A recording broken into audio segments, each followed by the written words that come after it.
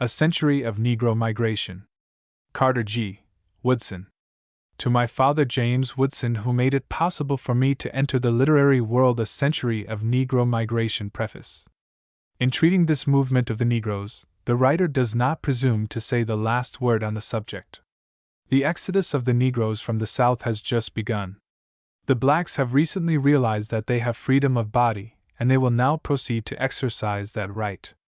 To presume, therefore, to exhaust the treatment of this movement in its incipiency is far from the intention of the writer. The aim here is rather to direct attention to this new phase of Negro American life, which will doubtless prove to be the most significant event in our local history since the Civil War. Many of the facts herein set forth have seen light before. The effort here is directed toward an original treatment of facts, many of which have already periodically appeared in some form. As these works, however, are too numerous to be consulted by the layman, the writer has endeavored to present in succinct form the leading facts as to how the Negroes in the United States have struggled under adverse circumstances to flee from bondage and oppression in quest of a land offering asylum to the oppressed and opportunity to the unfortunate. How they have often been deceived has been carefully noted. With the hope that this volume may interest another worker to the extent of publishing many other facts in this field, it is respectfully submitted to the public. Carter G. Woodson. Washington, D.C., March 31, 1918. Bibliography: Maps and Diagrams. Map showing the percent of Negroes in total population, by states, 1910. Diagram showing the Negro population of northern and western cities in 1900 and 1910. Map showing counties in southern states in which Negroes formed 50% of the total population. Chapter 1: Finding a Place of Refuge. The migration of the blacks from the southern states to those offering them better opportunities is nothing new. The objective here, therefore, will be not merely to present the causes and results of the recent movement of the Negroes to the north, but to connect this event with the periodical movements of the blacks to that section, from about the year 1815 to the present day. That this movement should date from that period indicates that the policy of the Commonwealths towards the Negro must have then begun decidedly to differ so as to make one section of the country more congenial to the despised blacks than the other. As a matter of fact, to justify this conclusion, we need but give passing mention here to developments too well known to be discussed in detail. Slavery in the original 13 states was the normal condition of the Negroes. When, however, James Otis, Patrick Henry, and Thomas Jefferson began to discuss the natural rights of the colonists, then said to be oppressed by Great Britain, some of the patriots of the Revolution carried their reasoning to its logical conclusion, contending that the Negro slaves should be freed on the same grounds, as their rights were also founded in the laws of nature. 1. And so it was soon done in most northern commonwealths. Vermont, New Hampshire, and Massachusetts exterminated the institution by constitutional provision, and Rhode Island, Connecticut, New Jersey, New York, and Pennsylvania by gradual emancipation acts. 2. And it was thought that the institution would soon thereafter pass away even in all southern commonwealths except South Carolina and Georgia, where it had seemingly become profitable. There came later the Industrial Revolution, following the invention of what steam engine and mechanical appliances like Whitney's cotton gin, all which changed the economic aspect of the modern world, making slavery an institution offering means of exploitation to those engaged in the production of cotton. This revolution rendered necessary a large supply of cheap labor for cotton culture, out of which the plantation system grew. The Negro slaves, therefore, lost all hope of ever winning their freedom in South Carolina and Georgia, and in Maryland, Virginia, and North Carolina, where the sentiment in favor of abolition had been favorable, there was a decided reaction which soon blighted their hopes. 3. In the northern commonwealths, however, the sentiment in behalf of universal freedom, though at times dormant, was ever apparent despite the attachment to the South of the trading classes of northern cities, which profited by the slave trade and their commerce with the slave-holding states. The northern states maintaining this liberal attitude developed, therefore, into an asylum for the Negroes who were oppressed in the South. The Negroes, however, were not generally welcomed in the North. Many of the Northerners who sympathized with the oppressed blacks in the South never dreamt of having them as their neighbors. There were, consequently, always two classes of anti-slavery people: those who advocated the abolition of slavery to elevate the blacks to the dignity of citizenship, and those who merely hoped to exterminate the institution because it was an economic evil. 4. The latter generally believed that the blacks constituted an inferior class that could not discharge the duties of citizenship. And when the proposal to incorporate the blacks into the body politic was clearly presented to these agitators, their anti-slavery ardor was decidedly dampened. Unwilling, however, to take the position that a race should be doomed because of personal objections, many of the early anti-slavery group looked toward colonization for a solution of this problem. 5. Some thought of Africa. But since the deportation of a large number of persons who had been brought under the influence of modern civilization seemed cruel, the most popular colonization scheme at first seemed to be that of settling the Negroes on the public lands in the West. As this region had been lately ceded, however, and no one could determine what use could be made of it by white men, no such policy was generally accepted. When this territory was ceded to the United States, an effort to provide for the government of it finally culminated in the proposed Ordinance of 1784, carrying the provision that slavery should not exist in the Northwest Territory after the year 1800. 6.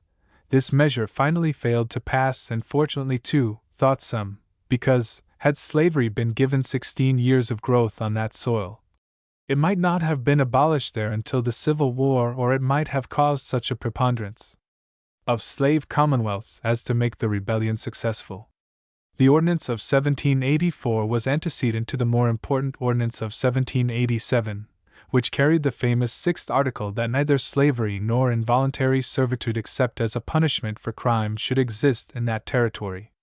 At first, it was generally deemed feasible to establish Negro colonies on that domain. Yet despite the assurance of the Ordinance of 1787, conditions were such that one could not determine exactly whether the Northwest Territory would be slave or free. 7. What then was the situation in this partly unoccupied territory? Slavery existed in what is now the Northwest Territory from the time of the early exploration and settlement of that region by the French. The first slaves of white men were Indians. Though it is true that the red men usually chose death rather than slavery, there were some of them that bowed to the yoke. So many Pawnee Indians became bondsmen that the word Pawnee became synonymous with slave in the West. 8. Western Indians themselves, following the custom of white men, enslaved their captives in war rather than choose the alternative of putting them to death. In this way they were known to hold a number of blacks and whites. The enslavement of the black man by the whites in this section dates from the early part of the 18th century. Being a part of the Louisiana Territory, which under France extended over the whole Mississippi Valley as far as the Allegheny Mountains, it was governed by the same colonial regulations. 9. Slavery, therefore, had legal standing in this territory. When Antoine Crozet, upon being placed in control of Louisiana, was authorized to begin a traffic in slaves, Crozet himself did nothing to carry out his plan. But in 1717, when the control of the colony was transferred to the Compagnie de l'Occident, steps were taken toward the importation of slaves. In 1719, when 500 Guinea Negroes were brought over to serve in Lower Louisiana, Philip Francis Renault imported 500 other bondsmen into Upper Louisiana, or what was later included in the Northwest Territory. Slavery then became more and more extensive until by 1750 there were along the Mississippi 5 settlements of slaves: Kaskaskia, Cahokia, Fort Chartres, St. Philip, and Prairie du Rocher. 10. In 1763 Negroes were relatively numerous in the Northwest Territory, but when this section that year was transferred to the British, the number was diminished by the action of those Frenchmen who, unwilling to become subjects of Great Britain, moved from the territory. 11. There was no material increase in the slave population thereafter until the end of the 18th century, when some Negroes came from the original 13.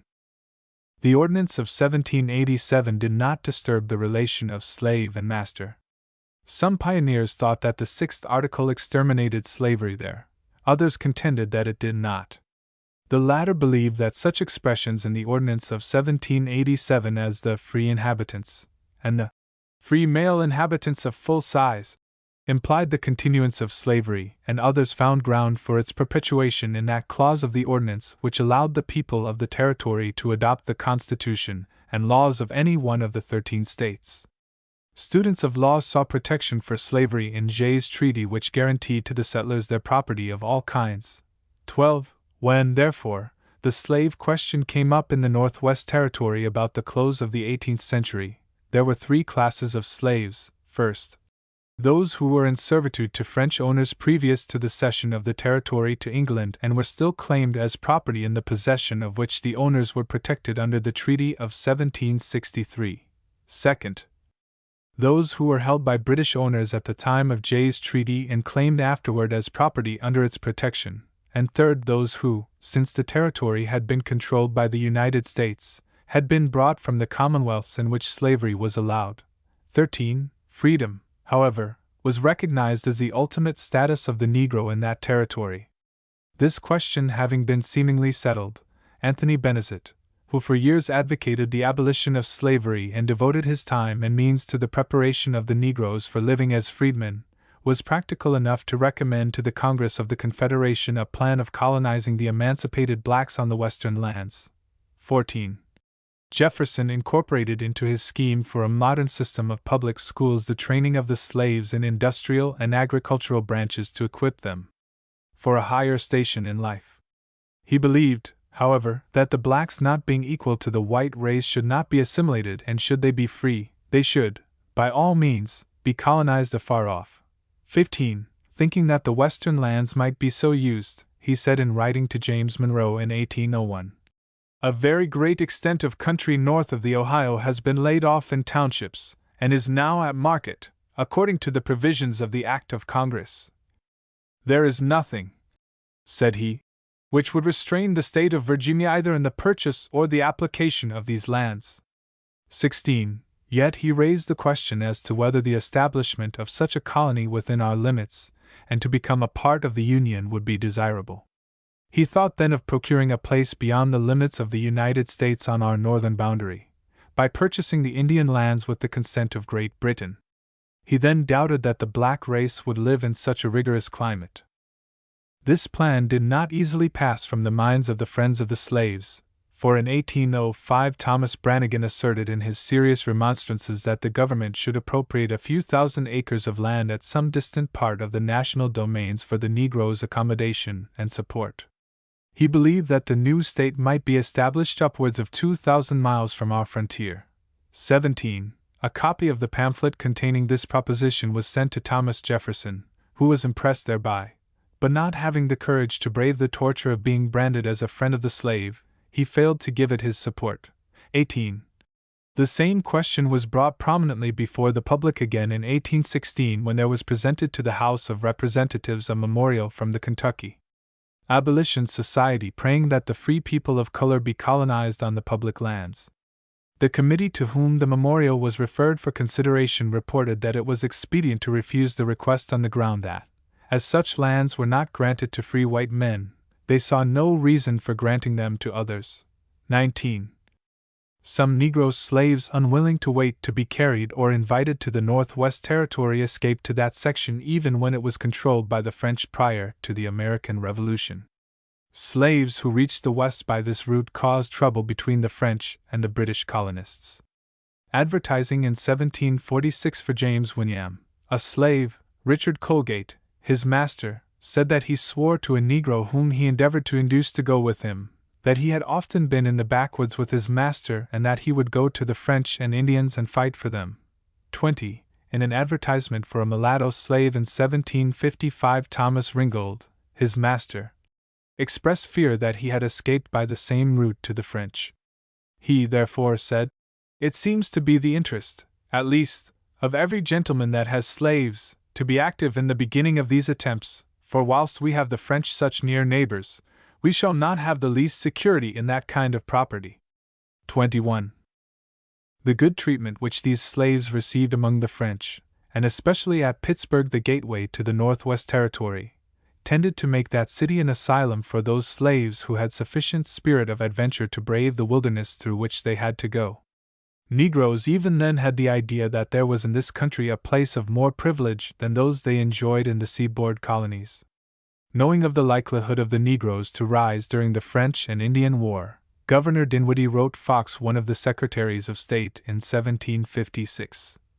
"We dare not venture to part with any of our white men any distance, as we must have a watchful eye over our Negro slaves, who are upward of 100,000. 22. Brissett de Warville mentions in his Travels of 1788 several examples of marriages of white and blacks in Pittsburgh. He noted the case of a Negro who married an indentured French servant woman. Out of this union came a desirable mulatto girl who married a surgeon of Nantes then stationed at Pittsburgh. His family was considered one of the most respectable of the city. The Negro referred to was doing a creditable business, and his wife took it upon herself to welcome foreigners, especially the French, who came that way. Along the Ohio also there were several cases of women of color living with unmarried white men, but this was looked upon by the Negroes as detestable, as was evidenced by the fact that, if black women had a quarrel with a mulatto woman, the former would reproach the latter for being of ignoble blood. 23.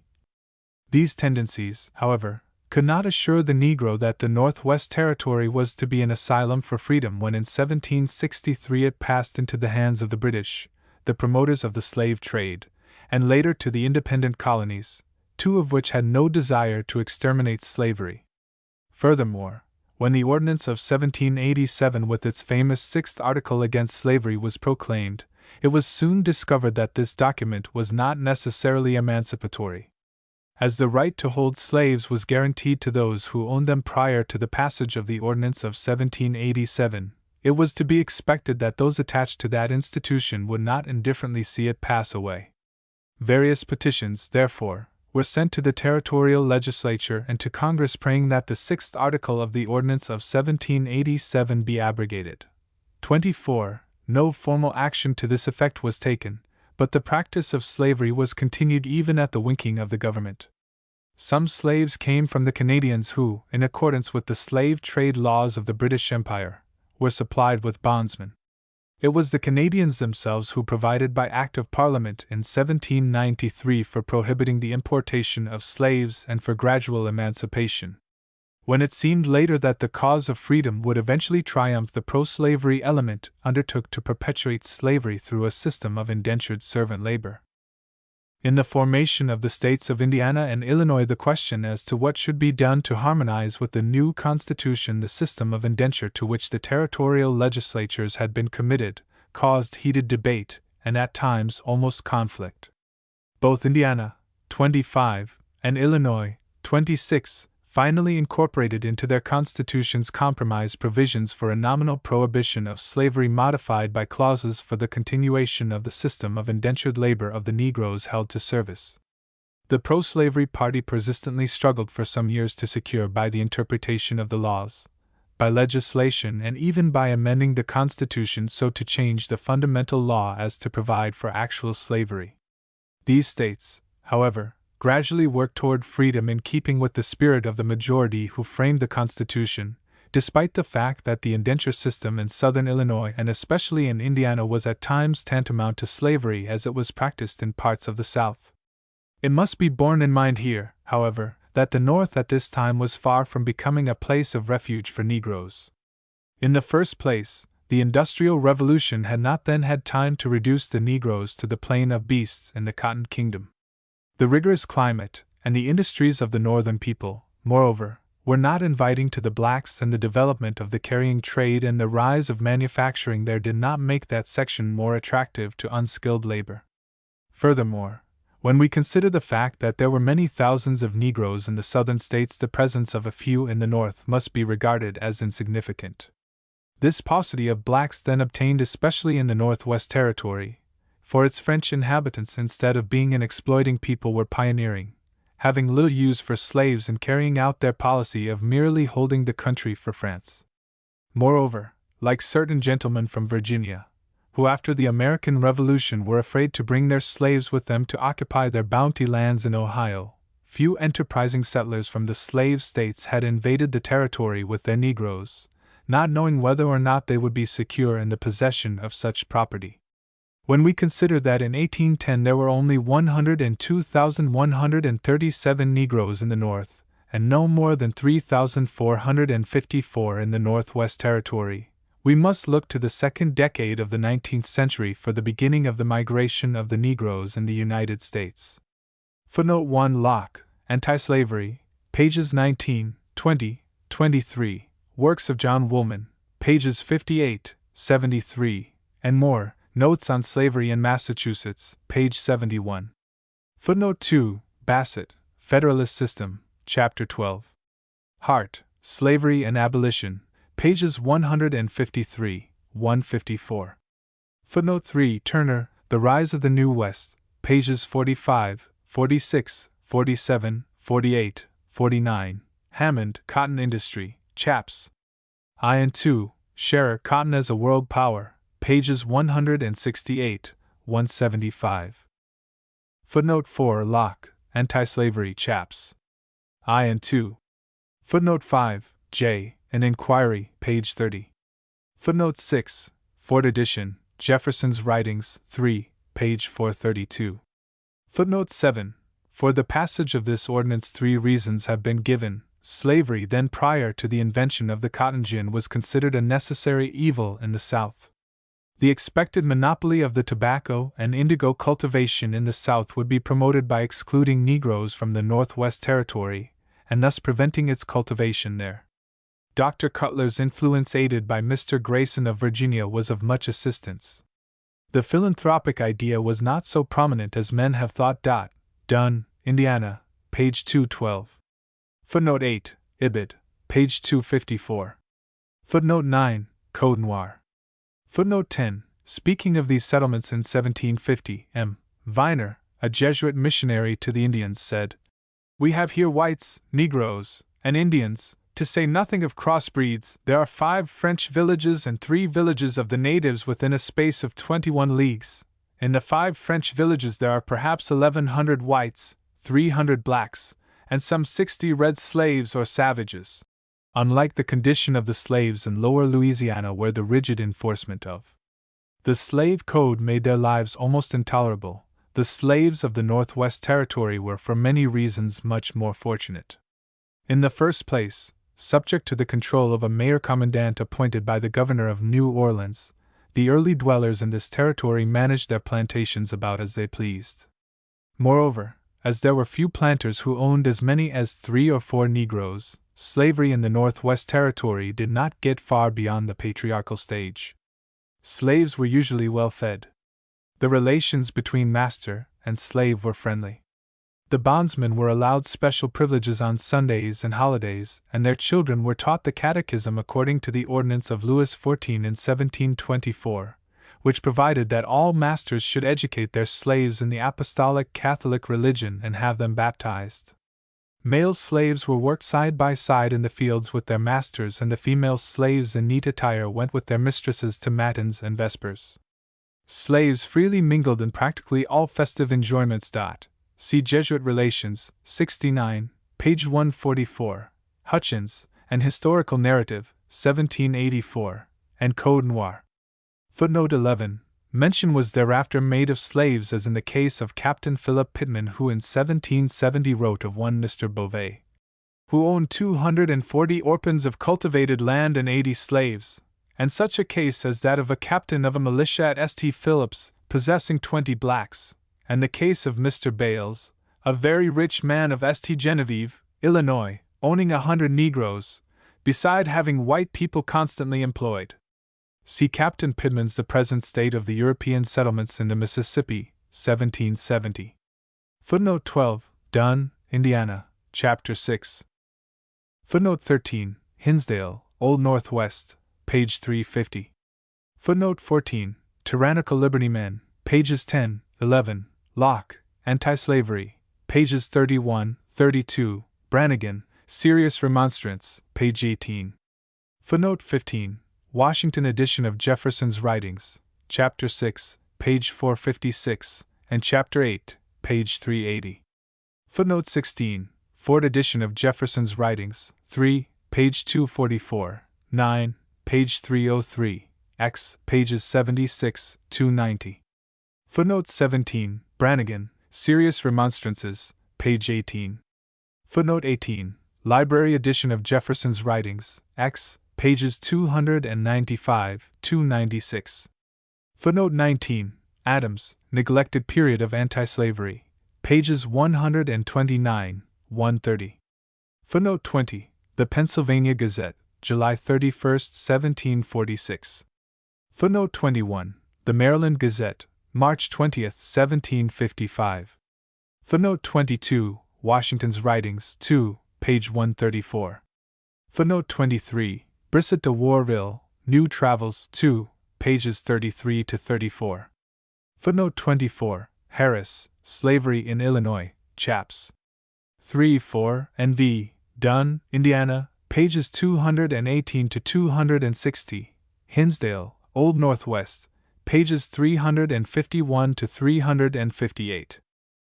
Footnote 25. This code provided that all male Negroes under 15 years of age either owned or acquired must remain in servitude until they reached the age of 35, and female slaves until 32. The male children of such persons held to service could be bound out for 30 years and the female children for 28. Slaves brought into the territory had to comply with contracts for terms of service when their master registered them within 30 days from the time he brought them into the territory. Indentured black servants were not exactly sold, but the law permitted the transfer from one owner to another when the slave acquiesced in the transfer before a notary, but it was often done without regard to the slave. They were even bequeathed and sold as personal property at auction. Notices for sale were frequent. There were rewards for runaway slaves. Negroes whose terms had almost expired were kidnapped and sold to New Orleans. The legislature imposed a penalty for such, but it was not generally enforced. They were taxable property valued according to the length of service. Negroes served as laborers on farms, house servants, and in salt mines, the latter being an excuse for holding them as slaves. Persons of color could purchase servants of their own race. The law provided that the justice of the county could on complaint from the master order that a lazy servant be whipped. In this frontier section, therefore, where men often took the law in their own hands, slaves were often punished and abused just as they were in the southern states. The law dealing with fugitives was somewhat harsh. When apprehended, fugitives had to serve 2 days extra for each day they lost from their master's service. The harboring of a runaway slave was punishable by a fine of 1 day for each the slave might be concealed. Consistently, too, with the provision of the laws in most slave states, slaves could retain all goods or money lawfully acquired during their servitude provided their master gave his consent. Upon the demonstration of proof to the county court that they had served their term, they could obtain from that tribunal certificates of freedom. See the laws of Indiana. Footnote 26. Masters had to provide adequate food and clothing and good lodging for the slave, but the penalty for failing to comply with this law was not clear, and even if so, it happened that many masters never observed it. There was also an effort to prevent cruelty to slaves, but it was difficult to establish the guilt of masters when the slave could not bear witness against his owner, and it was not likely that the neighbor equally guilty or indifferent to the complaints of the blacks would take their petitions to court.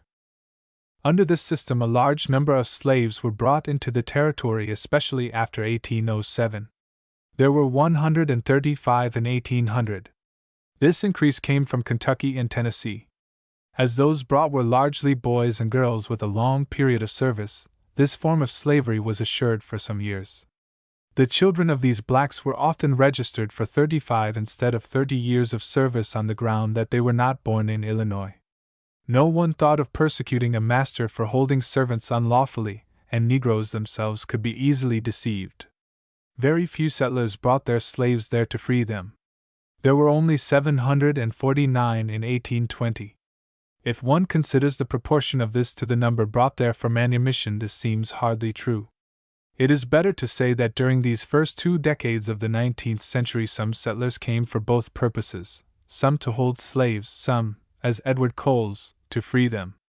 It was not only practiced in the southern part along the Mississippi and Ohio, but as far north in Illinois as Sangamon County, were found servants known as yellow boys and colored girls. See the laws of Illinois. Chapter 2. A transplantation to the north. Just after the settlement of the question of holding the western posts by the British and the adjustment of the trouble arising from their capture of slaves during our Second War with England, there started a movement of the blacks to this frontier territory. But as there were few towns or cities in the Northwest during the first decades of the new republic, the flight of the Negro into that territory was like that of a fugitive taking his chances in the wilderness. Having lost their pioneering spirit in passing through the ordeal of slavery, not many of the bondmen took flight in that direction, and few free Negroes ventured to seek their fortunes in those wilds during the period of the frontier conditions, especially when the country had not then undergone a thorough reaction against the Negro. The migration of the Negroes, however, received an impetus early in the 19th century. This came from the Quakers, who by the middle of the 18th century had taken the position that all members of their sect should free their slaves. 1. The Quakers of North Carolina and Virginia had as early as 1740 taken up the serious question of humanely treating their Negroes. The North Carolina Quakers advised Friends to emancipate their slaves, later prohibited traffic in them, forbade their members from even hiring the blacks out in 1780, and by 1818 had exterminated the institution among their communicants. 2. After healing themselves of the sin, they had before the close of the 18th century militantly addressed themselves to the task of abolishing slavery and the slave trade throughout the world. Differing in their scheme from that of most anti-slavery leaders, they were advocating the establishment of the freedmen in society as good citizens, and to that end had provided for the religious and mental instruction of their slaves prior to emancipating them. 3. Despite the fact that the Quakers were not free to extend their operations throughout the colonies, they did much to enable the Negroes to reach free soil. As the Quakers believed in the freedom of the will, human brotherhood, and equality before God, they did not, like the Puritans, find difficulties in solving the problem of elevating the Negroes. Whereas certain Puritans were afraid that conversion might lead to the destruction of caste and the incorporation of undesirable persons into the body politic, the Quakers proceeded on the principle that all men are brethren, and being equal before God, should be considered equal before the law.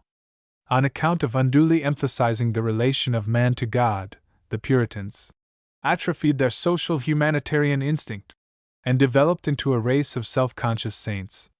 Believing in human nature and laying stress upon the relation between man and man, the Quakers became the friends of all humanity. 4. In 1693, George Keith, a leading Quaker of his day, came forward as a promoter of the religious training of the slaves as a preparation for emancipation. William Penn advocated the emancipation of slaves, that they might have every opportunity for improvement. In 1695, the Quakers, while protesting against the slave trade, denounced also the policy of neglecting their moral and spiritual welfare. 5. The growing interest of this sect in the Negroes was shown later by the development in 1713 of a definite scheme for freeing and returning them to Africa after having been educated and trained to serve as missionaries on that continent. When the manumission of the slaves was checked by the reaction against that class, and it became more of a problem to establish them in a hostile environment, certain Quakers of North Carolina and Virginia adopted the scheme of settling them in northern states. 6. At first, they sent such freedmen to Pennsylvania. But for various reasons this did not prove to be the best asylum. In the first place, Pennsylvania bordered on the slave states, Maryland and Virginia, from which agents came to kidnap free Negroes. Furthermore, too many Negroes were already rushing to that commonwealth as the Negroes' heaven, and there was the chance that the Negroes might be settled elsewhere in the North, where they might have better economic opportunities. 7. A committee of 40 was accordingly appointed by North Carolina Quakers in 1822 to examine the laws of other free states with a view to determining what section would be most suitable for colonizing these blacks. This committee recommended in its report that the blacks be colonized in Ohio, Indiana, and Illinois. The yearly meeting, therefore, ordered the removal of such Negroes as fast as they were willing or as might be consistent with the profession of their sect, and instructed the agents effecting the removal to draw on the Treasury for any sum not exceeding $200 to defray expenses. An increasing number reached these states every year, but, owing to the inducements offered by the American Colonization Society, some of them went to Liberia. When Liberia, however, developed into everything but a haven of rest, the number sent to the settlements in the Northwest greatly increased. The quarterly meetings succeeded in sending to the West 133 Negroes, including 23 free blacks and slaves given up because they were connected by marriage with those to be transplanted. 8. The Negro colonists seemed to prefer Indiana. 9. They went in 3 companies and with suitable young friends to whom were executed powers of attorney to manumit, set free, settle and bind them out.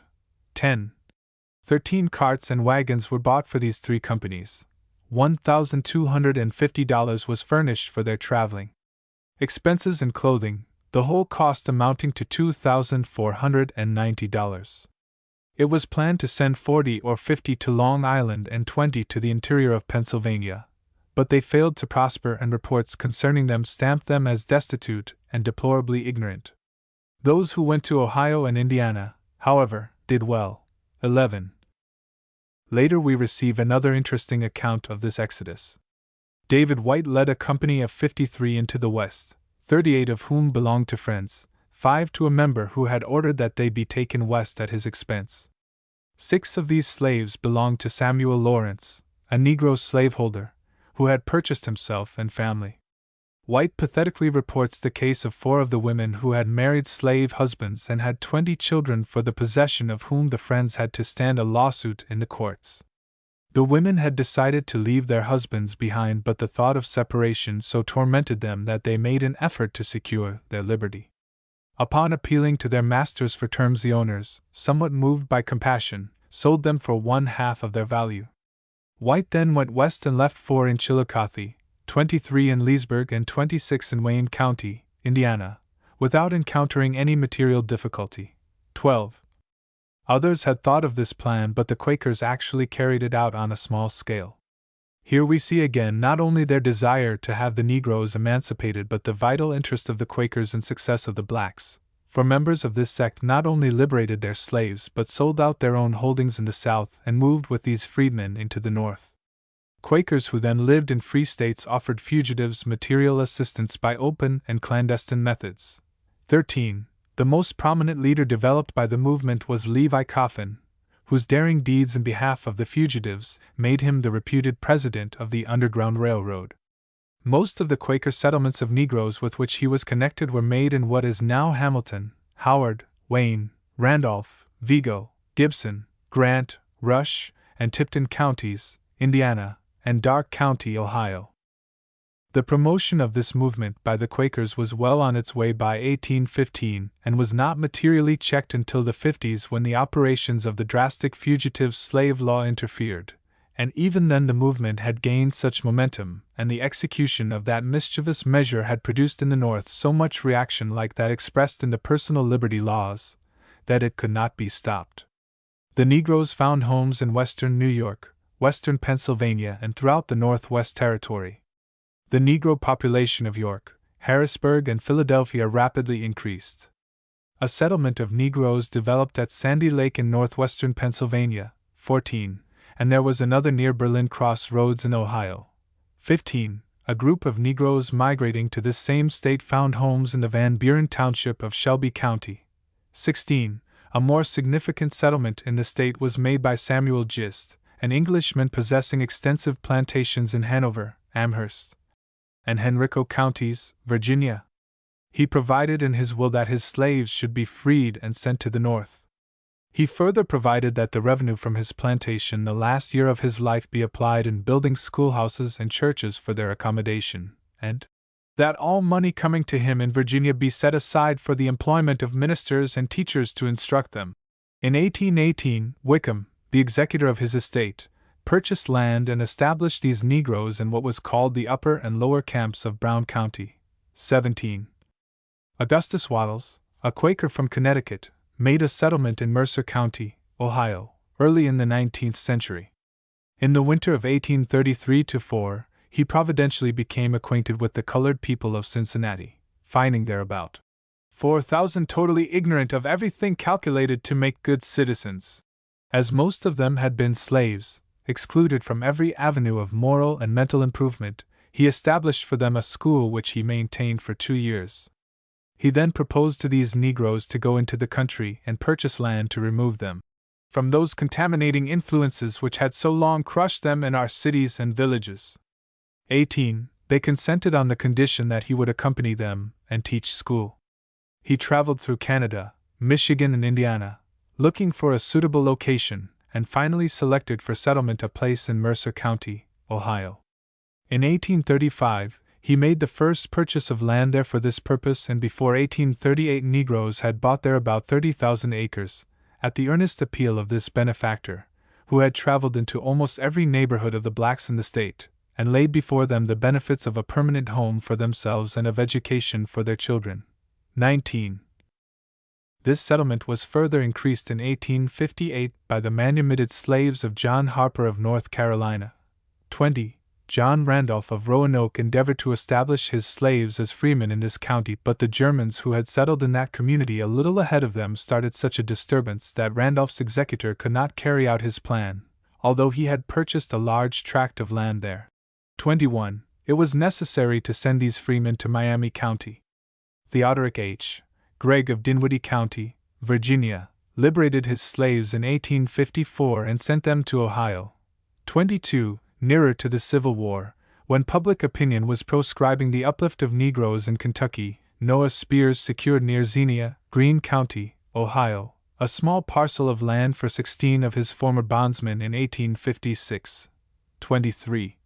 Other freedmen found their way to this community in later years, and it became so prosperous that it was selected as the site of Wilberforce University. This transplantation extended into Michigan. With the help of persons philanthropically inclined, there sprang up a flourishing group of Negroes in Detroit. Early in the 19th century, they began to acquire property and to provide for the education of their children. Their record was such as to merit the encomiums of their fellow white citizens. In later years, this group in Detroit was increased by the operation of laws hostile to free Negroes in the South, and that life for this class not only became intolerable but necessitated their expatriation. Because of the Virginia drastic laws, and especially that of 1838 prohibiting the return to that state of such Negro students as had been accustomed to go north to attend school, after they were denied this privilege at home, the father of Richard D. Baptiste and Marie Louise Moore, the mother of Fannie M. Richards, led a colony of free Negroes from Fredericksburg to Detroit. 24. And for about similar reasons the father of Robert A. Pelham conducted others from Petersburg, Virginia, in 1859. 25. One Saunders, a planter of Cabell County, West Virginia, liberated his slaves some years later and furnished them homes among the Negroes settled in Cass County, Michigan, about 90 miles east of Chicago, and 95 miles west of Detroit. This settlement had become attractive to fugitive slaves and freedmen because the Quakers settled there welcomed them on their way to freedom, and in some cases encouraged them to remain among them. When the increase of fugitives was rendered impossible during the 50s, when the fugitive slave law was being enforced, there was still a steady growth due to the manumission of slaves by sympathetic and benevolent masters in the South. 26. Most of these Negroes settled in Calvin Township, in that county, so that of the 1,376 residing there in 1860, 795 were established in this district, there being only 580 whites dispersed among them. The Negro settlers did not then obtain control of the government, but they early purchased land to the extent of several thousand acres and developed into successful small farmers. Being a little more prosperous than the average Negro community in the North, the Cass County settlement not only attracted Negroes fleeing from hardships in the South but also those who had for some years unsuccessfully endeavored to establish themselves in other communities on free soil. 27. These settlements were duplicated a little farther west in Illinois. Edward Coles, a Virginian, who in 1818 emigrated to Illinois, of which he later served as governor and as liberator from slavery, settled his slaves in that commonwealth. He brought them to Edwardsville, where they constituted a community known as Coles Negroes. 28. There was another community of Negroes in Illinois in what is now called Brooklyn, situated north of East St. Louis. This town was a center of some consequence in the 30s. It became a station of the Underground Railroad on the route to Alton and to Canada. As all of the Negroes who emerged from the South did not go farther into the North, the black population of the town gradually grew despite the fact that slave hunters captured and reenslaved many of the Negroes who settled there. 29. These settlements, together with favorable communities of sympathetic whites, promoted the migration of the free Negroes and fugitives from the South by serving as centers offering assistance to those fleeing to the free states and to Canada. The fugitives usually found friends in Philadelphia, Columbia, Pittsburgh, Elmira, Rochester, Buffalo, Gallipolis, Portsmouth, Akron, Cincinnati, and Detroit. They passed on the way to freedom through Columbia, Philadelphia, Elizabethtown, and by way of sea to New York and Boston, from which they proceeded to permanent settlements in the North. 30. In the West, the migration of the blacks was further facilitated by the peculiar geographic condition in that the Appalachian Highland, extending like a peninsula into the South, had a natural endowment which produced a class of white citizens hostile to the institution of slavery. These mountaineers coming later to the colonies had to go to the hills and mountains because the first comers from Europe had taken up the land near the sea. Being of the German and Scotch-Irish Presbyterian stock, they had ideals differing widely from those of the seaboard's slaveholders.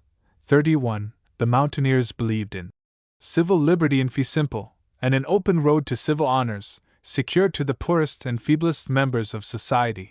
The Eastern element had for their ideal a government of interests for the people. They believed in liberty, but that of kings, lords, and commons, not of all the people. 32. Settled along the Appalachian Highland, these new stocks continued to differ from those dwelling near the sea, especially on the slavery question. 33. The natural endowment of the mountainous section made slavery there unprofitable, and the mountaineers bore it grievously that they were attached to commonwealths dominated by the radical pro-slavery element of the South, who sacrificed all other interests to safeguard those of the peculiar institution. There developed a number of clashes in all of the legislatures and constitutional conventions of the southern states along the Atlantic, but in every case the defenders of the interests of slavery won. When, therefore, slaves with the assistance of anti-slavery mountaineers began to escape to the free states, they had little difficulty in making their way through the Appalachian region, where the love of freedom had so set the people against slavery that although some of them yielded to the inevitable sin, they never made any systematic effort to protect it. 34. The development of the movement in these mountains was more than interesting. During the first quarter of the 19th century, there were many ardent anti-slavery leaders in the mountains. These were not particularly interested in the Negro, but were determined to keep that soil for freedom, that the settlers might there realize the ideals for which they had left their homes in Europe. When the Industrial Revolution with the attendant rise of the plantation cotton culture made abolition in the South improbable, some of them became colonizationists, hoping to destroy the institution through deportation, which would remove the objection of certain masters who would free their slaves provided they were not left in the States to become a public charge. 35. Some of this sentiment continued in the mountains even until the Civil War. The Highlanders, therefore, found themselves involved in a continuous imbroglio because they were not moved by reactionary influences which were unifying the South for its bold effort to make slavery a national institution. 36. The other members of the mountaineer anti-slavery group became attached to the Underground Railroad system, endeavoring by secret methods to place on free soil a sufficiently large number of fugitives to show a decided diminution in the South. 37. John Brown, who communicated with the South through these mountains, thought that his work would be a success if he could change the situation in one county in each of these states.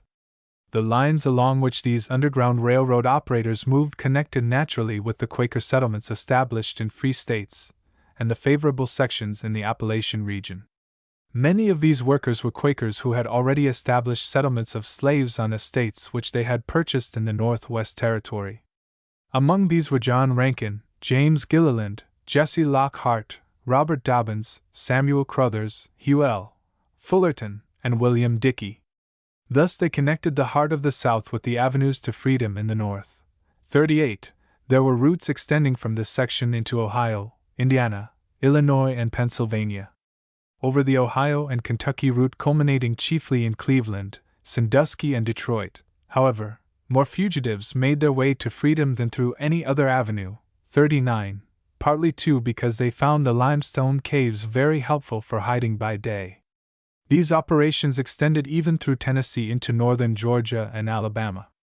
Dillingham, Josiah Henson, and Harriet Tubman used these routes to deliver many a Negro from slavery.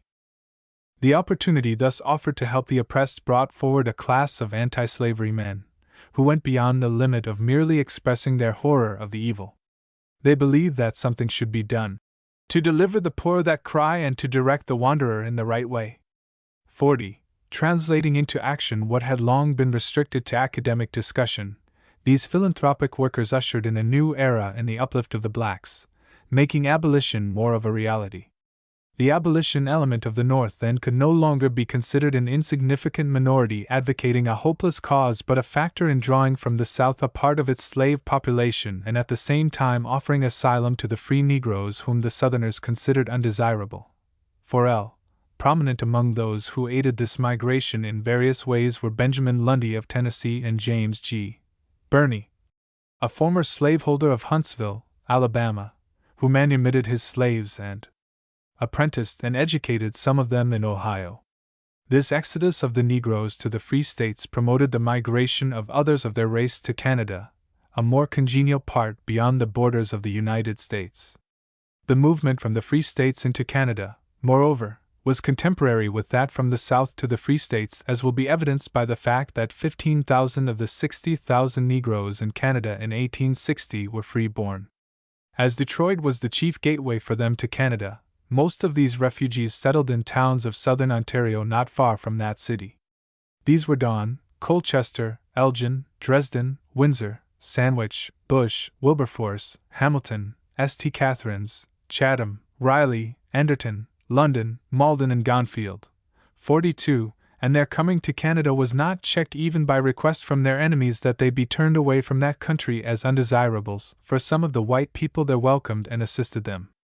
Canadians later experienced a change in their attitude toward these refugees, but these British Americans never made the life of the Negro there so intolerable as was the case in some of the free states.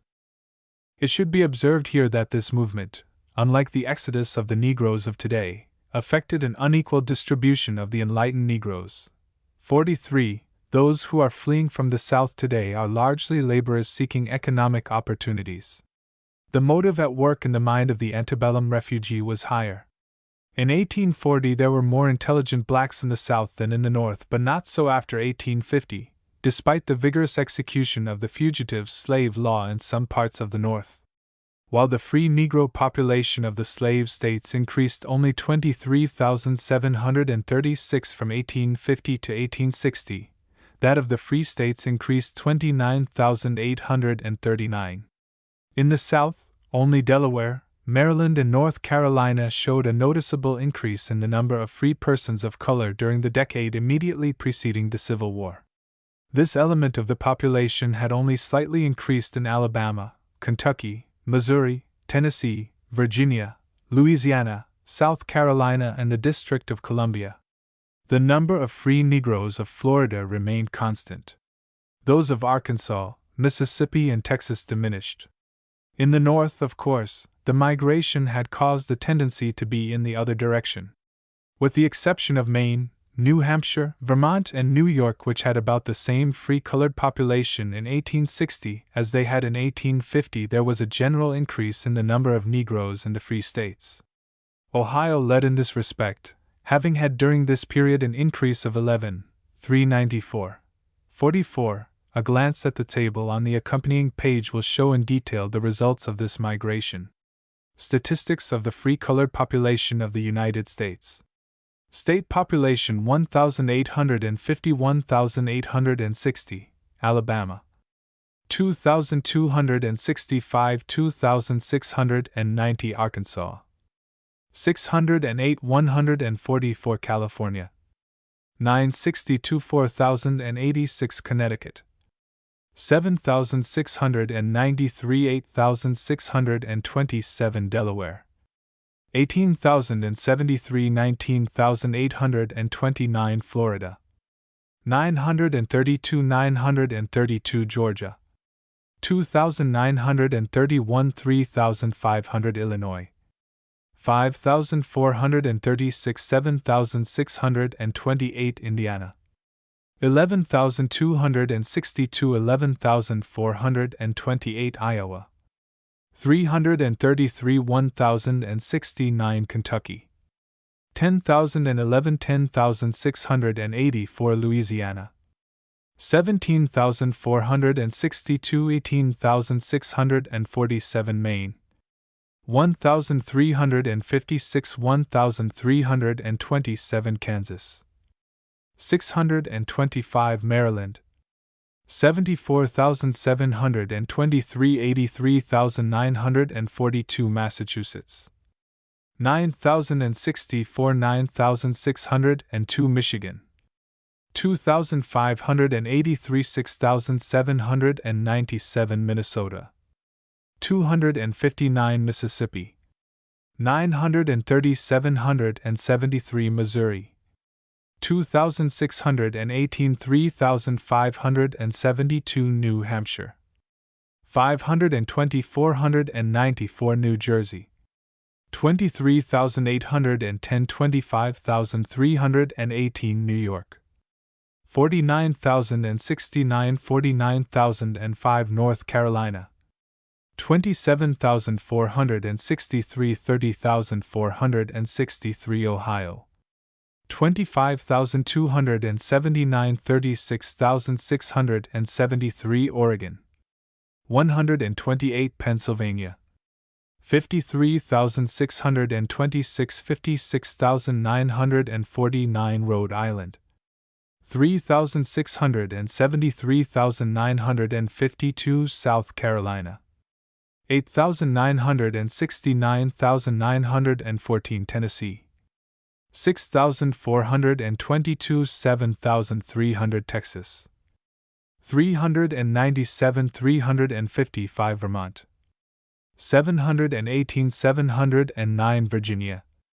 54,333 58,042 Wisconsin. 635 1,171 Territories, Colorado. 46 Dakota. 0 District of Columbia. 10,059 11,131 Minnesota. 39 Nebraska. 67 Nevada. 45 New Mexico. 207 85 Oregon. 24 Utah. 2230 Washington. 30 underscore underscore underscore underscore underscore underscore underscore underscore underscore underscore underscore underscore underscore underscore total 434 495 488,070. Footnote 1 More Anti-Slavery, page 79, and Special Report of the United States Commissioner of Education, 1871, page 376. Weeks, Southern Quakers, pages 215, 216, 231, 230, 242. Footnote 2 The Southern Workman, 27, page 161. Footnote 3 Rhodes, History of the United States, Chapter 1, page 6. Bancroft, History of the United States, Chapter 2, page 401. And Locke, Anti-Slavery, page 32. Footnote 4 A brief statement of the rise and progress of the testimony of the Quakers, Passam, Woodson, The Education of the Negro Prior to 1861, page 43. Footnote 5 Woodson, The Education of the Negro Prior to 1861, page 44, and Locke, Anti-Slavery, page 32. Footnote 6 The Southern Workman, 37, pages 158 to 169. Footnote 7 Turner, The Negro in Pennsylvania, pages 144, 145, 151, 155. Footnote 8 Southern Workman, 37, page 157. Footnote 9 Levi Coffin, Reminiscences, Chaps, I and II. Footnote 10 Southern Workman, 37, pages 161 to 163. Footnote 11 Coffin, Reminiscences, page 109, and Howe's Historical Collections, page 356. Footnote 12 Southern Workman, 37, pages 162, 163. Footnote 13 Levi Coffin, Reminiscences, pages 108 to 111. Footnote 14, Siebert, The Underground Railroad, page 249. Footnote 15, Langston, From the Virginia Plantation to the National Capital, page 35. Footnote 16, Howe, Historical Collections, page 465. Footnote 17, History of Brown County, Ohio, page 313. Footnote 18, Waddell said, he purchased for himself 190 acres of land, to establish a manual labor school for colored boys. He had maintained a school on it, at his own expense, till the 11th of November, 1842.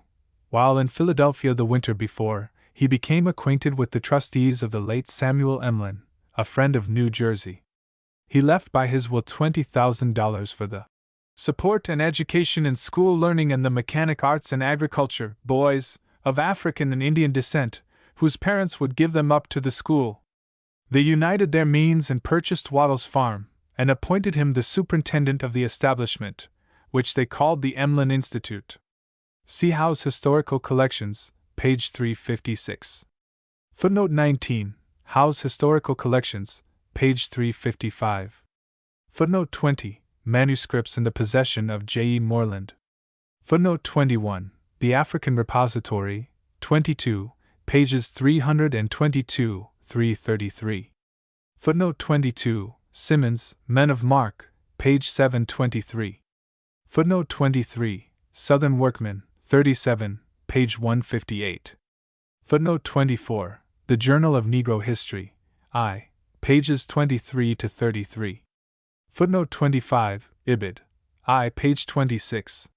Footnote 26, The African Repository, Passam. Footnote 27, Although constituting a majority of the population even before the Civil War, the Negroes of this township did not get recognition in the local government until 1875, when John Allen, a Negro, was elected township treasurer. From that time until about 1890, the Negroes always shared the honors of office with their white citizens, and since that time they have usually had entire control of the local government in that township, holding such offices as supervisor, clerk, treasurer, road commissioner, and school director. Their record has been that of efficiency. Boss rule among them is not known. The best man for an office is generally sought, for this is a community of independent farmers. In 1907, 111 different farmers in this community had holdings of 10,439 acres. Their township usually has very few delinquent taxpayers, and it promptly makes its returns to the county. See the Southern Workman, 37, pages 486 to 489. Footnote 28, Davidson and Stowe, A Complete History of Illinois, pages 321, 322, and Washburn, Edward Coles, pages 44 and 53. Footnote 29, The Negro population of this town so rapidly increased after the war that it has become a Negro town, and unfortunately a bad one. Much improvement has been made in recent years. See Southern Workman, 37, pages 489 to 494. Footnote 30, Still, Underground Railroad, Passam, Siebert, Underground Railroad, pages 34, 35, 40, 42, 43, 48, 56, 59, 62, 64, 70, 145, 147, Drew, Refugee, pages 72, 97, 114, 152, 335 and 373. Footnote 31, The Journal of Negro History, I, pages 132 to 162. Footnote 32, Ibid, I, 138. Footnote 33, Olmsted, Back Country, page 134. Footnote 34, In the Appalachian Mountains, however, the settlers were loath to follow the fortunes of the ardent pro-slavery element. Actual abolition, for example, was never popular in Western Virginia, but the love of the people of that section for freedom kept them estranged from the slaveholding districts of the state, which by 1850 had completely committed themselves to the pro-slavery propaganda. In the Convention of 1829-30, Upshur said there existed in a great portion of the west of Virginia a rooted antipathy to the slave. John Randolph was alarmed at the fanatical spirit on the subject of slavery, which was growing in Virginia. See the Journal of Negro History, page 142. Footnote 35, Adams, Neglected Period of Anti-Slavery. Footnote 36, The Journal of Negro History, pages 132 to 160. Footnote 37, Siebert, Underground Railroad, page 166. Footnote 38, Adams, Neglected Period of Anti-Slavery. Footnote 39, Siebert, Underground Railroad, Chaps. VN 6. Footnote 40, An Address to the People of North Carolina on the Evils of Slavery. Footnote 41, Washington, Story of the Negro, Chaps. 12, 13, and 14. Footnote 42, Father Henson's Story of His Own Life, page 209, Coffin, Reminiscences, pages 247 to 256. Howe, The Refugees from Slavery, page 77. Haviland, A Woman's Work, pages 192, 193, 196. Footnote 43, Woodson, The Education of the Negro Prior to 1861, pages 236 to 240. Footnote 44, The United States Censuses of 1850 and 1860. Chapter 3, Fighting It Out on Free Soil. How, then, was this increasing influx of refugees from the South to be received in the free states? In the older northern states where there could be no danger of an Africanization of a large district, the coming of the Negroes did not cause general excitement, though at times the feeling in certain localities was sufficient to make one think so. 1. Fearing that the immigration of the Negroes into the North might so increase their numbers as to make them constitute a rather important part in the community, however. Some free states enacted laws to restrict the privileges of the blacks. Free Negroes had voted in all the colonies except Georgia and South Carolina, if they had the property qualification, but after the sentiment attendant upon the struggle for the rights of man had passed away there set in a reaction. 2. Delaware, Maryland, Virginia, and Kentucky disfranchised all Negroes not long after the Revolution. They voted in North Carolina until 1835, when the state, feeling that this privilege of one class of Negroes might affect the enslavement of the other, prohibited it. The northern states, following in their wake, set up the same barriers against the blacks. They were disfranchised in New Jersey in 1807, in Connecticut in 1814, and in Pennsylvania in 1838.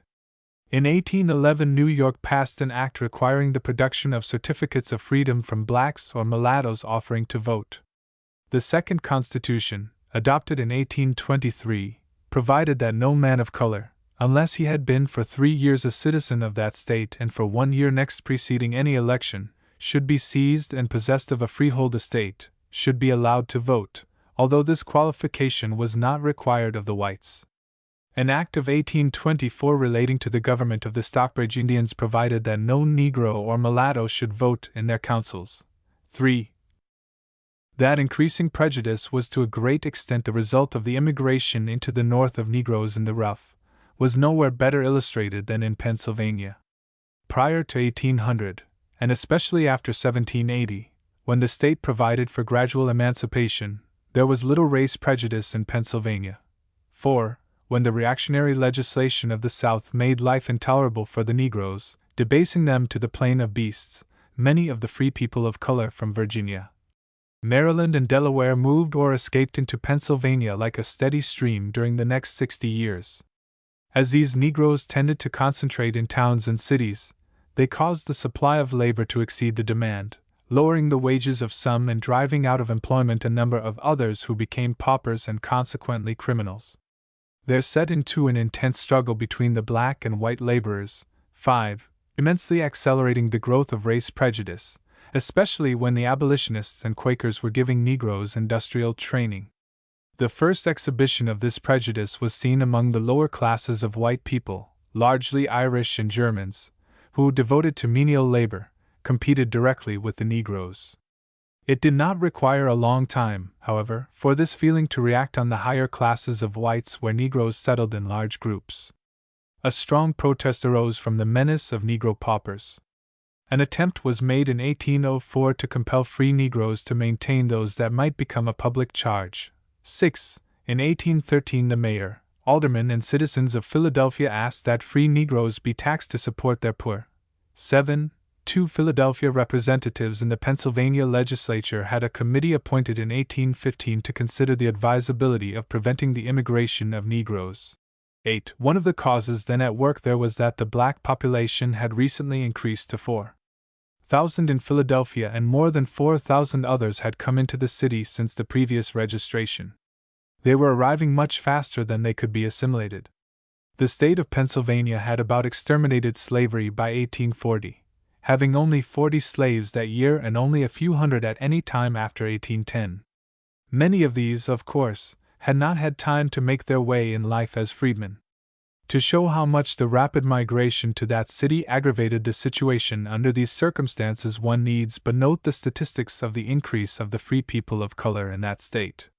There were only 22,492 such persons in Pennsylvania in 1810, but in 1820 there were 30,202, and in 1830 as many as 37,930.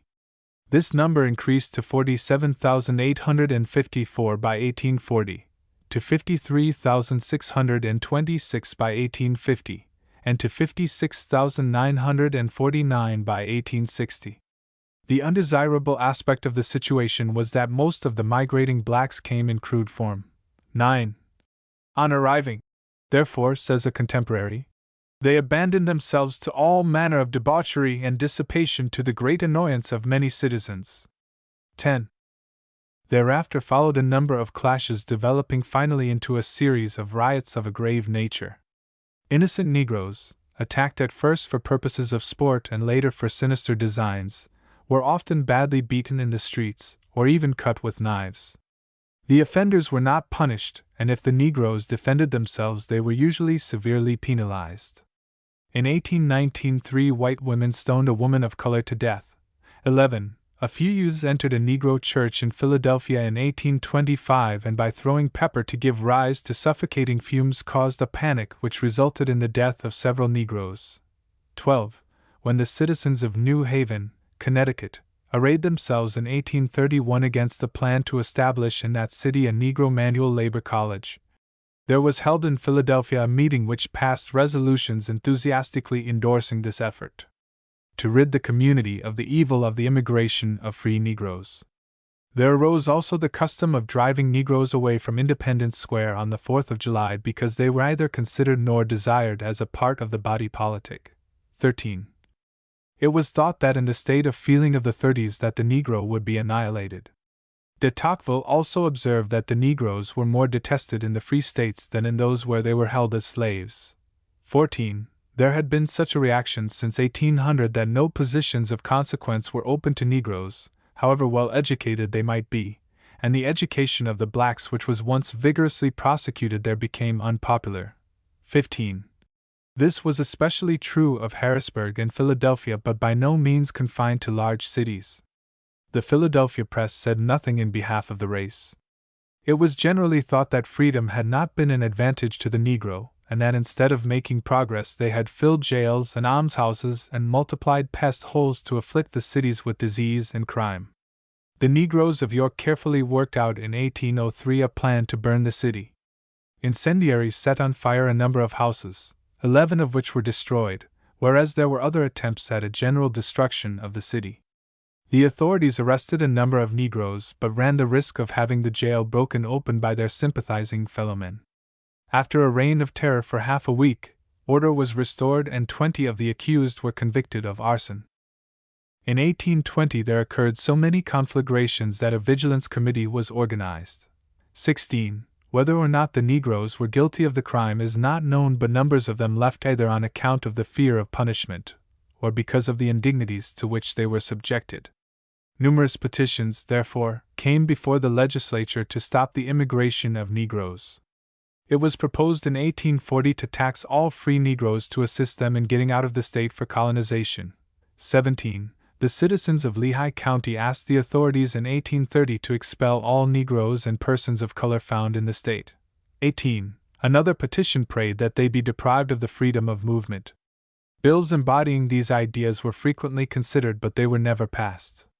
Stronger opposition than this, however, was manifested in the form of actual outbreaks on a large scale in Philadelphia. The immediate cause of this first real clash was the abolition agitation in the city in 1834, following the exciting news of other such disturbances a few months prior to this date in several northern cities. A group of boys started the riot by destroying a Negro resort. A mob then proceeded to the Negro district, where white and colored men engaged in a fight with clubs and stones. The next day, the mob ruined the African Presbyterian Church and attacked some Negroes, destroying their property and beating them mercilessly. This riot continued for 3 days. A committee appointed to inquire into the causes of the riot reported that the aim of the rioters had been to make the Negroes go away because it was believed that their labor was depriving them of work, and because the blacks had shielded criminals and had made such noise and disorder in their churches as to make them a nuisance. It seemed that the most intelligent and well-to-do people of Philadelphia keenly felt it that the city had thus been disgraced, but the mob's spirit continued. 19. The very next year was marked by the same sort of disorder. Because a half-witted Negro attempted to murder a white man, a large mob stirred up the city again. There was a repetition of the beating of Negroes and of the destruction of property, while the police, as the year before, were so inactive as to give rise to the charge that they were accessories to the riot. 20. In 1838 there occurred another outbreak which developed into an anti-abolition riot. As the public mind had been much exercised by the discussions of abolitionists, and by their close social contact with the Negroes, the clash came on the 17th of May when Pennsylvania Hall, the center of abolition agitation, was burned.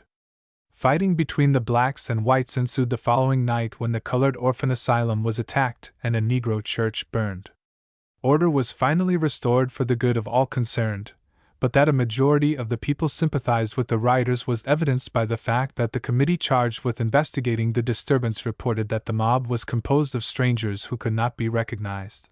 21. It is well to note here that this riot occurred the year the Negroes in Pennsylvania were disfranchised. Following the example of Philadelphia, Pittsburgh had a riot in 1839 resulting in the maltreatment of a number of Negroes and the demolishing of some of their houses. When the Negroes of Philadelphia paraded the city in 1842, celebrating the abolition of slavery in the West Indies, there ensued a battle led by the whites who undertook to break up the procession. Along with the beating and killing of the usual number went also the destruction of the new African Hall and the Negro Presbyterian Church. The grand jury charged with the inquiry into the causes reported that the procession was to be blamed. For several years thereafter the city remained quiet until 1849, when there occurred a raid on the blacks by the killers of Moimensing, using firearms with which many were wounded. This disturbance was finally quelled by aid of the militia. 22.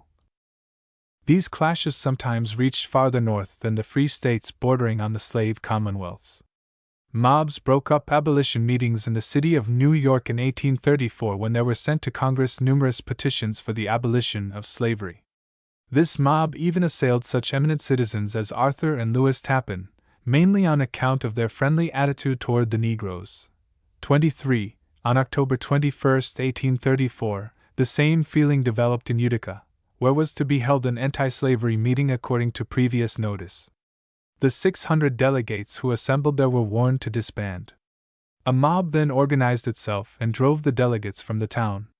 That same month the people of Palmyra, New York, held a meeting at which they adopted resolutions to the effect that owners of houses or tenements in that town occupied by blacks of the character complained of be requested to use all their rightful means to clear their premises of such occupants at the earliest possible period, and that it be recommended that such proprietors refuse to rent the same thereafter to any person of color whatever.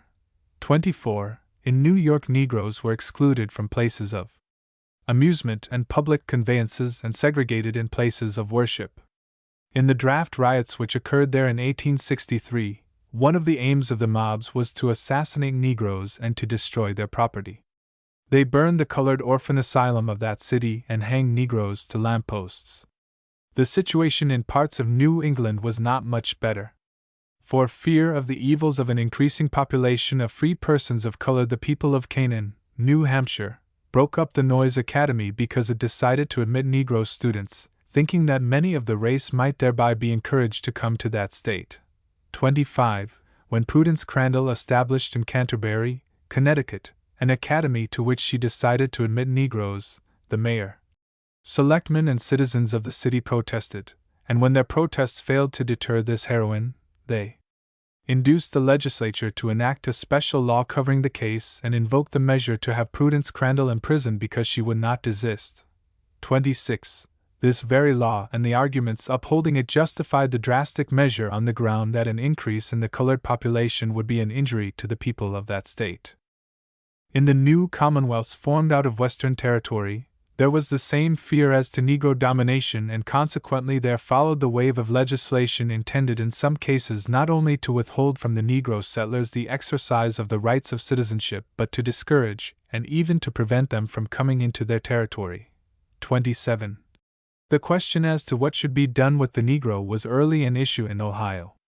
It came up in the Constitutional Convention of 1803, and provoked some discussion, but that body considered it sufficient to settle the matter for the time being by merely leaving the Negroes, Indians, and foreigners out of the pale of the newly organized body politic by conveniently incorporating the word white throughout the Constitution.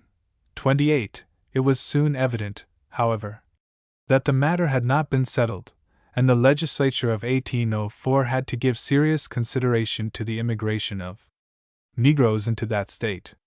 It was, therefore, enacted that no Negro or mulatto should remain there permanently, unless he could furnish a certificate of freedom issued by some court, that all Negroes in that commonwealth should be registered before the following June, and that no man should employ a Negro who failed to comply with these conditions.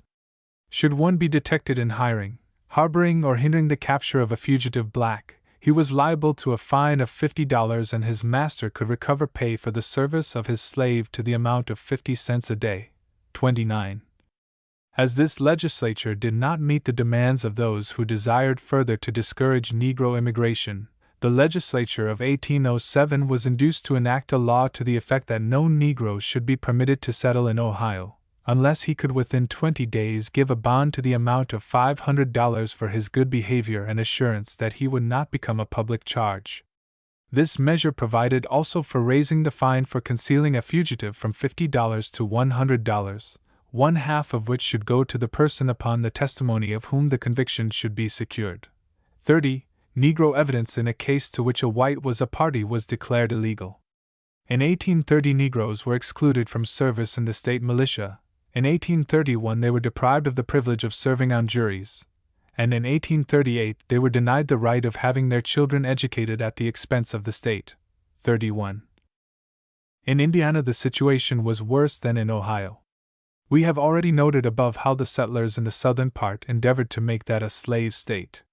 When that had, after all but being successful, seemed impossible, the state enacted laws to prevent or discourage the influx of free Negroes and to restrict the privileges of those already there. In 1824 a stringent law for the return of fugitives was passed. 32. The expulsion of free Negroes was a matter of concern, and in 1831 it was provided that unless they could give bond for their behavior and support they could be removed. Otherwise the county overseers could hire out such Negroes to the highest bidder. 33. Negroes were not allowed to attend schools maintained at the public expense, might not give evidence against a white man, and could not intermarry with white persons. They might, however, serve as witnesses against Negroes. 34. In the same way the free Negroes met discouragement in Illinois. They suffered from all the disabilities imposed on their class in Ohio and Indiana, and were denied the right to sue for their liberty in the courts. When there arose many abolitionists who encouraged the coming of the fugitives from labor in the South, one element of the citizens of Illinois, unwilling to accept this unusual influx of members of another race, passed the drastic law of 1853 prohibiting the immigration. It provided for the prosecution of any person bringing a Negro into the state, and also for arresting and fining any Negro $50, should he appear there and remain longer than 10 days. If he proved to be unable to pay the fine, he could be sold to any person who could pay the cost of the trial. 35. In Michigan, the situation was a little better, but, with the waves of hostile legislation then sweeping over the new 36 commonwealths, Michigan was not allowed to constitute altogether an exception. Some of this intense feeling found expression in the form of a law hostile to the Negro, this being the Act of 1827, which provided for the registration of all free persons of color and for the exclusion from the territory of all blacks who could not produce a certificate to the effect that they were free. Free persons of color were also required to file bonds with one or more freehold sureties in the penal sum of $500 for their good behavior, and the bondsmen were expected to provide for their maintenance, if they failed to support themselves. Failure to comply with this law meant expulsion from the territory. 37. The opposition to the Negroes immigrating into the New West was not restricted to the enactment of laws which in some cases were never enforced. Several communities took the law into their own hands. During these years, when the Negroes were seeking freedom in the Northwest Territory and when free blacks were being established there by philanthropists, it seemed to the Southern uplanders fleeing from slavery in the border states and foreigners seeking fortunes in the New World that they might possibly be crowded out of this new territory by the Negroes. Frequent clashes, therefore, followed after they had passed through a period of toleration and dependence on the execution of the hostile laws. The clashes of the greatest consequences occurred in the Northwest Territory, where a larger number of uplanders from the South had gone, some to escape the ill effects of slavery, and others to hold slaves if possible, and when that seemed impossible, to exclude the blacks altogether. 38. This persecution of the Negroes received also the hearty cooperation of the foreign element, who, being an undeveloped class, had to do menial labor in competition with the blacks. The feeling of the foreigners was especially mischievous for the reasons that they were, like the Negroes, at first settled in large numbers in urban communities. Generally speaking, the feeling was like that exhibited by the Germans in Mercer County, Ohio. The citizens of this frontier community, in registering their protest against the settling of Negroes there, adopted the following resolutions. Resolved, that we will not live among Negroes, as we have settled here first. We have fully determined that we will resist the settlement of blacks and mulattoes in this county to the full extent of our means, the bayonet not excepted. Resolved, that the blacks of this county be, and they are hereby respectfully requested to leave the county on or before the 1st day of March, 1847, and in the case of their neglect or refusal to comply with this request, we pledge ourselves to remove them, peacefully if we can, forcibly if we must. Resolved, that we who are here assembled, pledge ourselves not to employ or trade with any black or mulatto person, in any manner whatever, or permit them to have any grinding done at our mills, after the 1st day of January next. 39. In 1827 there arose a storm of protest on the occasion of the settling of 70 freedmen in Lawrence County, Ohio, by a philanthropic master of Pittsylvania County, Virginia. 40. On Black Friday, January 1, 1830, 80 Negroes were driven out of Portsmouth, Ohio, at the request of 100 or 200 white citizens set forth in an urgent memorial. 41. So many Negroes during these years concentrated at Cincinnati that the laboring element forced the execution of the almost dead law requiring free Negroes to produce certificates and give bonds for their behavior and support. 42. A mob attacked the homes of the blacks, killed a number of them, and forced 1,200 others to leave for Canada West, where they established the settlement known as Wilberforce. In 1836 another mob attacked and destroyed the press of James G.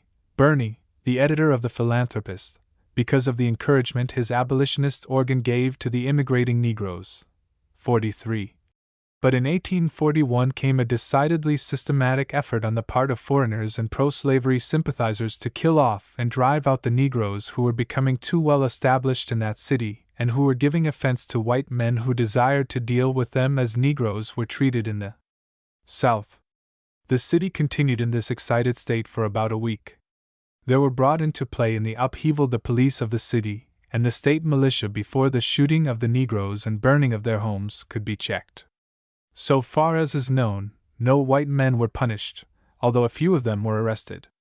Some Negroes were committed to prison during the fray. They were thereafter either discharged upon producing certificates of nativity, or giving bond, or were indefinitely held. 44. In southern Indiana and Illinois, the same condition obtained.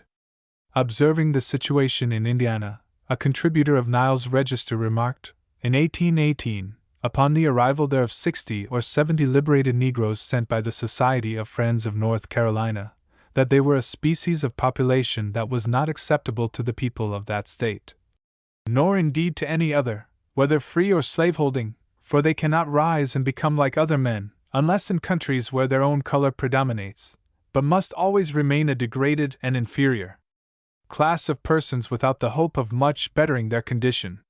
45. The Indiana farmer, voicing the sentiment of that same community, regretted the increase of this population that seemed to be enlarging the numbers sent to that territory. The editor insisted that the community which enjoys the benefits of the blacks' labor should also suffer all the consequences. Since the people of Indiana derived no advantage from slavery, he begged that they be excused from its inconveniences.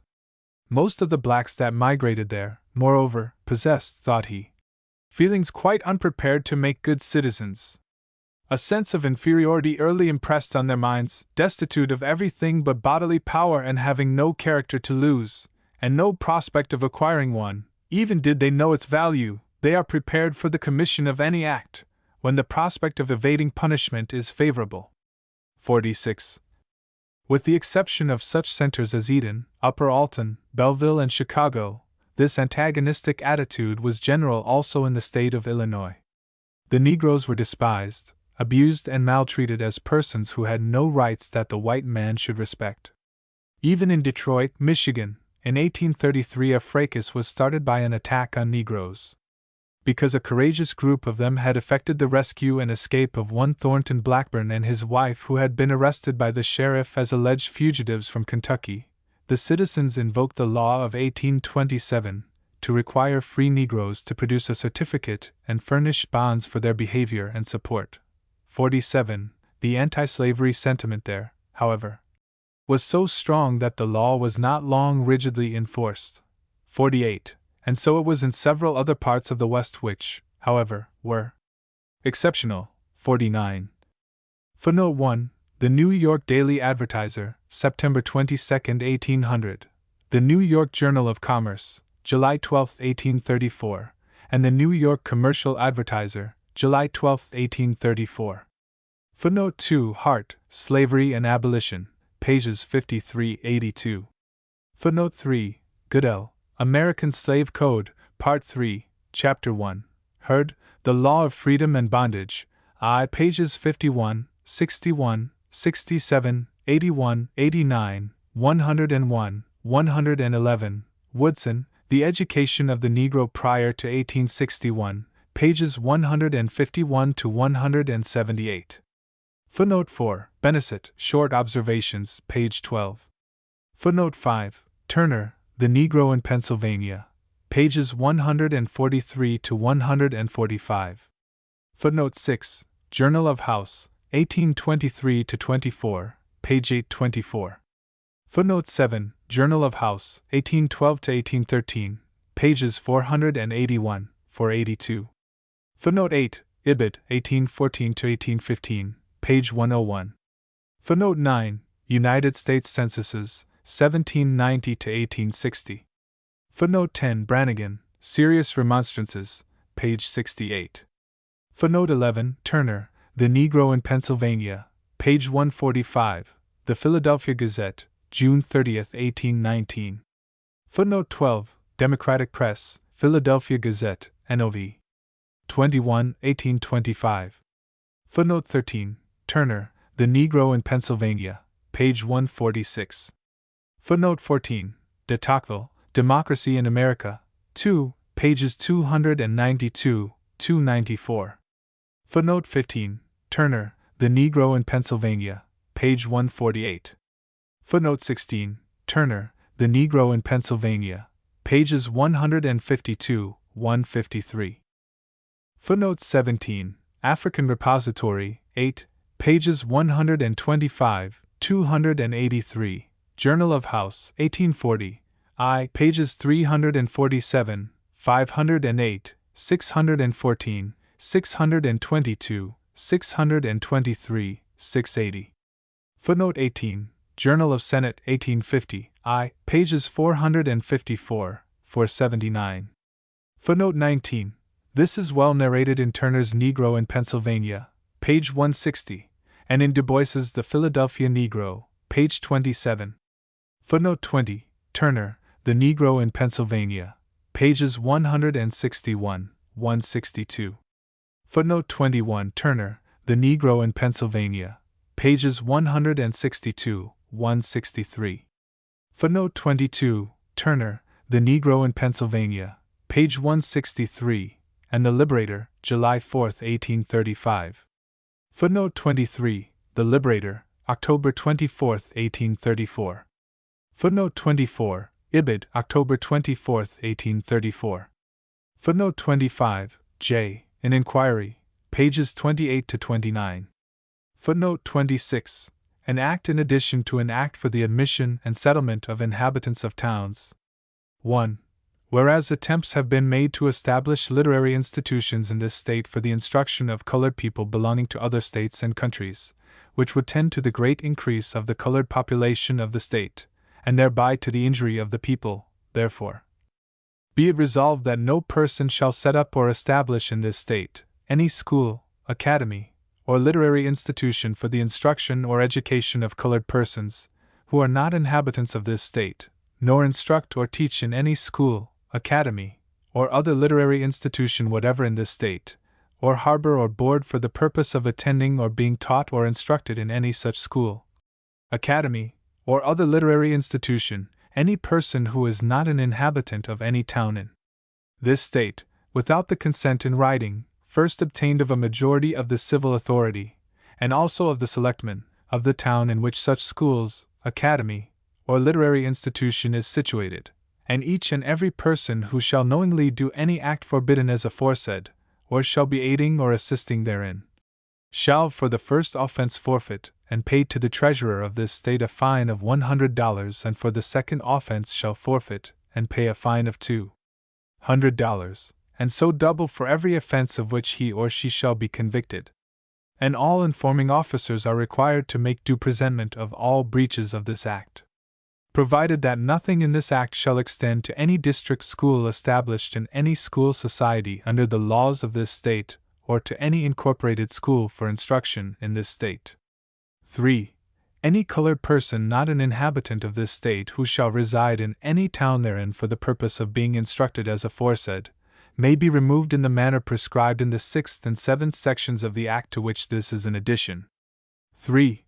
Any person not an inhabitant of this state who shall reside in any town therein for the purpose of being instructed as aforesaid, shall be an admissible witness in all prosecutions under the 1st section of this Act, and may be compelled to give testimony therein, notwithstanding anything in this Act, or in the Act last aforesaid.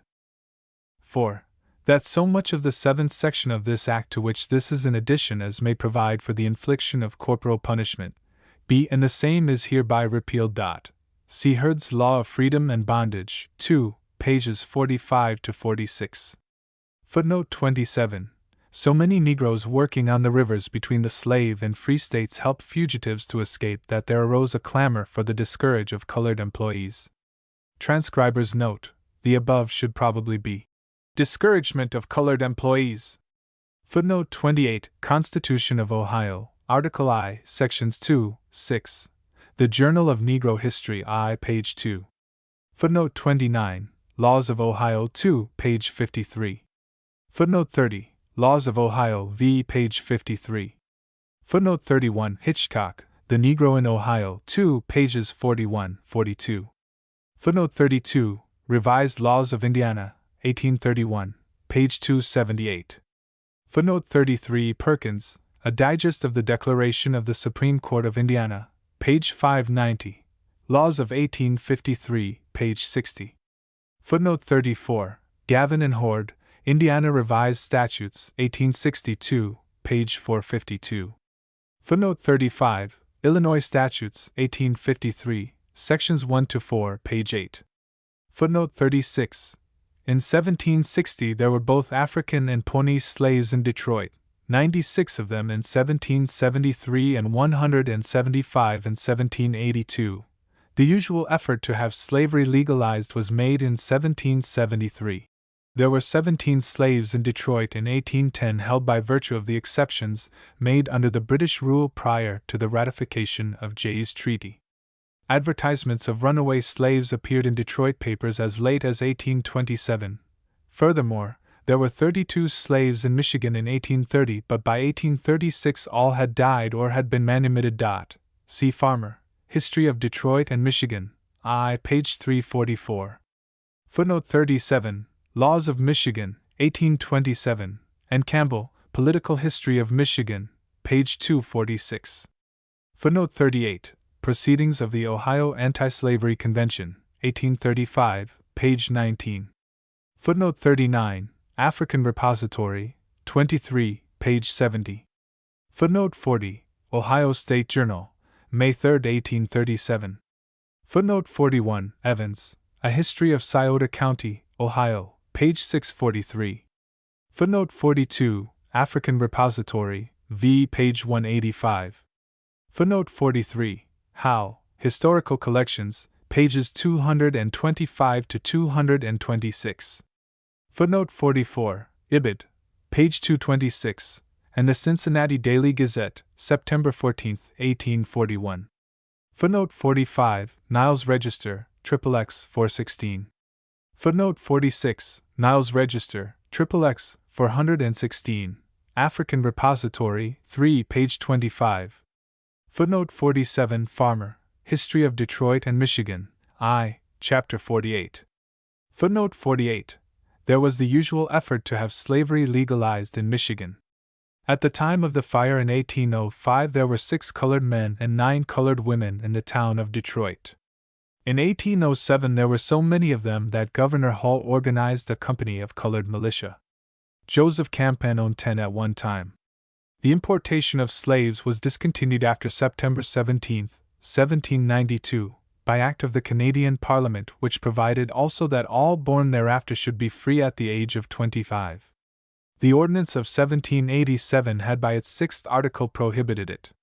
Footnote 49, in 1836 a colored man traveling in the West to Cleveland said, "I have met with good treatment at every place on my journey, even better than what I expected under present circumstances. I will relate an incident that took place on board the steamboat, which will give an idea of the kind treatment with which I have met. When I took the boat at Erie, it being rainy and somewhat disagreeable, I took a cabin passage, to which the captain had not the least objection. When dinner was announced, I intended not to go to the first table, but the mate came and urged me to take a seat. I accordingly did and was called upon to carve a large saddle of beef which was before me.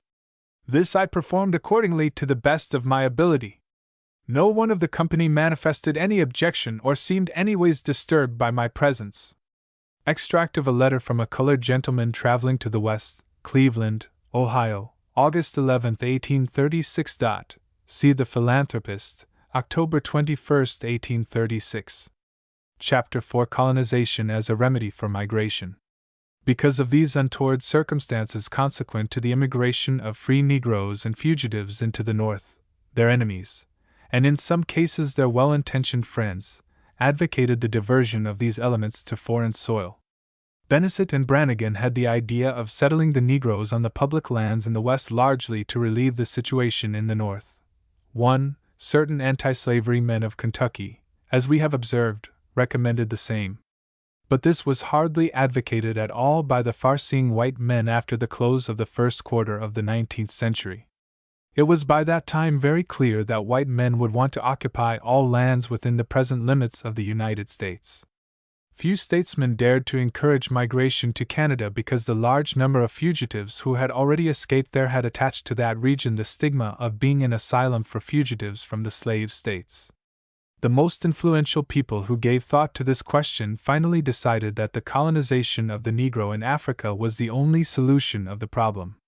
The plan of African colonization appealed more generally to the people of both North and South than the other efforts, which, at best, could do no more than to offer local or temporary relief. The African colonizationists proceeded on the basis that the Negroes had no chance for racial development in this country. They could secure no kind of honorable employment, could not associate with congenial white friends whose minds and pursuits might operate as a stimulus upon their industry, and could not rise to the level of the successful professional or business men found around them. In short, they must ever be hewers of wood and drawers of water. 2.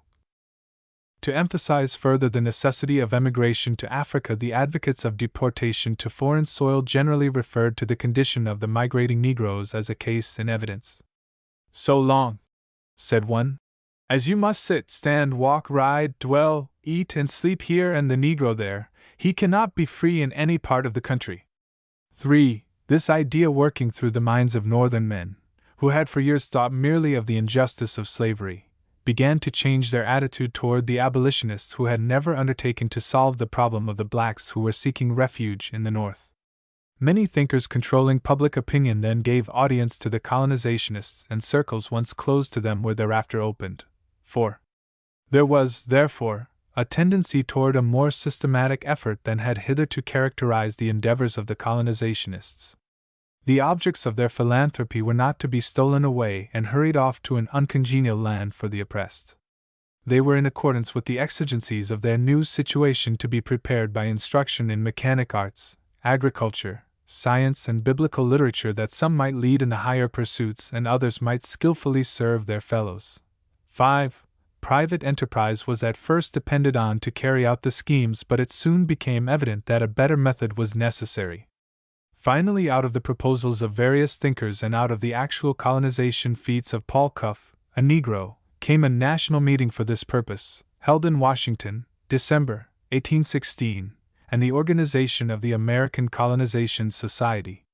This meeting was attended by some of the most prominent men in the United States, among whom were Henry Clay, Francis S. Key, Bishop William Meade, John Randolph, and Judge Bushrod Washington. The American Colonization Society, however, failed to facilitate the movement of the free Negro from the South and did not promote the general welfare of the race. The reasons for these failures are many. In the first place, the society was all things to all men. To the anti-slavery man whose ardor had been dampened by the meager results obtained by his agitation, the scheme was the next best thing to remove the objections of slaveholders who had said they would emancipate their bondsmen if they could be assured of their being deported to foreign soil. To the radical pro-slavery man and to the Northerner hating the Negro, it was well adapted to rid the country of the free persons of color whom they regarded as the pariahs of society. 6. Furthermore, although the Colonization Society became seemingly popular, and the various states organized branches of it, and raised money to promote the movement, the slaveholders as a majority never reached the position of parting with their slaves, and the country would not take such radical action as to compel free Negroes to undergo expatriation when militant abolitionists were fearlessly denouncing the scheme. 7. The free people of color themselves were not only not anxious to go, but bore it grievously that any one should even suggest that they should be driven from the country in which they were born and for the independence of which their fathers had died. They held indignation meetings throughout the North to denounce the scheme as a selfish policy inimical to the interests of the people of color. 8. Branded thus as the inveterate foe of the blacks both slave and free, the American Colonization Society effected the deportation of only such Negroes as Southern masters felt disposed to emancipate from time to time, and a few others induced to go. As the Industrial Revolution early changed the aspect of the economic situation in the South so as to make slavery seemingly profitable, few masters ever thought of liberating their slaves. Scarcely any intelligent Negroes except those who, for economic or religious reasons, were interested, availed themselves of this opportunity to go to the land of their ancestors. From the reports of the Colonization Society we learn that from 1820 to 1833 only 2,885 Negroes were sent to Africa by the Society. Furthermore, more than 2,700 of this number were taken from the slave states, and about 2/3 of these were slaves manumitted on the condition that they would emigrate. 9. Later statistics showed the same tendency. By 1852, 7,836 had been deported from the United States to Liberia. 2,720 of these were born free, 204 purchased their freedom, 3,868 were emancipated in view of their going to Liberia, and 1,044 were liberated Africans returned by the United States government. 10. Considering the fact that there were 434,495 free persons of color in this country in 1850 and 488,070 in 1860, the colonizationists saw that the very element of the population which the movement was intended to send out of the country had increased rather than decreased. It is clear, then, that the American Colonization Society, though regarded as a factor to play an important part in promoting the exodus of the free Negroes to foreign soil, was an inglorious failure. Colonization in other quarters, however, was not abandoned. A colony of Negroes in Texas was contemplated in 1833 prior to the time when the Republic became independent of Mexico, as slavery was not at first assured in that state. The New York Commercial Advertiser had no objection to the enterprise but felt that there were natural obstacles such as a more expensive conveyance than that to Monrovia, the high price of land in that country, the Catholic religion to which Negroes were not accustomed to conform, and their lack of knowledge of the Spanish language. The editor observed that some who had emigrated to Haiti a few years before became discontented because they did not know the language. Louisiana, a slave state, moreover, would not suffer near its borders a free Negro republic to serve as an asylum for refugees. 11. The Richmond Whigs saw the actual situation in dubbing the scheme as chimerical for the reason that a more unsuitable country for the blacks did not exist. Socially and politically it would never suit the Negroes. Already a great number of adventurers from the United States had gone to Texas and fugitives from justice from Mexico, a fierce, lawless and turbulent class, would give the Negroes little chance there, as the Negroes could not contend with the Spaniard and the Creole. The editor believed that an inferior race could never exist in safety surrounded by a superior one despising them. Colonization in Africa was then urged, and the efforts of the blacks to go elsewhere were characterized as doing mischief at every turn to defeat the enlightened plan for the amelioration of the Negroes. 12. It was still thought possible to induce the Negroes to go to some congenial foreign land, although few of them would agree to emigrate to Africa. Not a few Negroes began during the 2 decades immediately preceding the Civil War to think more favorably of African colonization, and a still larger number, in view of the increasing disabilities fixed upon their class, thought of migrating to some country nearer to the United States. Much was said about Central America, but British Guiana and the West Indies proved to be the most inviting fields to the latter-day Negro colonizationists. This idea was by no means new, for Jefferson in his foresight had, in a letter to Governor Edward Coles, of Illinois, in 1814, shown the possibilities of colonization in the West Indies. He felt that because Santo Domingo had become an independent Negro republic it would offer a solution of the problem as to where the Negroes should be colonized. In this way these islands would become a sort of safety valve for the United States. He became more and more convinced that all the West Indies would remain in the hands of the people of color, and a total expulsion of the whites sooner or later would take place. It was high time, he thought, that Americans should foresee the bloody scenes which their children certainly, and possibly they themselves, would have to wade through. 13. The movement to the West Indies was accelerated by other factors. After the emancipation in those islands in the 30s, there had for some years been a dearth of labor. Desiring to enjoy their freedom and living in a climate where there was not much struggle for life, the freedmen either refused to work regularly or wandered about purposely from year to year. The islands in which sugar had once played a conspicuous part as the foundation of their industry declined, and something had to be done to meet this exigency. In the 40s and 50s, therefore, there came to the United States a number of labor agents whose aim was to set forth the inviting aspect of the situation in the West Indies so as to induce free Negroes to try their fortunes there. To this end meetings were held in Baltimore, Philadelphia, New York and Boston, and even in some of the cities of the South, where these agents appealed to the free Negroes to emigrate. L4. Thus, before the American Colonization Society had got well on its way toward accomplishing its purpose of deporting the Negroes to Africa, the West Indies and British Guiana claimed the attention of free people of color in offering their unusual opportunities. After the consummation of British emancipation in those islands in 1838, the English nation came to be regarded by the Negroes of the United States as the exclusive friend of the race. The Negro press and church vied with each other in praising British emancipation as an act of philanthropy and pointed to the English dominions as an asylum for the oppressed. So disturbed were the whites by this growing feeling that riots broke out in northern cities on occasions of Negro celebrations of the anniversary of emancipation in the West Indies. L5. In view of these facts, the colonizationists had to redouble their efforts to defend their cause. They found it a little difficult to make a good case for Liberia, a land far away in an unhealthy climate so much unlike that of the West Indies and British Guiana, where Negroes had been declared citizens entitled to all privileges afforded by the government. The colonizationists could do no more than to express doubt that the Negroes would have there the opportunities for mental, moral, and social betterment which were offered in Liberia. The promoters of the enterprise in Africa did not believe that the West Indian planters who had had emancipation forced upon them would accept blacks from the United States as their equals, nor that they, far from receiving the consideration of freedmen, would be there any more than menials. When told of the establishment of schools and churches for the improvement of the freedmen, the colonizationists replied that schools might be provided, but the planters could have no interest in encouraging education as they did not want an elevated class of people but bone and muscle.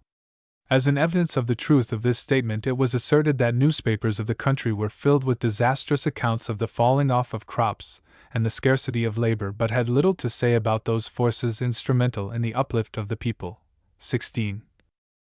An effort was made also to show that there would be no economic advantage in going to the British dominions.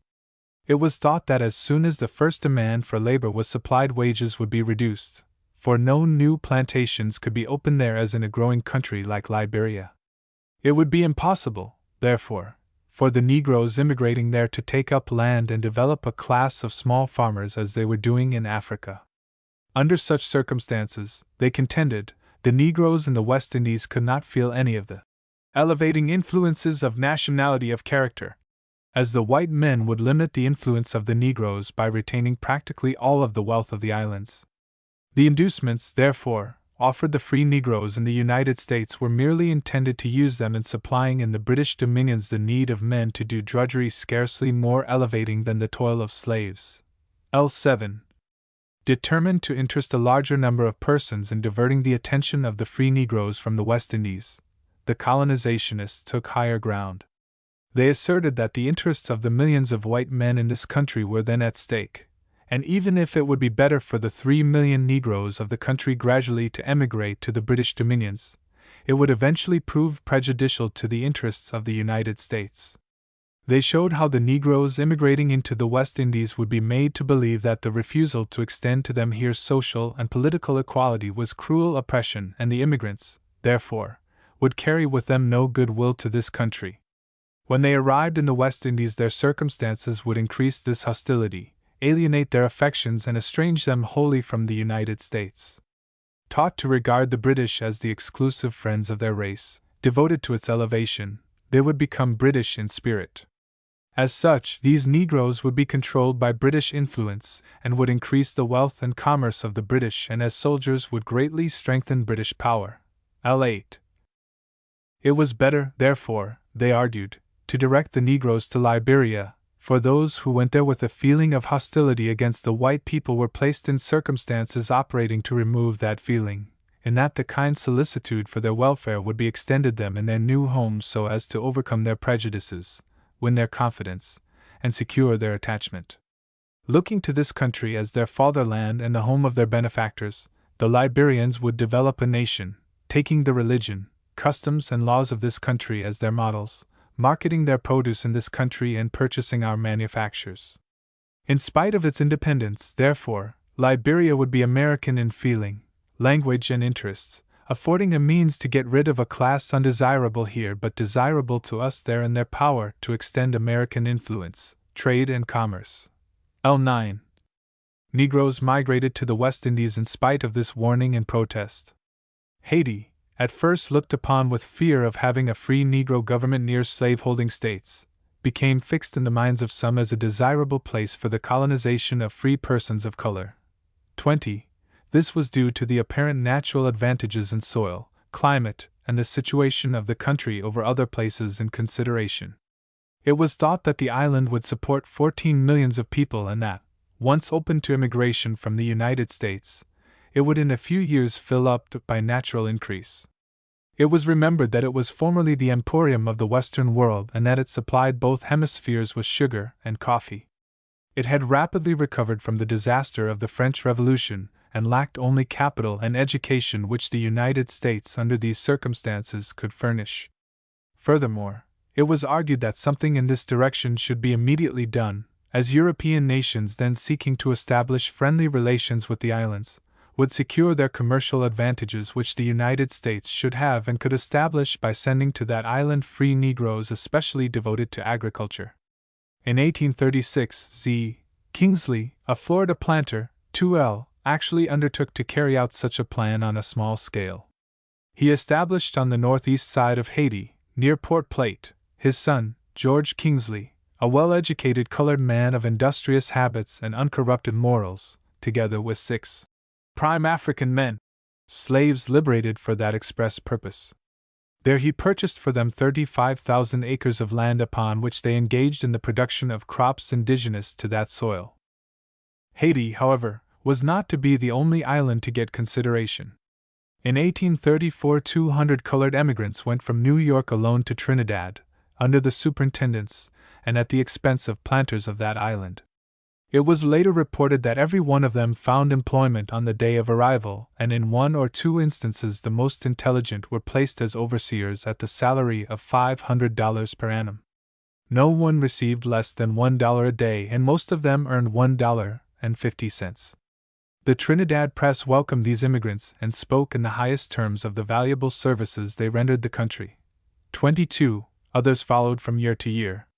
One of these Negroes appreciated so much this new field of opportunity that he returned and induced 20 intelligent free persons of color living in Annapolis, Maryland, also to emigrate to Trinidad. 23. The New York Sun reported in 1840 that 160 colored persons left Philadelphia for Trinidad. They had been hired by an eminent planter to labor on that island, and they were encouraged to expect that they should have privileges which would make their residence desirable. The editor wished a few dozen Trinidad planters would come to that city on the same business and on a much larger scale.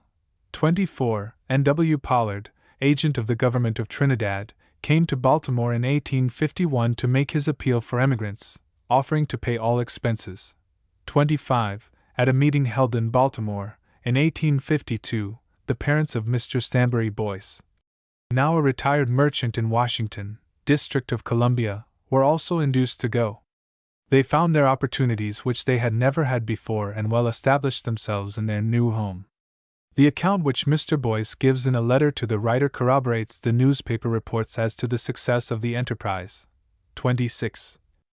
The New York Journal of Commerce reported in 1841 that, according to advices received at New Orleans from Jamaica, there had arrived in that island 14 Negro emigrants from the United States, being the first fruits of Mr. Barclay's mission to this country. A much larger number of Negroes were expected, and various applications for their services had been received from respectable parties.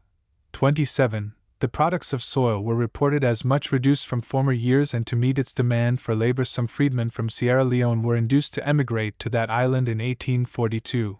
28. One Mr. Anderson, an agent of the government of Jamaica, contemplated visiting New York in 1851 to secure a number of laborers, tradesmen and agricultural settlers. 29.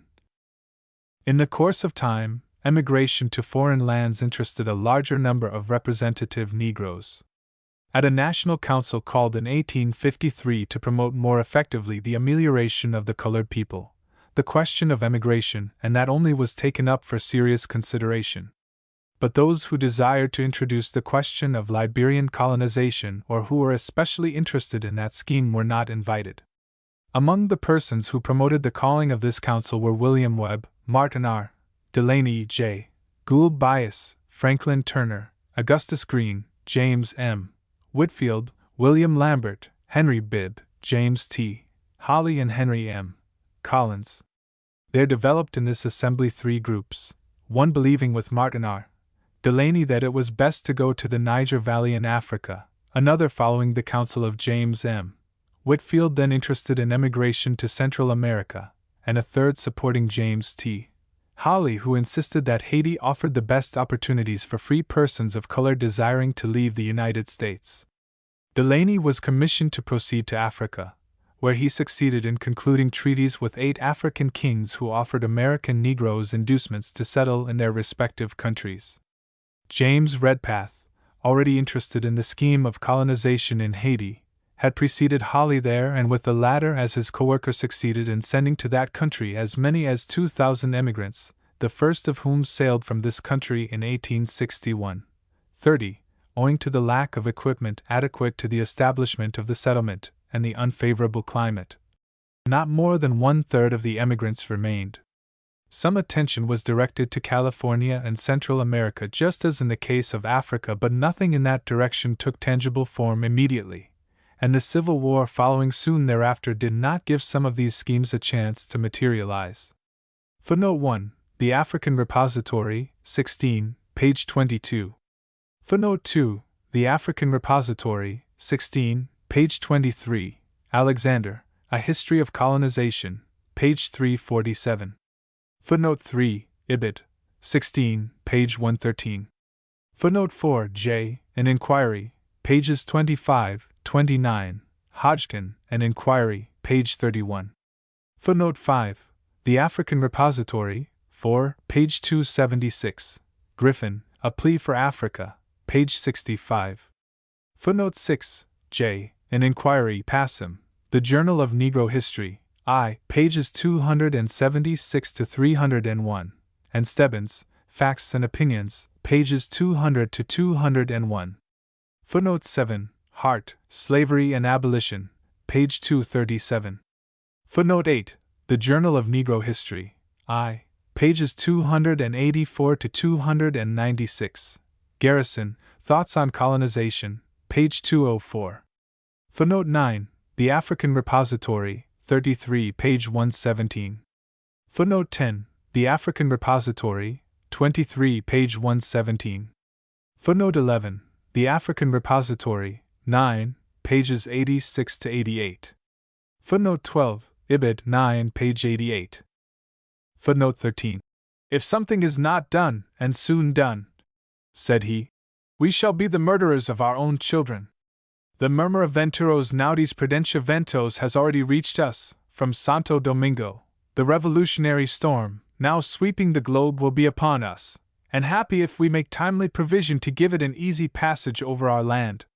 From the present state of things in Europe and America, the day which begins our combustion must be near at hand, and only a single spark is wanting to make that day tomorrow.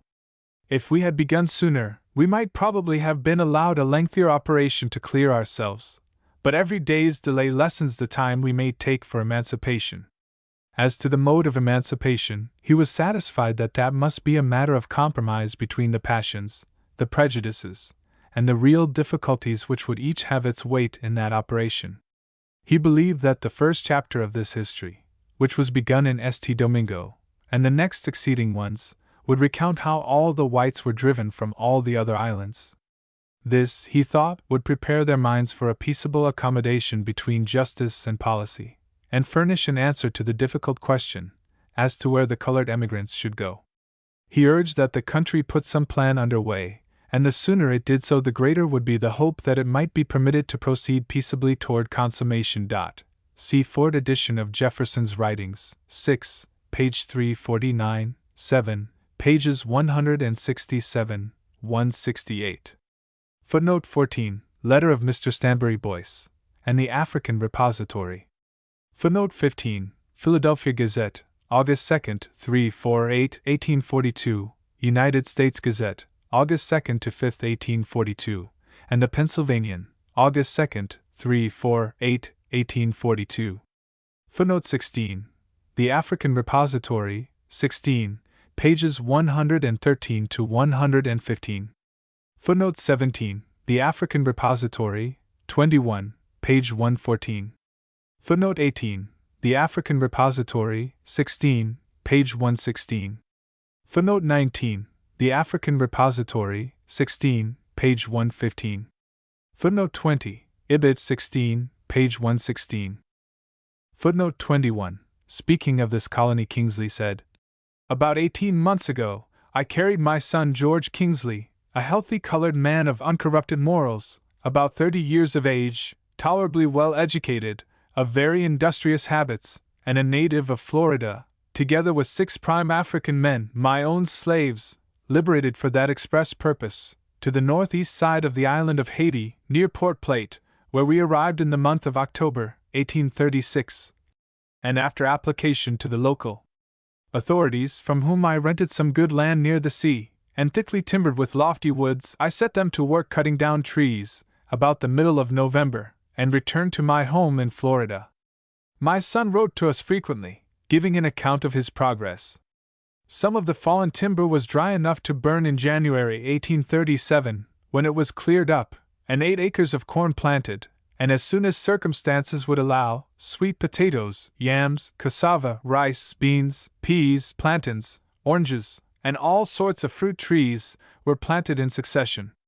In the month of October 1837, I again set off for Haiti, in a coppered brig of 150 tons, bought for the purpose, and in 5 days and a half, from St. Mary's in Georgia, landed my son's wife and children, at Port Plate, together with the wives and children of his servants, now working for him under an indenture of 9 years, also 2 additional families of my slaves, all liberated for the express purpose of transportation to Haiti, where they were all to have as much good land in fee as they could cultivate, say 10 acres for each family, and all its proceeds, together with 1/4 part of the net proceeds of their labor, on my son's farm, for themselves, also victuals, clothes, medical attendance, etc., gratis, besides Saturdays and Sundays, as days of labor for themselves, or of rest, just at their option.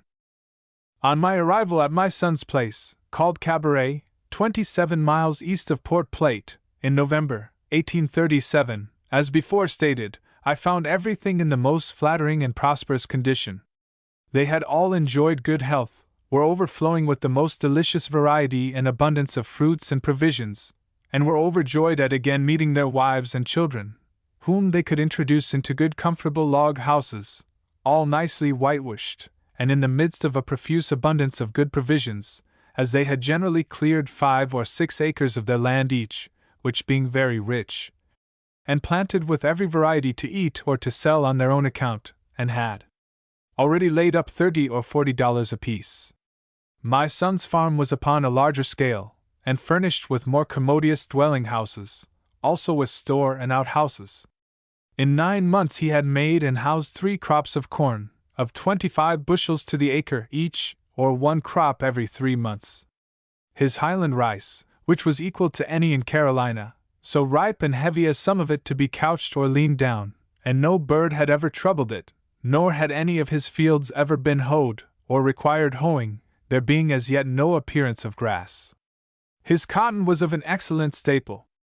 In 7 months it had attained the height of 13 feet, the stalks were 10 inches in circumference, and had upwards of 500 large bolls on each stalk, not a worm nor red bug as yet to be seen.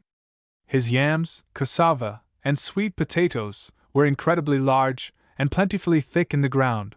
One kind of sweet potato, lately introduced from Tahiti, formerly Otahita, island in the Pacific, was of peculiar excellence, tasted like new flour and grew to an ordinary size in 1 month.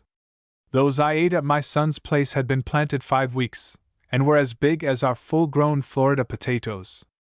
His sweet orange trees budded upon wild stalks cut off, which everywhere abound, about 6 months before had large tops, and the buds were swelling as if preparing to flower. My son reported that his people had all enjoyed good health and had labored just as steadily as they formerly did in Florida, and were well satisfied with their situation and the advantageous exchange of circumstances they had made. They all enjoyed the friendship of the neighboring inhabitants and the entire confidence of the Haitian government. I remained with my son all January 1838 and assisted him in making improvements of different kinds, amongst which was a new 2-story house, and then left him to go to Port-au-Prince, where I obtained a favorable answer from the President of Haiti to his petition, asking for leave to hold in fee simple the same tract of land upon which he then lived as a tenant, paying rent to the Haitian government, containing about 35,000 acres, which was ordered to be surveyed to him, and valued, and not expected to exceed the sum of $3,000, or about 10 cents an acre. After obtaining this land in fee for my son, I returned to Florida in February, in 1838. See the African Repository, 14, pages 215 to 216. Footnote 22, Niles Register, 66, pages 165, 386. Footnote 23, Niles Register, 67, page 180. Footnote 24, The African Repository, 16, page 28. Footnote 25, Ibid, page 29. Footnote 26, Letter of Mr. Stanbury Boyce. Footnote 27, St. Lucia and Trinidad were then considered unfavorable to the working of the new system. See the African Repository, 27, page 196. Footnote 28, Niles Register, 63, page 65. Footnote 29, Ibid, 63, page 65. Footnote 30, Cromwell, The Negro in American History, pages 43 to 44. Chapter 5, The Successful Migrant. The reader will naturally be interested in learning exactly what these thousands of Negroes did on free soil. To estimate these achievements, the casual reader of contemporary testimony would now, as such persons did then, find it decidedly easy. He would say that in spite of the unfailing aid which philanthropists gave the blacks, they seldom kept themselves above want, and therefore became a public charge, afflicting their communities with so much poverty, disease, and crime that they were considered the lepers of society. The student of history, however, must look beyond these comments for the whole truth. One must take into consideration the fact that in most cases these Negroes escaped as fugitives without sufficient food and clothing to comfort them until they could reach free soil, lacking the small fund with which the pioneer usually provided himself in going to establish a home in the wilderness, and lacking, above all, initiative of which slavery had deprived them. Furthermore, these refugees with few exceptions had to go to places where they were not wanted and in some cases to points from which they were driven as undesirables, although preparation for their coming had sometimes gone to the extent of purchasing homes and making provision for employment upon arrival. 1. Several well-established Negro settlements in the North, moreover, were broken up by the slave hunters after the passing of the Fugitive Slave Law of 1850. 2. The increasing intensity of the hatred of the Negroes must be understood too both as a cause and result of their intolerable condition. Prior to 1800 the Negroes of the North were in fair circumstances. Until that time it was generally believed that the whites and the blacks would soon reach the advanced stage of living together on a basis of absolute equality. 3. The Negroes had not at that time exceeded the number that could be assimilated by the sympathizing communities in that section. The intolerable legislation of the South, however, forced so many free Negroes in the rough to crowd northern cities during the first 4 decades of the 19th century that they could not be easily readjusted. The number seeking employment far exceeded the demand for labor, and thus multiplied the number of vagrants and paupers, many of whom had already been forced to this condition by the Irish and Germans then immigrating into northern cities. At one time, as in the case of Philadelphia, the Negroes constituting a small fraction of the population furnished 1/2 of the criminals. 4. A radical opposition to the Negro followed, therefore, arousing first the laboring classes and finally alienating the support of the well-to-do people and the press. This condition obtained until 1840 in most northern communities and until 1850 in some places where the Negro population was considerable. We must also take into account the critical labor situation during these years. The northern people were divided as to the way the Negroes should be encouraged.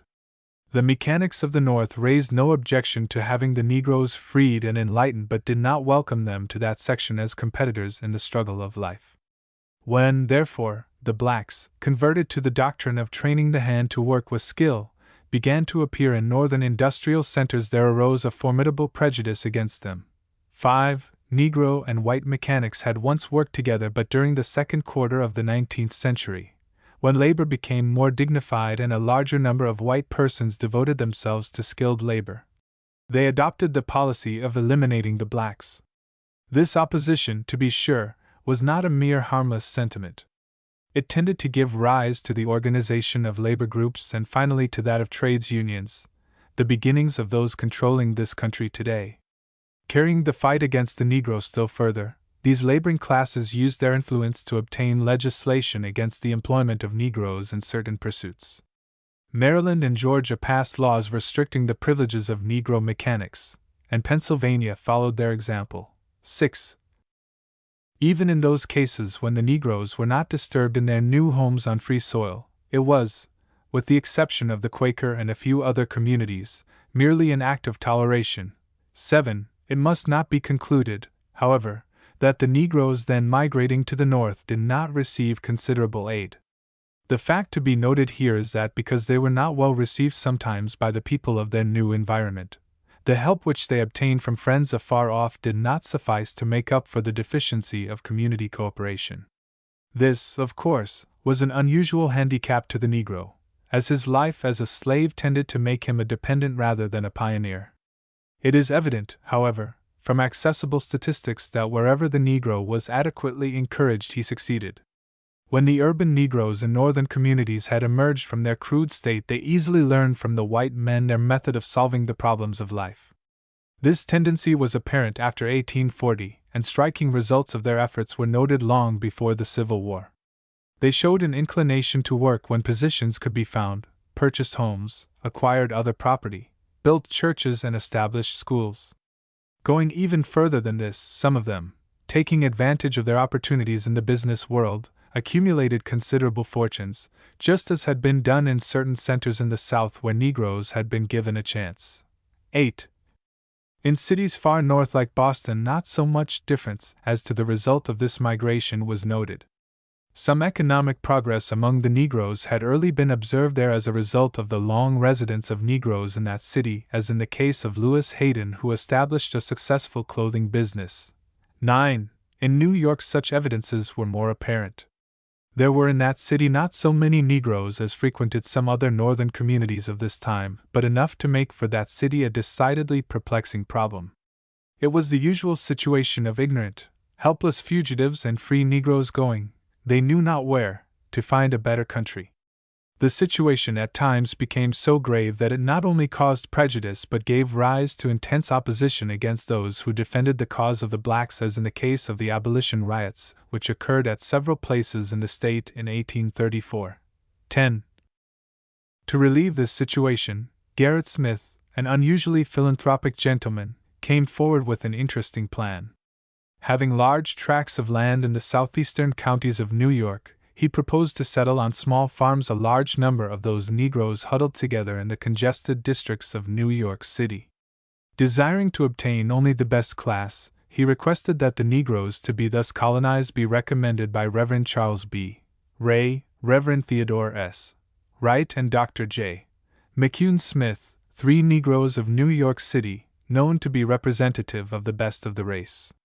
Upon their recommendations, he deeded unconditionally to black men in 1846 300 small farms in Franklin, Essex, Hamilton, Fulton, Oneida, Delaware, Madison, and Ulster counties, giving to each settler beside $10 to enable him to visit his farm. 11. With these holdings, the blacks would not only have a basis for economic independence but would have sufficient property to meet the special qualifications which New York by the law of 1823 required of Negroes offering to vote. This experiment, however, was a failure.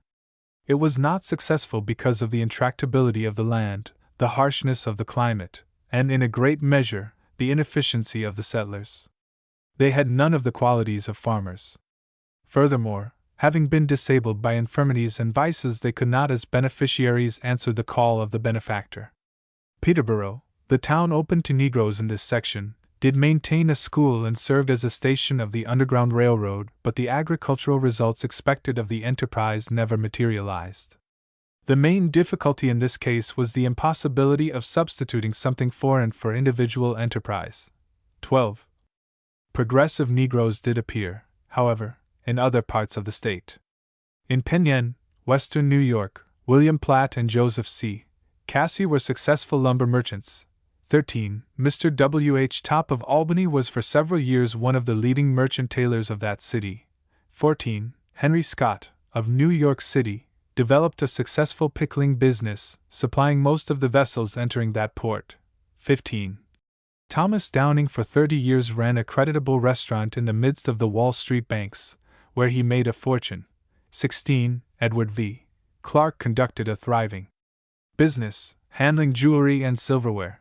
17. The Negroes as a whole, moreover, had shown progress. Aided by the government and philanthropic white people, they had before the Civil War a school system with primary, intermediate, and grammar schools and a normal department. They then had considerable property, several churches, and some benevolent institutions.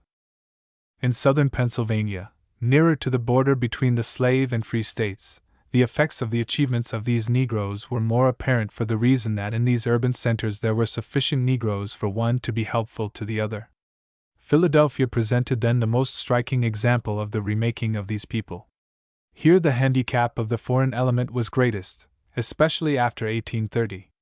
The Philadelphia Negro, moreover, was further impeded in his progress by the presence of Southerners who made Philadelphia their home, and still more by the prejudice of those Philadelphia merchants who, sustaining such close relations to the South, hated the Negro and the abolitionists who antagonized their customers. In spite of these untoward circumstances, however, the Negroes of Philadelphia achieved success. Negroes who had formerly been able to toil upward were still restricted, but they had learned to make opportunities. In 1832, the Philadelphia blacks had $350,000 of taxable property, $359,626 in 1837 and $400,000 in 1847. These Negroes had 16 churches and 100 benevolent societies in 1837 and 19 churches and 106 benevolent societies in 1847. Philadelphia then had more successful Negro schools than any other city in the country. There were also about 500 Negro mechanics in spite of the opposition of organized labor. 18. Some of these Negroes, of course, were natives of that city. Chief among those who had accumulated considerable property was Mr. James Forten, the proprietor of one of the leading sail manufactories, constantly employing a large number of men, black and white. Joseph Casey, a broker of considerable acumen, also accumulated desirable property, worth probably $75,000. 19. Crowded out of the higher pursuits of labor, certain other enterprising business men of this group organized the Guild of Caterers. This was composed of such men as Bogle, Prosser, Dorsey, Jones, and Minton. The aim was to elevate the Negro waiter and cook from the plane of menials to that of progressive business men. Then came Stephen Smith, who amassed a large fortune as a lumber merchant, and with him Whipper, Vidal, and Purnell. Still and Bowers were reliable coal merchants, Edgar a success in handling furniture, Bowser a well-known painter, and William H. Riley the intelligent bootmaker. 20. There were a few such successful Negroes in other communities in the state.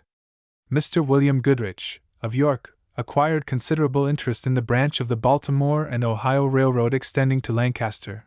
21. Benjamin Richards, of Pittsburgh, amassed a large fortune running a butchering business, buying by contract droves of cattle to supply the various military posts of the United States.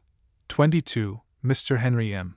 Collins, who started life as a boatman, left this position for speculation in real estate in Pittsburgh, where he established himself as an asset of the community and accumulated considerable wealth. 23. Owen A. Barrett, of the same city, made his way by discovering the remedy known as B.A. Faunstalk's celebrated vermifuge, for which he was retained in the employ of the proprietor, who exploited the remedy. 24. Mr. John Julius made himself indispensable to Pittsburgh by running the Concert Hall Cafe, where he served President William Henry Harrison in 1840. 25.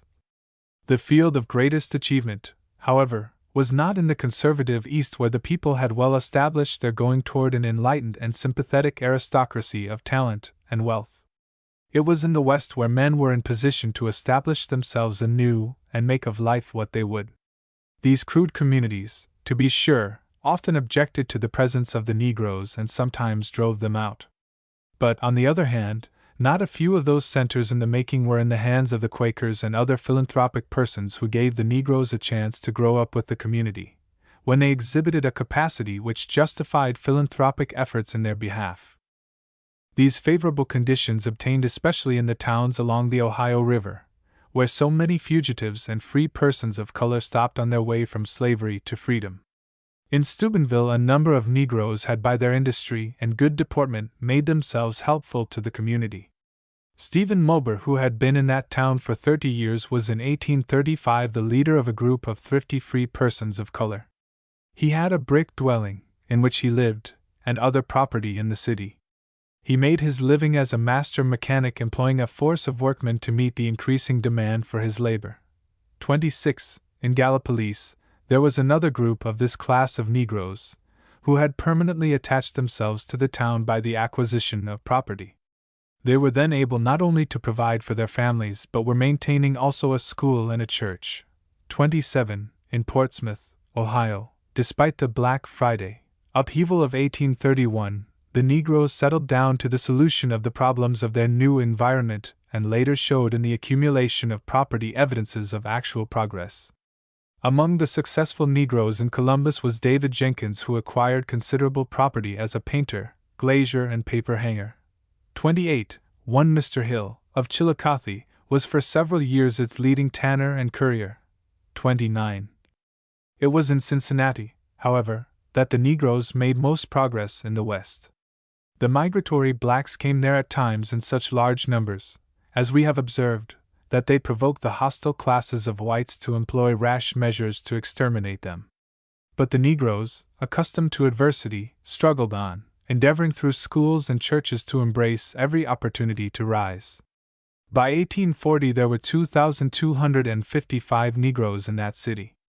They had, exclusive of personal effects and $19,000 worth of church property, accumulated $209,000 worth of real estate. A number of their progressive men had established a real estate firm known as the Iron Chest Company, which built houses for Negroes. One man, who had once thought it unwise to accumulate wealth from which he might be driven, had, by 1840, changed his mind and purchased $6,000 worth of real estate. Another Negro paid $5,000 for himself and family, and bought a home worth $800 or $1,000. A freedman, who was a slave until he was 24 years of age, then had 2 lots worth $10,000, paid a tax of $40 and had 320 acres of land in Mercer County. Another, who was worth only $3,000 in 1836, had 7 houses in 1840, 400 acres of land in Indiana, and another tract in Mercer County, Ohio. He was worth altogether about $12,000 or $15,000. A woman who was a slave until she was 30 was then worth $2,000. She had also come into potential possession of 2 houses on which a white lawyer had given her a mortgage to secure the payment of $2,000 borrowed from this thrifty woman. Another Negro, who was on the auction block in 1832, had spent $2,600 purchasing himself and family, and had bought 2 brick houses worth $6,000 and 560 acres of land in Mercer County, Ohio, said to be worth $2,530. The Negroes of Cincinnati had as early as 1820 established schools which developed during the 40s into something like a modern system, with Gilmore's High School as a capstone. By that time they had also not only several churches but had given time and means to the organization and promotion of such as the Sabbath School Youth Society, the Total Abstinence Temperance Society, and the Anti-Slavery Society. The worthy example set by the Negroes of this city was a stimulus to noble endeavor and significant achievements of Negroes throughout the Ohio and Mississippi valleys.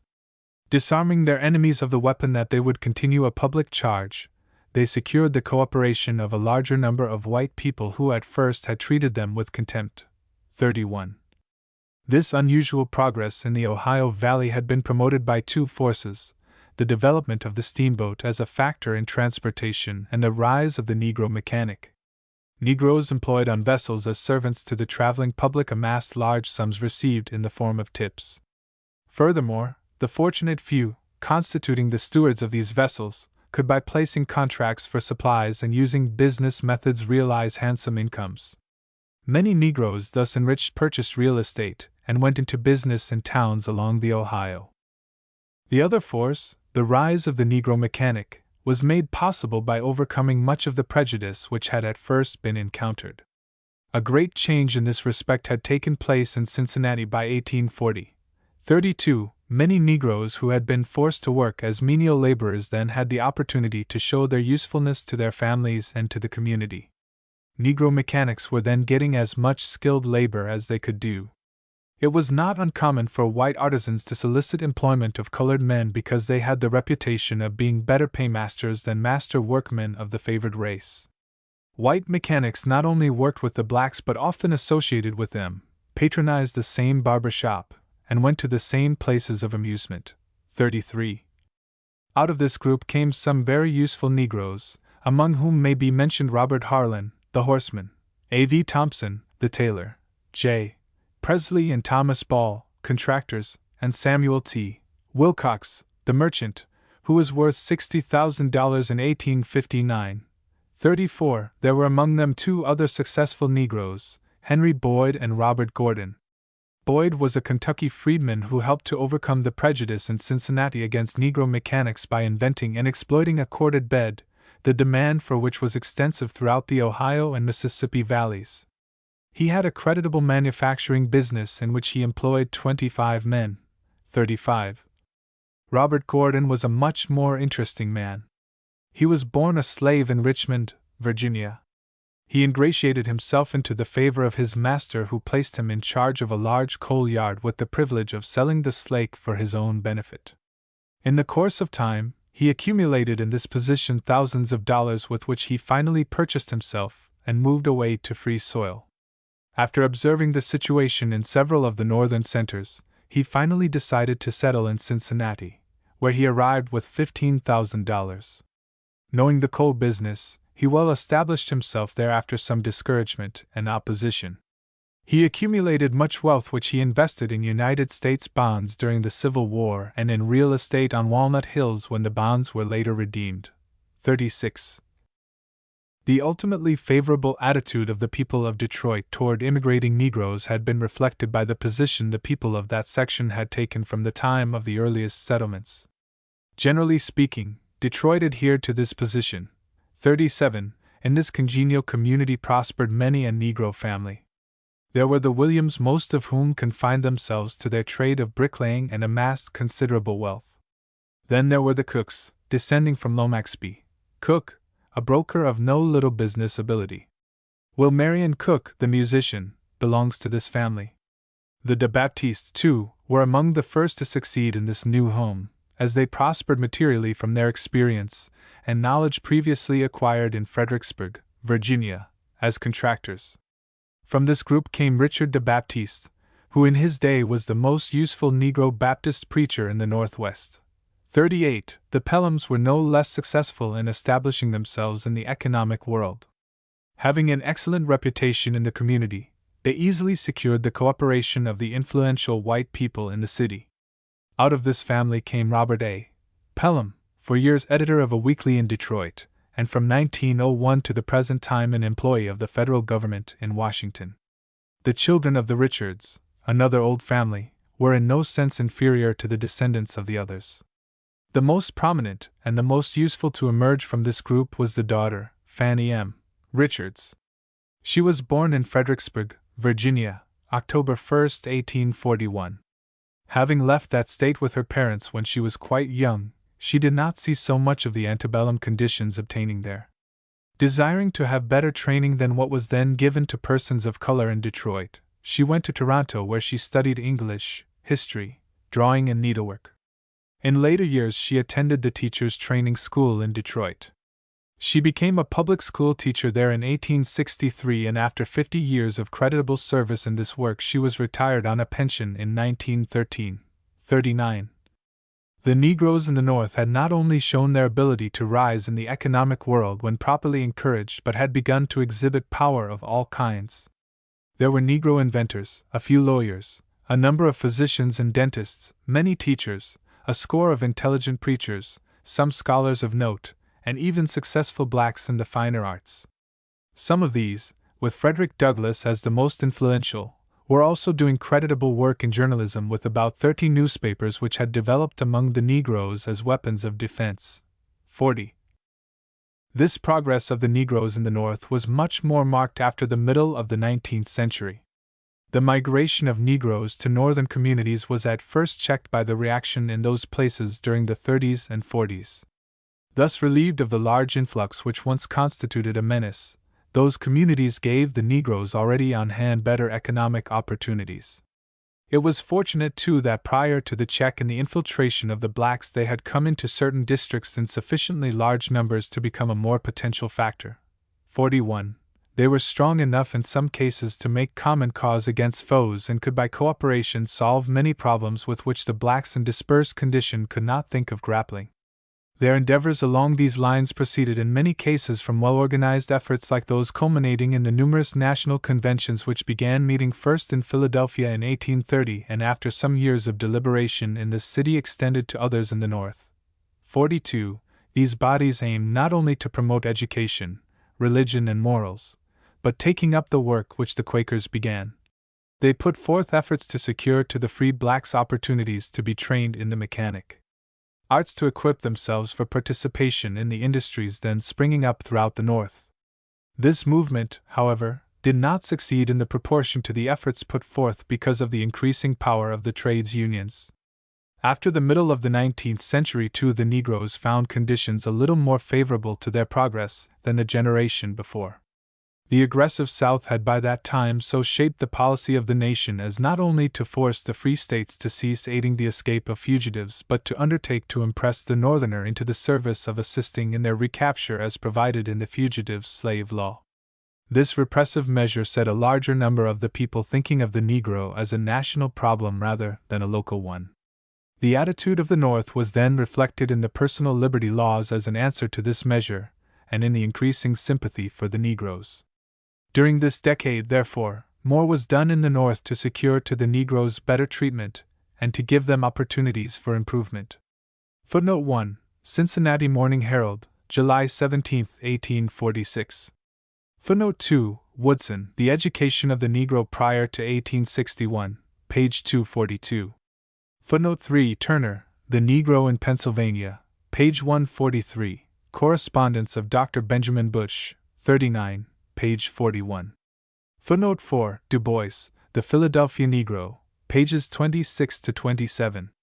Footnote 5. The Journal of Negro History, page 5, and Proceedings of the American Convention of Abolition Societies. Footnote 6. Du Bois and Dill, The Negro American Artisan, page 36. Footnote 7. J. An Inquiry, pages 34, 108, 109, 114. Footnote 8. The Journal of Negro History, pages 20 to 22. Footnote 9. Delaney, Condition of the Colored People, page 106. Footnote 10. The Liberator, July 9, 1835. Footnote 11. Hammond, Garrett Smith, pages 26 to 27. Footnote 12. Frothingham, Garrett Smith, page 73. Footnote 13. Delaney, Condition of the Colored People, pages 107 to 108. Footnote 14. Ibid, page 102. Footnote 15. Ibid, page 102. Footnote 16. Ibid, pages 103 to 104. Footnote 17. Delaney, Condition of the Colored People, pages 106 to 107. Footnote 18. Du Bois, The Philadelphia Negro, page 31. Report of the Condition of the Free People of Color, 1838, Ibid, 1849, and Bacon, Statistics of the Colored People of Philadelphia, 1859. Footnote 19. Delaney, Condition of the Colored People, page 95. Footnote 20. Du Bois, The Philadelphia Negro, pages 31 to 36. Footnote 21. Delaney, Condition of the Colored People, page 109. Footnote 22. Ibid, page 101. Footnote 23. Ibid, page 104. Footnote 24. Ibid, page 105. Footnote 25. Ibid, page 107. Footnote 26. The Journal of Negro History, page 22. Footnote 27. Hickok, The Negro in Ohio, page 88. Footnote 28. Delaney, Condition of the Colored People, page 99. Footnote 29. Ibid, page 101. Footnote 30. The Philanthropist, July 21, 1840, gives these statistics in detail. Footnote 31. The Philanthropist, July 21, 1840. Footnote 32. The Cincinnati Daily Gazette, September 14, 1841. Footnote 33. Barber's Report on Colored People in Ohio. Footnote 34. Delaney, Condition of the Colored People, pages 97, 98. Footnote 35. Delaney, Condition of the Colored People, page 98. Footnote 36. These facts were obtained from his children and from Cincinnati's city directories. Footnote 37. Niles Register, 69, page 357. Footnote 38. Letters received from Miss Fannie M. Richards of Detroit. Footnote 39. These facts were obtained from clippings taken from Detroit newspapers and from letters bearing on Miss Richards' career. Footnote 40. The Amy Church Review, 4, page 309, and XX, page 137. Footnote 41. Censuses of the United States, and Clark, Present Condition of Colored People. Footnote 42. Minutes and Proceedings of the Annual Convention of the People of Color. Chapter 6. Confusing Movements. The Civil War waged largely in the South started the most exciting movement of the Negroes hitherto known. The invading Union forces drove the masters before them, leaving the slaves and sometimes poor whites to escape where they would or to remain in helpless condition to constitute a problem for the Northern Army. 1. Many poor whites of the border states went with the Confederacy, not always because they wanted to enter the war, but to choose what they considered the lesser of two evils. The slaves soon realized the community of interests with the Union forces sent, as they thought, to deliver them from thraldom. At first, it was difficult to determine a fixed policy for dealing with these fugitives. To drive them away was an easy matter, but this did not solve the problem. General Butler's action at Fortress Monroe in 1861, however, anticipated the policy finally adopted by the Union forces.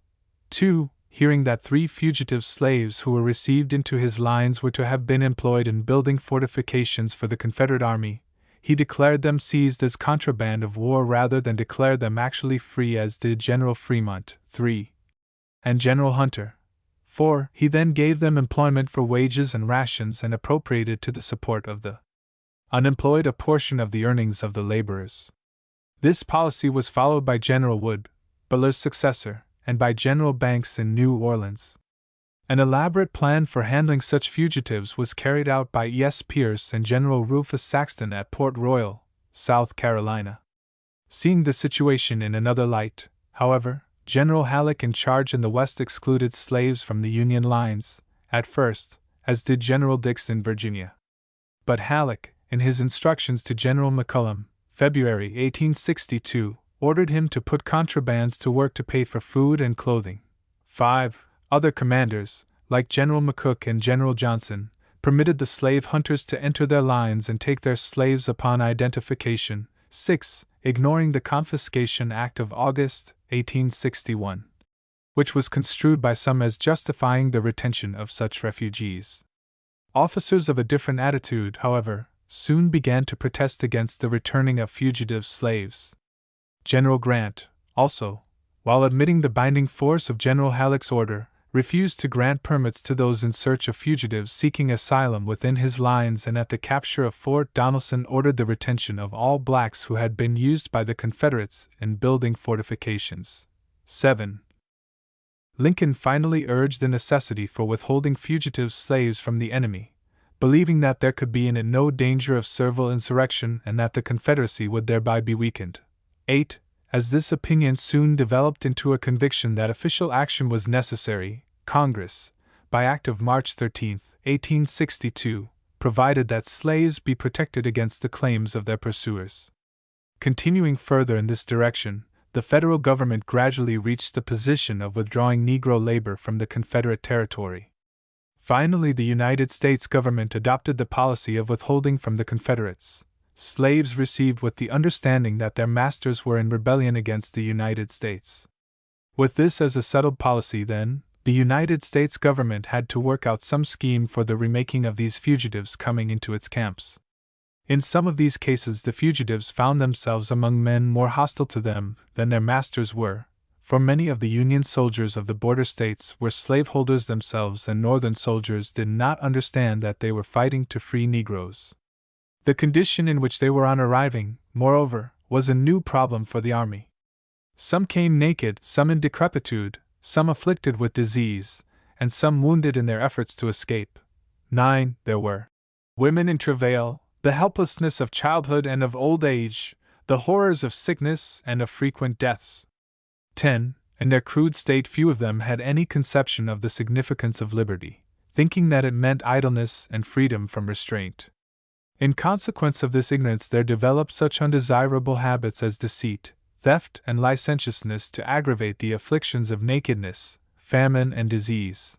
11. In the East, large numbers of these refugees were concentrated at Washington, Alexandria, Fortress Monroe, Hampton, Craney Island, and Fort Norfolk. There were smaller groups of them at Yorktown, Suffolk, and Portsmouth. 12. Illustration: map showing the percent of Negroes in total population, by states, 1910. Map 2, Bulletin 129, the United States Bureau of the Census.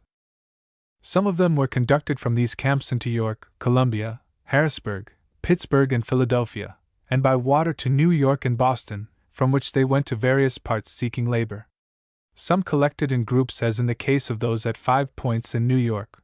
13. Large numbers of them from Virginia assembled in Washington in 1862 in Duff Green's Row on Capitol Hill, where they were organized as a camp, out of which came a contraband school, after being moved to the McClellan Barracks. 14. Then there was in the District of Columbia another group known as Freedmen's Village on Arlington Heights. It was said that, in 1864, 30,000 to 40,000 Negroes had come from the plantations to the District of Columbia. 15. It happened here too, as in most cases of this migration, that the Negroes were on hand before the officials grappling with many other problems could determine exactly what could or should be done with them. The camps near Washington fortunately became centers for the employment of contrabands in the city. Those repairing to Fortress Monroe were distributed as laborers among the farmers of that vicinity. 16. Illustration: diagram showing the Negro population of northern and western cities in 1900 and the extent to which it increased by 1910. Counties in the southern states having at least 50% of their population Negro. Maps 3 and 4, Bulletin 129, U.S. Bureau of the Census. Maps 5 and 6, Bulletin 129, U.S. Bureau of the Census. In some of these camps, and especially in those of the West, the refugees were finally sent out to other sections in need of labor, as in the cases of the contrabands assembled with the Union Army at first at Grand Junction and later at Memphis. 17. There were 3 types of these camp communities which attracted attention as places for free labor experimentation. These were at Port Royal, on the Mississippi in the neighborhood of Vicksburg, and in Lower Louisiana and Virginia. The first trial of free labor of blacks on a large scale in a slave state was made in Port Royal. 18. The experiment was generally successful. By industry, thrift, and orderly conduct, the Negroes showed their appreciation for their new opportunities. In the Mississippi section invaded by the Northern Army, General Thomas opened what he called infirmary farms, which he leased to Negroes on certain terms, which they usually met successfully. The same plan, however, was not so successful in the lower Mississippi section. 19. The failure in this section was doubtless due to the inferior type of blacks in the lower Cotton Belt, where Negroes had been more brutalized by slavery. In some cases, these refugees experienced many hardships. It was charged that they were worked hard, badly treated, and deprived of all their wages except what was given them for rations and a scanty pittance, wholly insufficient to purchase necessary clothing and provide for their families. 20. Not a few of the refugees for these reasons applied for permission to return to their masters, and sometimes such permission was granted, for, although under military authority, they were by order of Congress to be considered as freemen. These voluntary slaves, of course, were few, and the authorities were not thereby impressed with the thought that Negroes would prefer to be slaves, should they be treated as freemen rather than as brutes. 21. It became increasingly difficult, however, to handle this problem. In the first place, it was not an easy matter to find soldiers well disposed to serve the Negroes in any manner whatever, and the officers of the army had no desire to force them to render such services since those thus engaged suffered a sort of social ostracism. The same condition obtained in the case of caring for those afflicted with disease, until there was issued a specific regulation placing the contraband sick in charge of the army surgeons. 22. What the situation in the Mississippi Valley was during these months has been well described by an observer, saying, "I hope I may never be called on again to witness the horrible scenes I saw in those first days of history of the freedmen in the Mississippi Valley. Assistants were hard to find, especially the kind that would do any good in the camps. A detailed soldier in each camp of 1,000 people was the best that could be done, and his duties were so onerous that he ended by doing nothing. In reviewing the condition of the people at that time, I am not surprised at the marvelous stories told by visitors who caught an occasional glimpse of the misery and wretchedness in these camps. Our efforts to do anything for these people, as they herded together in masses, when founded on any expectation that they would help themselves, often failed. They had become so completely broken down in spirit, through suffering, that it was almost impossible to arouse them." 23. A few sympathetic officers and especially the chaplains undertook to relieve the urgent cases of distress. They could do little, however, to handle all the problems of the unusual situation until they engaged the attention of the higher officers of the army and the federal functionaries in Washington. After some delay, this was finally done and special officers were detailed to take charge of the contrabands. The Negroes were assembled in camps and employed according to instructions from the Secretary of War as teamsters, laborers, and the like on forts and railroads. Some were put to picking, ginning, baling, and removing cotton on plantations abandoned by their masters.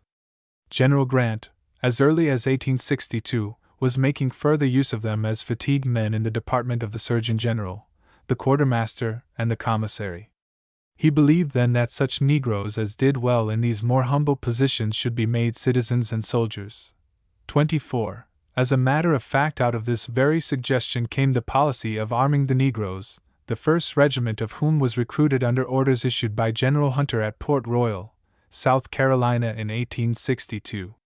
As the arming of the slave to participate in this war did not generally please the white people who considered the struggle a war between civilized groups, this policy could not offer general relief to the congested contraband camps. 25. A better system of handling the fugitives was finally worked out, however, with a general superintendent at the head of each department, supported by a number of competent assistants. More explicit instructions were given as to the manner of dealing with the situation. It was to be the duty of the superintendent of contrabands, says the order, to organize them into working parties in saving the cotton, as pioneers on railroads and steamboats, and in any way where their services could be made available. Where labor was performed for private individuals, they were charged in accordance with the orders of the commander of the department. In case they were directed to save abandoned crops of cotton for the benefit of the United States government, the officer selling such crops would turn over to the superintendent of contrabands the proceeds of the sale, which together with other earnings were used for clothing and feeding the Negroes. Clothing sent by philanthropic persons to these camps was received and distributed by the superintendent. In no case, however, were Negroes to be forced into the service of the United States government, or to be enticed away from their homes except when it became a military necessity. 26. Some order out of the chaos eventually developed, for as John Eaton, one of the workers in the West, reported, there was no promiscuous intermingling. Families were established by themselves. Every man took care of his own wife and children. One of the most touching features of our work, says he, was the eagerness with which colored men and women availed themselves of the opportunities offered them to legalize unions already formed, some of which had been in existence for a long time. 27. Chaplain A.S. Fisk on one occasion married in about an hour 119 couples at one service, chiefly those who had long lived together. Letters from the Virginia camps and from those of Port Royal indicate that this favorable condition generally obtained. 28. This unusual problem, in spite of additional effort, however, would not readily admit of solution. Benevolent workers of the North, therefore, began to minister to the needs of these unfortunate blacks. They sent considerable sums of money, increasing quantities of clothing, and even some of their most devoted men and women to toil among them as social workers and teachers. 29. These efforts also took organized form in various parts of the North under the direction of the Pennsylvania Freedmen's Relief Association, the Tract Society, the American Missionary Association, Pennsylvania Friends Freedmen's Relief Association, Old School Presbyterian Mission, the Reformed Presbyterian Mission, the New England Freedmen's Aid Committee, the New England Freedmen's Aid Society, the New England Freedmen's Mission, the Washington Christian Union, the Universalists of Maine, the New York Freedmen's Relief Association, the Hartford Relief Society, the National Freedmen's Relief Association of the District of Columbia, and finally the Freedmen's Bureau. 30. As an outlet to the congested grouping of Negroes and poor whites in the war camps, it was arranged to send a number of them to the loyal states as fast as there presented themselves opportunities for finding homes and employment. Cairo, Illinois, in the West, became the center of such activities, extending its ramifications into all parts of the invaded Southern territory. Some of the refugees permanently settled in the North, taking up the work abandoned by the Northern soldiers who went to war. 31. It was soon found necessary to appoint a superintendent of such affairs at Cairo, for there were those who, desiring to lead a straggling life, had to be restrained from crime by military surveillance and regulations requiring labor for self-support. Exactly how many whites and blacks were thus aided to reach northern communities cannot be determined, but in view of the frequent mention of their movements by travelers, the number must have been considerable. In some cases, as in Lawrence, Kansas, there were assembled enough freedmen to constitute a distinct group.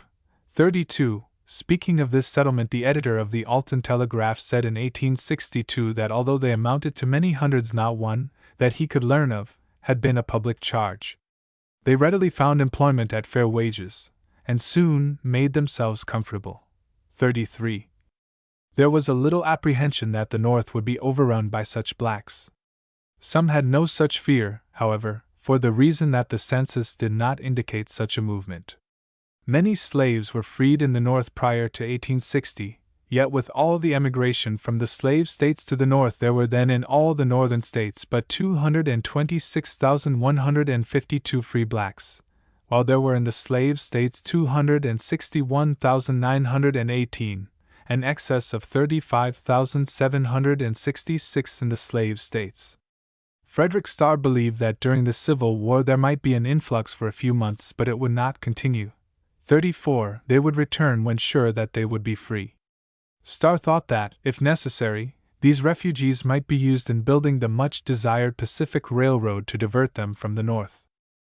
There was little ground for this apprehension. In fact, if their readjustment and development in the contraband camps could be considered an indication of what the Negroes would eventually do. Taking all things into consideration, most unbiased observers felt that blacks in the camps deserved well of their benefactors. 36. According to Levi Coffin, these contrabands were, in 1864, disposed of as follows. In military services as soldiers, laundresses, cooks, officers' servants and laborers in the various staff departments, 41,150. In cities, on plantations and in freedmen's villages and cared for, 72,500. Of these, 62,300 were entirely self-supporting, just as any industrial class anywhere else, as planters, mechanics, barbers, hackmen and draymen, conducting enterprises on their own responsibility or working as hired laborers. The remaining 10,200 received subsistence from the government. 3,000 of these were members of families whose heads were carrying on plantations, and had undertaken cultivation of 4,000 acres of cotton, pledging themselves to pay the government for their subsistence from the first income of the crop. The other 7,200 included the paupers, that is, all Negroes over and under the self-supporting age, the crippled and sick in hospitals. This class, however, instead of being unproductive, had then under cultivation 500 acres of corn, 790 acres of vegetables, and 1,500 acres of cotton, besides working at wood chopping and other industries. There were reported in the aggregate over 100,000 acres of cotton under cultivation, 7,000 acres of which were leased and cultivated by blacks. Some Negroes were managing as many as 300 or 400 acres each. 37. Statistics showing exactly how much the numbers of contrabands in the various branches of the service increased are wanting, but in view of the fact that the few thousand soldiers here given increased to about 200,000 before the close of the Civil War, the other numbers must have been considerable, if they all grew the least proportionately. Much industry was shown among these refugees. Under this new system they acquired the idea of ownership and of the security of wages and learned to see the fundamental difference between freedom and slavery. Some Yankees, however, seeing that they did less work than did laborers in the North, considered them lazy, but the lack of industry was customary in the South and a river should not be expected to rise higher than its source. One of their superintendents said that they worked well without being urged, that there was among them a public opinion against idleness, which answered for discipline, and that those put to work with soldiers labored longer and did the nicer parts. In natural tact and the faculty of getting a livelihood, says the same writer, the contrabands are inferior to the Yankees, but quite equal to the mass of Southern population. 38. The Negroes also showed capacity to organize labor and use capital in the promotion of enterprises. Many of them purchased land and cultivated it to great profit both to the community and to themselves. Others entered the service of the government as mechanics and contractors, from the employment of which some of them realized handsome incomes. The more important development, however, was that of manhood. This was best observed in their growing consciousness of rights, and their readiness to defend them, even when encroached upon by members of the white race. They quickly learned to appreciate freedom and exhibited evidences of manhood in their desire for the comforts and conveniences of life. They readily purchased articles of furniture within their means, bringing their home equipment up to the standard of that of persons similarly circumstanced. The indisposition to labor was overcome in a healthy nature by instinct and motives of superior forces, such as love of life, the desire to be clothed and fed, the sense of security derived from provision for the future, the feeling of self-respect, the love of family and children, and the convictions of duty. 39. These enterprises, begun in doubt, soon ceased to be a bare hope or possibility. They became during the war a fruition and a consummation, in that they produced Negroes who would work for a living and fight for freedom. They were, therefore, considered adapted to civil society. They had shown capacity for knowledge, for free industry, for subordination to law and discipline, for soldierly fortitude, for social and family relations, for religious culture and aspiration.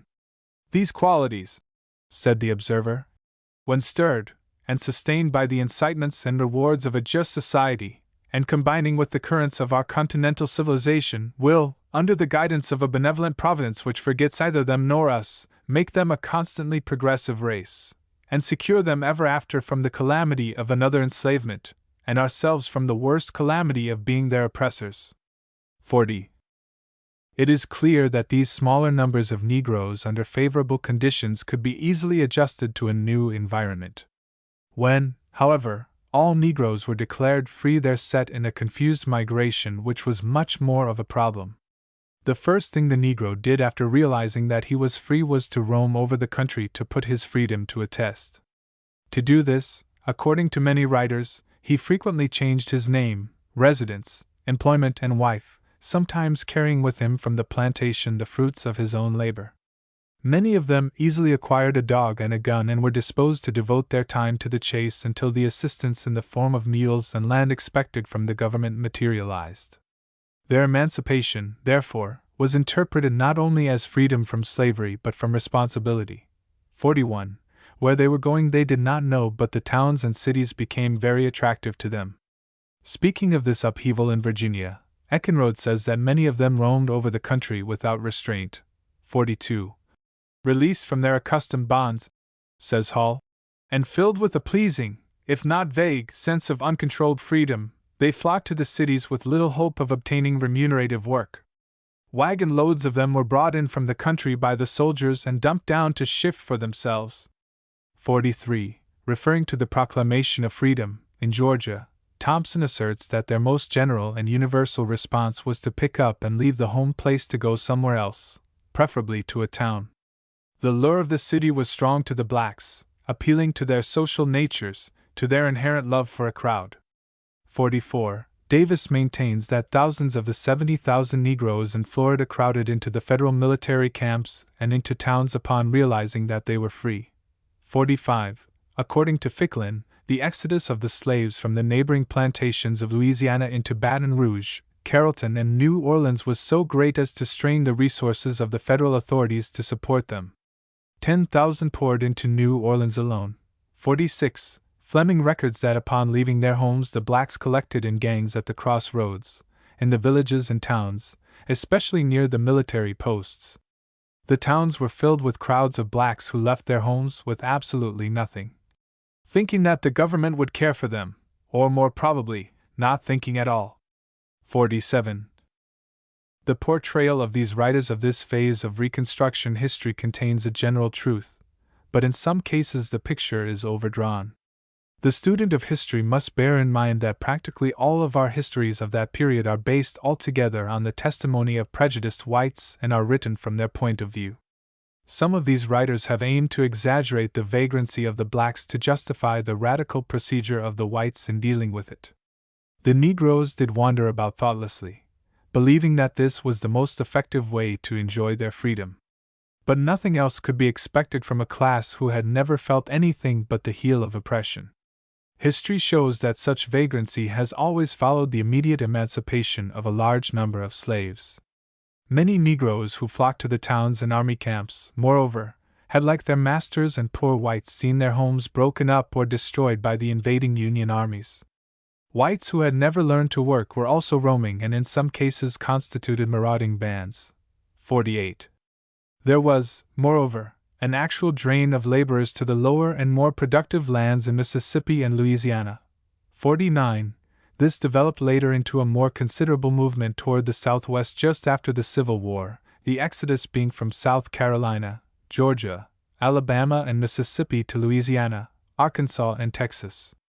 Here was the pioneering spirit, a going to the land of more economic opportunities.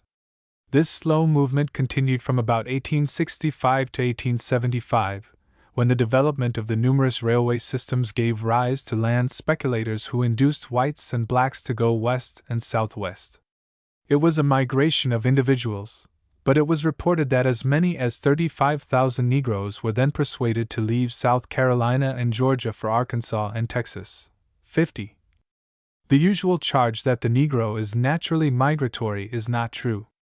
This impression is often received by persons who hear of the thousands of Negroes who move from one place to another from year to year because of the desire to improve their unhappy condition. In this there is no tendency to migrate but an urgent need to escape undesirable conditions. In fact, one of the American Negro's greatest shortcomings is that they are not sufficiently pioneering. Statistics show that the whites have more inclination to move from state to state than the Negro. To prove this assertion, 51, Professor William O. Scroggs has shown that, in 1910, 16.6% of the Negroes had moved to some other state than that in which they were born, while during the same period 22.4% of the whites had done the same. 52. The South, however, was not disposed to look at the vagrancy of the ex-slaves so philosophically. That section had been devastated by war, and to rebuild these waste places reliable labor was necessary. Legislatures of the slave states, therefore, immediately after the close of the war, granted the Negro nominal freedom but enacted measures of vagrancy and labor so as to reduce the Negro again almost to the status of a slave. White magistrates were given wide discretion in adjudging Negroes vagrants. 53. Negroes had to sign contracts to work. If without what was considered a just cause the Negro left the employ of a planter, the former could be arrested and forced to work, and in some sections with ball and chain. If the employer did not care to take him back, he could be hired out by the county or confined in jail. Mississippi, Louisiana, and South Carolina had further drastic features. By local ordinance in Louisiana, every Negro had to be in the service of some white person, and by special laws of South Carolina and Mississippi the Negro became subject to a master almost in the same sense in which he was prior to emancipation. 54. These laws, of course, convinced the government of the United States that the South had not yet decided to let slavery go, and for that reason military rule and congressional reconstruction followed. In this respect the South did itself a great injury, for many of the provisions of the black codes, especially the vagrancy laws, were unnecessary. Most Negroes soon realized that freedom did not mean relief from responsibility, and they quickly settled down to work after a rather protracted and exciting holiday. 55. During the last year of and immediately after the Civil War there set in another movement, not of a large number of Negroes but of the intelligent class who had during years of residence in the North enjoyed such advantages of contact and education as to make them desirable and useful as leaders in the reconstruction of the South and the remaking of the race. In their tirades against the carpetbag politicians who handled the Reconstruction situation so much to the dissatisfaction of the Southern whites, historians often forget to mention also that a large number of the Negro leaders who participated in that drama were also natives or residents of northern states. 3 motives impelled these blacks to go south. Some had found northern communities so hostile as to impede their progress. Many wanted to rejoin relatives from whom they had been separated by their flight from the land of slavery, and others were moved by the spirit of adventure to enter a new field ripe with all sorts of opportunities. This movement, together with that of migration to large urban communities, largely accounts for the depopulation and the consequent decline of certain colored communities in the North after 1865. Some of the Negroes who returned to the South became men of national prominence. William J. Simmons, who prior to the Civil War was carried from South Carolina to Pennsylvania, returned to do religious and educational work in Kentucky. Bishop James W. Hood of the African Methodist Episcopal Zion Church went from Connecticut to North Carolina to engage in similar work. Honorable R.T. Greener, the first Negro graduate of Harvard, went from Philadelphia to teach in the District of Columbia and later to be a professor in the University of South Carolina. F.L. Cardoza, educated at the University of Edinburgh, returned to South Carolina and became state treasurer. R.B. Eliot, born in Boston and educated in England, settled in South Carolina from which he was sent to Congress. John M. Langston was taken to Ohio and educated but came back to Virginia, his native state, from which he was elected to Congress. J.T. White left Indiana to enter politics in Arkansas, becoming state senator and later commissioner of public works and internal improvements. Judge Mifflin Worcester Gibbs, a native of Philadelphia, purposely settled in Arkansas where he served as city judge and register of United States Land Office. T. Morris Chester, of Pittsburgh, finally made his way to Louisiana where he served with distinction as a lawyer and held the position of brigadier general in charge of the Louisiana State Guards under the Kellogg government. Joseph Carter Corbin, who was taken from Virginia to be educated at Chillicothe, Ohio, went later to Arkansas where he served as chief clerk in the post office at Little Rock and later as state superintendent of schools. Pinckney Benton Stewart Pinchback, who moved north for education and opportunity, returned to enter politics in Louisiana, which honored him with several important positions, among which was that of acting governor. Footnote 1. This is well treated in John Eaton's Grant, Lincoln and the Freedmen. See also Coffin's Boys of 61. Footnote 2. Williams, History of the Negro Troops in the War of the Rebellion, page 70. Footnote 3. Greeley, American Conflict, I, page 585. Footnote 4. Ibid. 2, page 246. Footnote 5. Official Records of the Rebellion, 8, page 628. Footnote 6. Williams, Negro Troops, page 66 etc. Footnote 7. Official Records of the Rebellion, 8, page 370. Williams, Negro Troops, page 75. Footnote 8. Eaton, Grant, Lincoln and the Freedmen, pages 87-92. Footnote 9. Pierce, Freedmen of Port Royal, South Carolina, Passam, Botcham, First Days Among the Contrabands, pages 10-22, and Pearson, Letters from Port Royal, Passam. Footnote 10. Eaton, Grant, Lincoln and the Freedmen, page 92. Footnote 11. Ibid. pages 2-3. Footnote 12. Report of the Committee of Representatives of the New York Yearly Meeting of Friends upon the Condition and Wants of the Colored Refugees, 1862, page 1 etc. Footnote 13. Report of the Committee of Representatives, etc., page 3. Footnote 14. At an entertainment of this school, Senator Pomeroy of Kansas, voicing the sentiment of Lincoln, spoke in favor of a scheme to colonize Negroes in Central America. Footnote 15. Special Report of the United States Commission of Education on the Schools of the District of Columbia, page 215. Footnote 16. Christian Examiner, 76, page 349. Footnote 17. Eaton, Lincoln, Grant and the Freedmen, pages 18-30. Footnote 18. Pierce, the Freedmen of Port Royal, South Carolina, Official Reports, and Pearson, Letters from Port Royal written at the time of the Civil War. Footnote 19. Christian Examiner, 76, page 354. Footnote 20. Continental Monthly, 2, page 193. Footnote 21. Report of the Committee of Representatives of the New York Yearly Meeting of Friends, page 12. Footnote 23. Eaton, Lincoln, Grant and the Freedmen, page 2. Footnote 23. Eaton, Lincoln, Grant and the Freedmen, page 19. See also Bocham's First Days Amongst the Contrabands. This work vividly portrays conditions among the refugees assembled at points in South Carolina. Footnote 24. Eaton, Grant, Lincoln and the Freedmen, page 15. Footnote 25. Williams, Negro in the Rebellion, pages 90-98.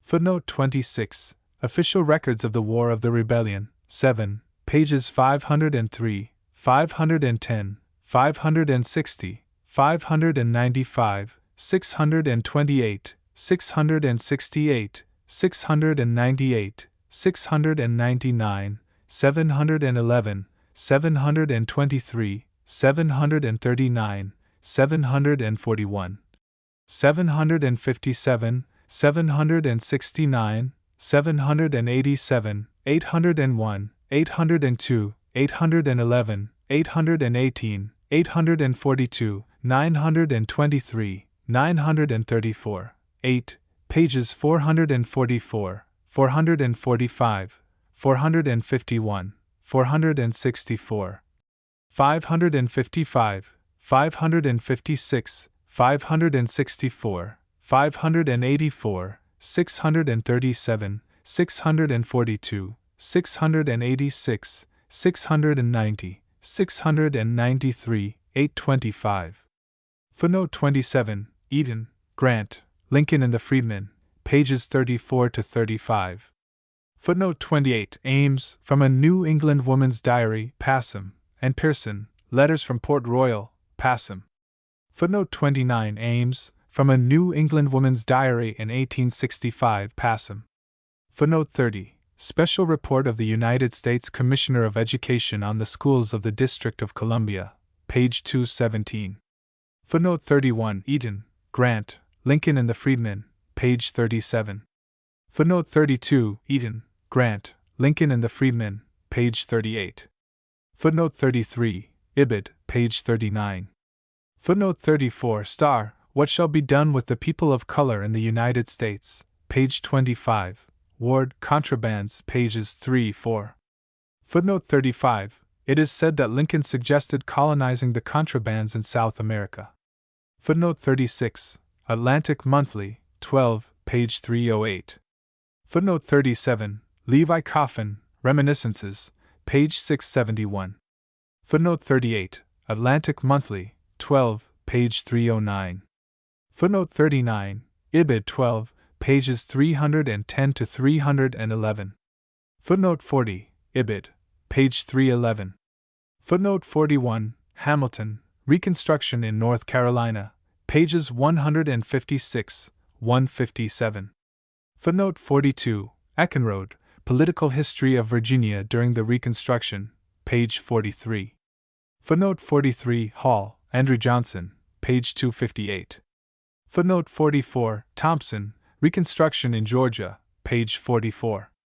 Footnote 45. Davis, Reconstruction in Florida, page 341. Footnote 46, Ficklin, History of Reconstruction in Louisiana, page 118.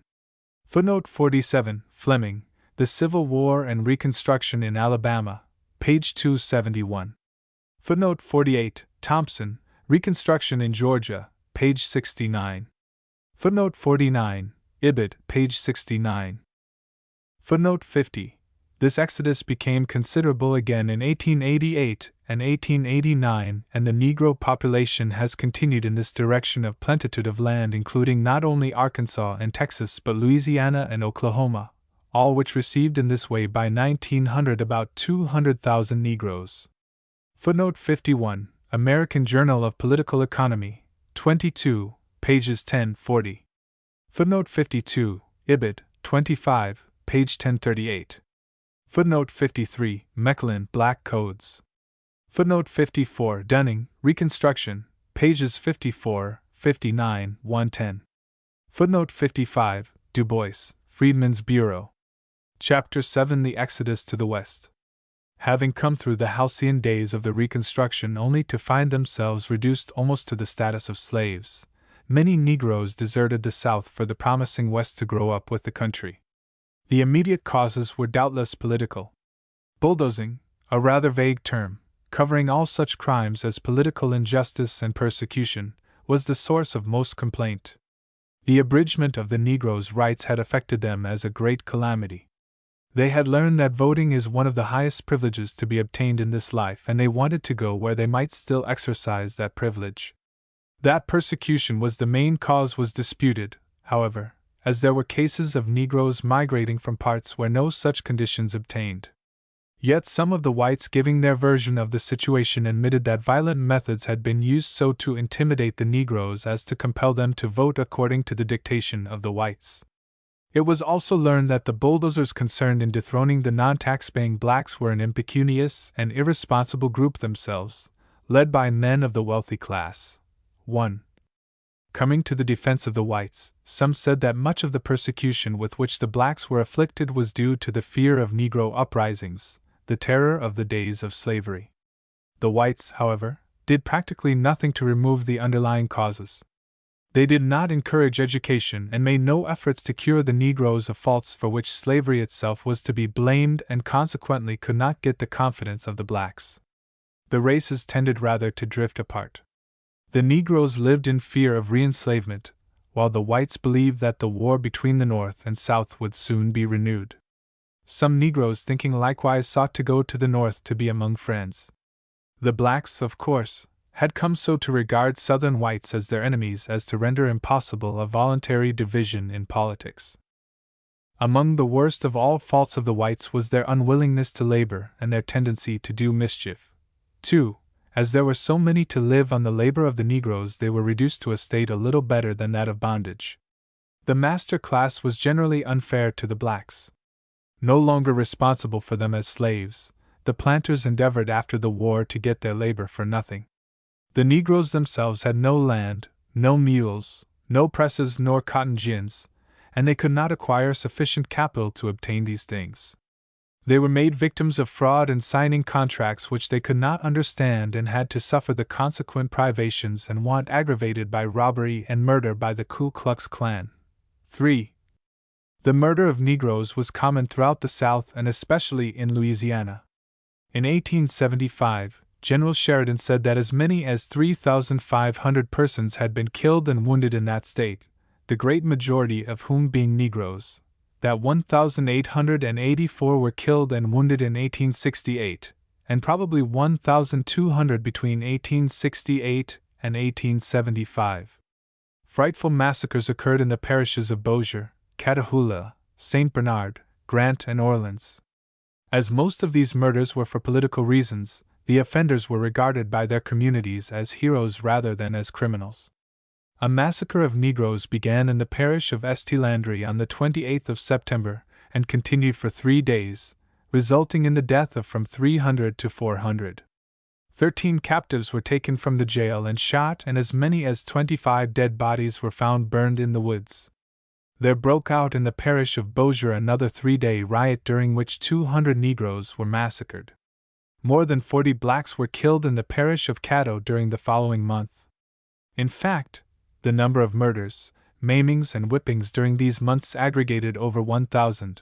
For the result was that the intelligent Negroes were either intimidated or killed so that the illiterate masses of Negro voters might be ordered to refrain from voting the Republican ticket to strengthen the Democrats or be subjected to starvation through the operation of the mischievous land tenure and credit system.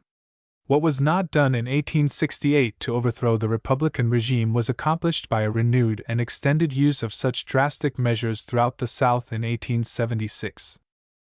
Certain whites maintained, however, that the unrest was due to the work of radical politicians at the North, who had sent their emissaries south to delude the Negroes into a fever of migration.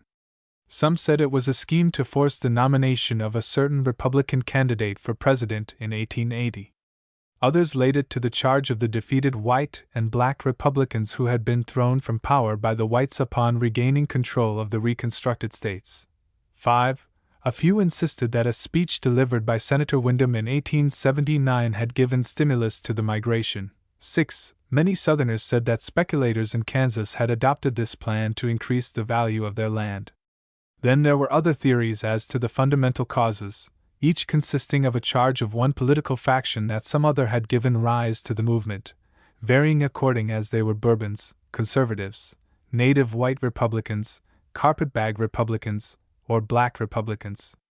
Impartial observers, however, were satisfied that the movement was spontaneous to the extent that the blacks were ready and willing to go. Probably no more inducement was offered them than to other citizens among whom land companies sent agents to distribute literature. But the fundamental causes of the unrest were economic, for since the Civil War race troubles have never been sufficient to set in motion a large number of Negroes. The discontent resulted from the land tenure and credit systems, which had restored slavery in a modified form. 7. After the Civil War, a few Negroes in those parts, where such opportunities were possible, invested in real estate offered for sale by the impoverished and ruined planters of the conquered commonwealths. When, however, the Negroes lost their political power, their property was seized on the plea for delinquent taxes and they were forced into the ghetto of towns and cities, as it became a crime punishable by social proscription to sell Negroes desirable residences. The aim was to debase all Negroes to the status of menial labor in conformity with the usual contention of the South that slavery is the normal condition of the blacks. 8. Most of the land of the South, however, always remained as large tracts held by the planters of cotton, who never thought of alienating it to the Negroes to make them a race of small farmers. In fact, they had not the means to make extensive purchases of land, even if the planters had been disposed to transfer it. Still subject to the experimentation of white men, the Negroes accepted the plan of paying them wages. But this failed in all parts except in the sugar district, where the blacks remained contented save when disturbed by political movements. They then tried all systems of working on shares in the cotton districts, but this was finally abandoned because the planters in some cases were not able to advance the Negro tenants' supplies, pending the growth of the crop, and some found the Negro too indifferent and lazy to make the partnership desirable. Then came the renting system, which during the Reconstruction period was general in the cotton districts. This system threw the tenant on his own responsibility, and frequently made him the victim of his own ignorance and the rapacity of the white man. As exorbitant prices were charged for rent, usually $6 to $10 an acre for land worth $15 to $30 an acre, the Negro tenant not only did not accumulate anything but had reason to rejoice at the end of the year, if he found himself out of debt. 9. Along with this went the credit system, which furnished the capstone of the economic structure so harmful to the Negro tenant. This system made the Negroes dependent for their living on an advance of supplies of food, clothing, or tools during the year, secured by a lien on the crop when harvested. As the Negroes had no chance to learn business methods during the days of slavery, they fell a prey to a class of loan sharks, harpies, and vampires, who established stores everywhere to extort from these ignorant tenants by the mischievous credit system their whole income before their crops could be gathered. 10. Some planters who sympathized with the Negroes brought forward the scheme of protecting them by advancing certain necessities at more reasonable prices. As the planter himself, however, was subject to usury, the scheme did not give much relief. The Negro's crop, therefore, when gathered, went either to the merchant or to the planter to pay the rent, for the merchant's supplies were secured by a mortgage on the tenant's personal property and a pledge of the growing crop.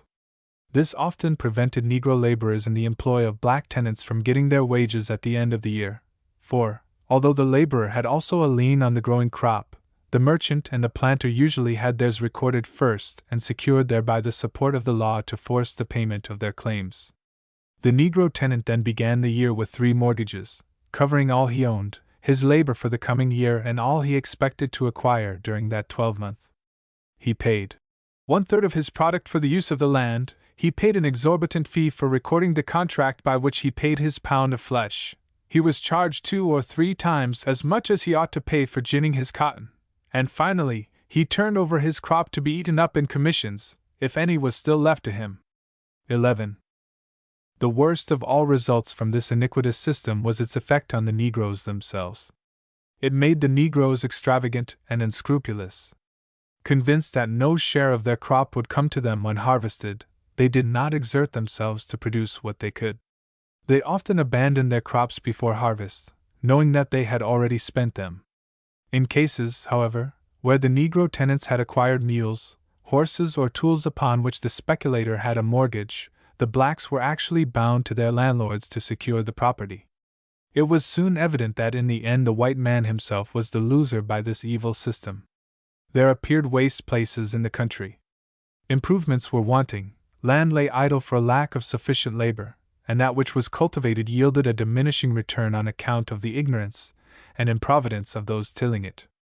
These Negroes, as a rule, had lost the ambition to become landowners, preferring to invest their surplus money in personal effects, and in the few cases where the Negroes were induced to undertake the buying of land, they often tired of the responsibility and gave it up.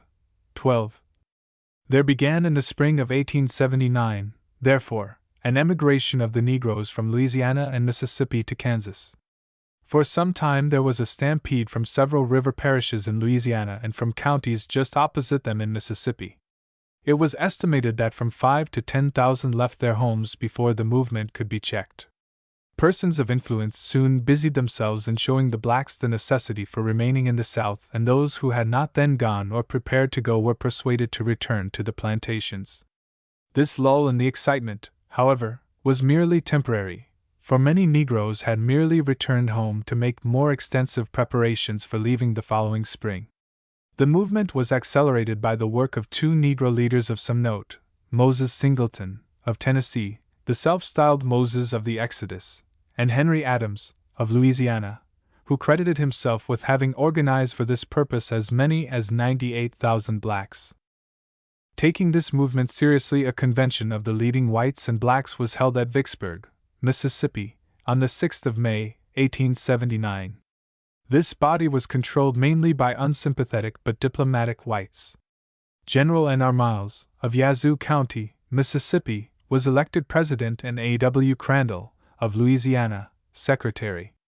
After making some meaningless but eloquent speeches, the convention appointed a committee on credentials and adjourned until the following day.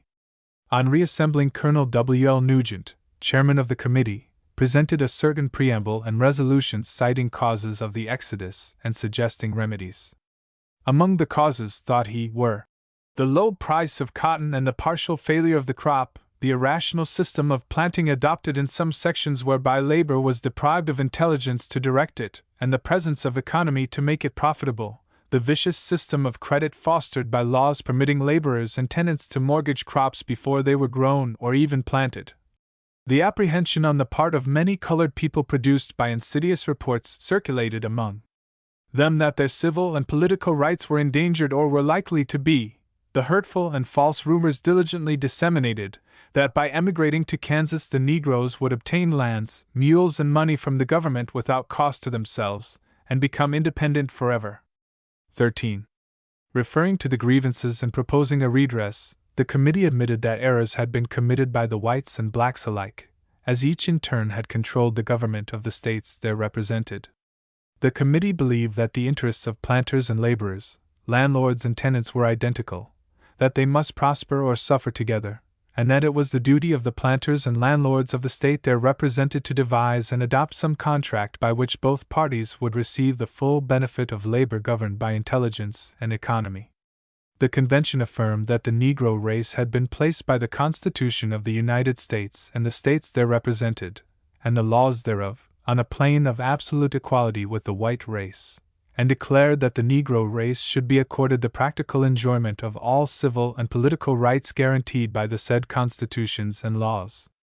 The convention pledged itself to use whatever of power and influence it possessed to protect the Negro race against all dangers in respect to the fair expression of their wills at the polls, which they apprehended might result from fraud, intimidation, or bulldozing on the part of the whites. And as there could be no liberty of action without freedom of thought, they demanded that all elections should be fair and free and that no repressive measures should be employed by the Negroes to deprive their own race in part of the fullest freedom in the exercise of the highest right of citizenship. 14. The committee then recommended the abolition of the mischievous credit system, called upon the Negroes to contradict false reports as to crimes of the whites against them, and, after considering the Negroes' right to emigrate, urged that they proceed about it with reason. Ex-Governor Foote, of Mississippi, submitted a plan to establish in every county a committee, composed of men who had the confidence of both whites and blacks, to be auxiliary to the public authorities, to listen to complaints and arbitrate, advise, conciliate, or prosecute, as each case should demand. But unwilling to do more than make temporary concessions, the majority rejected Foote's plan. 15. The whites thought also to stop the exodus by inducing the steamboat lines not to furnish the emigrants transportation. Negroes were also detained by writs obtained by preferring against them false charges. Some, who were willing to let the Negroes go, thought of importing white and Chinese labor to take their places. Hearing of the movement and thinking that he could offer a remedy, Senator D.W. Voorhees, of Indiana, introduced a resolution in the United States Senate authorizing an inquiry into the causes of the exodus.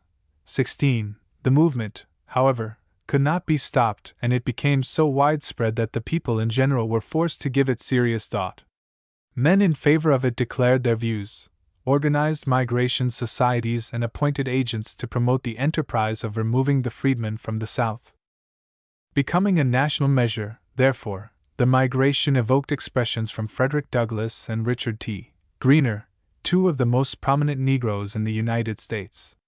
Douglass believed that the exodus was ill-timed. He saw in it the abandonment of the great principle of protection to persons and property in every state of the Union. He felt that if the Negroes could not be protected in every state, the federal government was shorn of its rightful dignity and power, the late rebellion had triumphed, the sovereign of the nation was an empty vessel, and the power and authority in individual states were supreme. He thought, therefore, that it was better for the Negroes to stay in the South than to go north, as the South was a better market for the black man's labor. Douglass believed that the Negroes should be warned against a nomadic life. He did not see any more benefit in the migration to Kansas than he had years before in the emigration to Africa. The Negroes had a monopoly of labor at the South, and they would be too insignificant in numbers to have such an advantage in the North.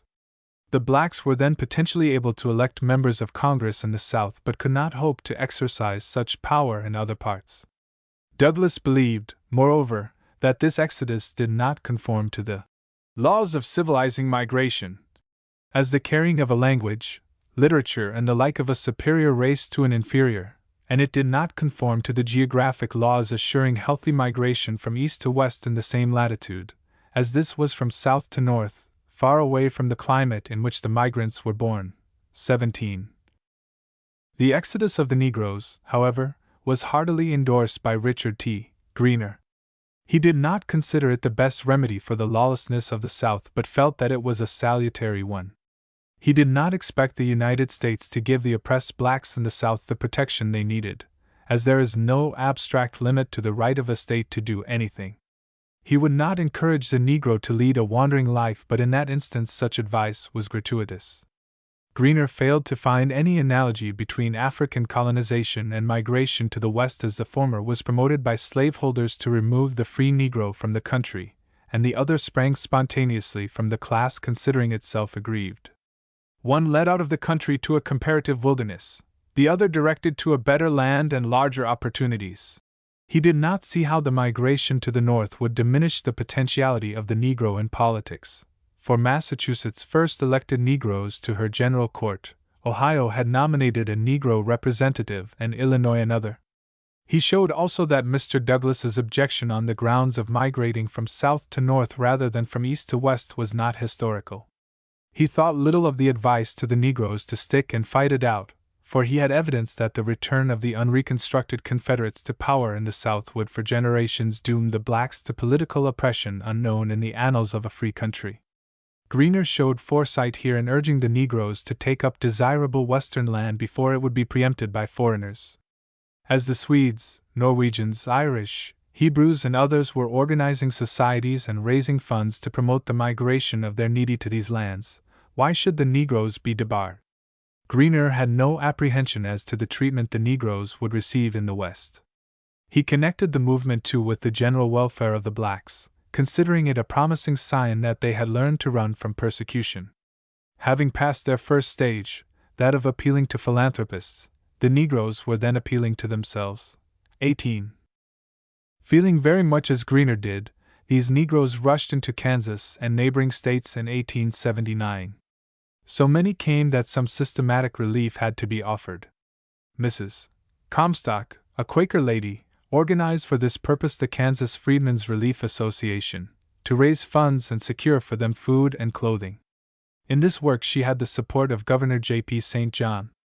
There was much suffering upon arriving in Kansas, but relief came from various sources. During this year $40,000 and 500,000 pounds of clothing, bedding and the like were used.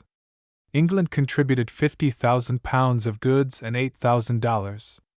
In 1879, the refugees took up 20,000 acres of land and brought 3,000 under cultivation.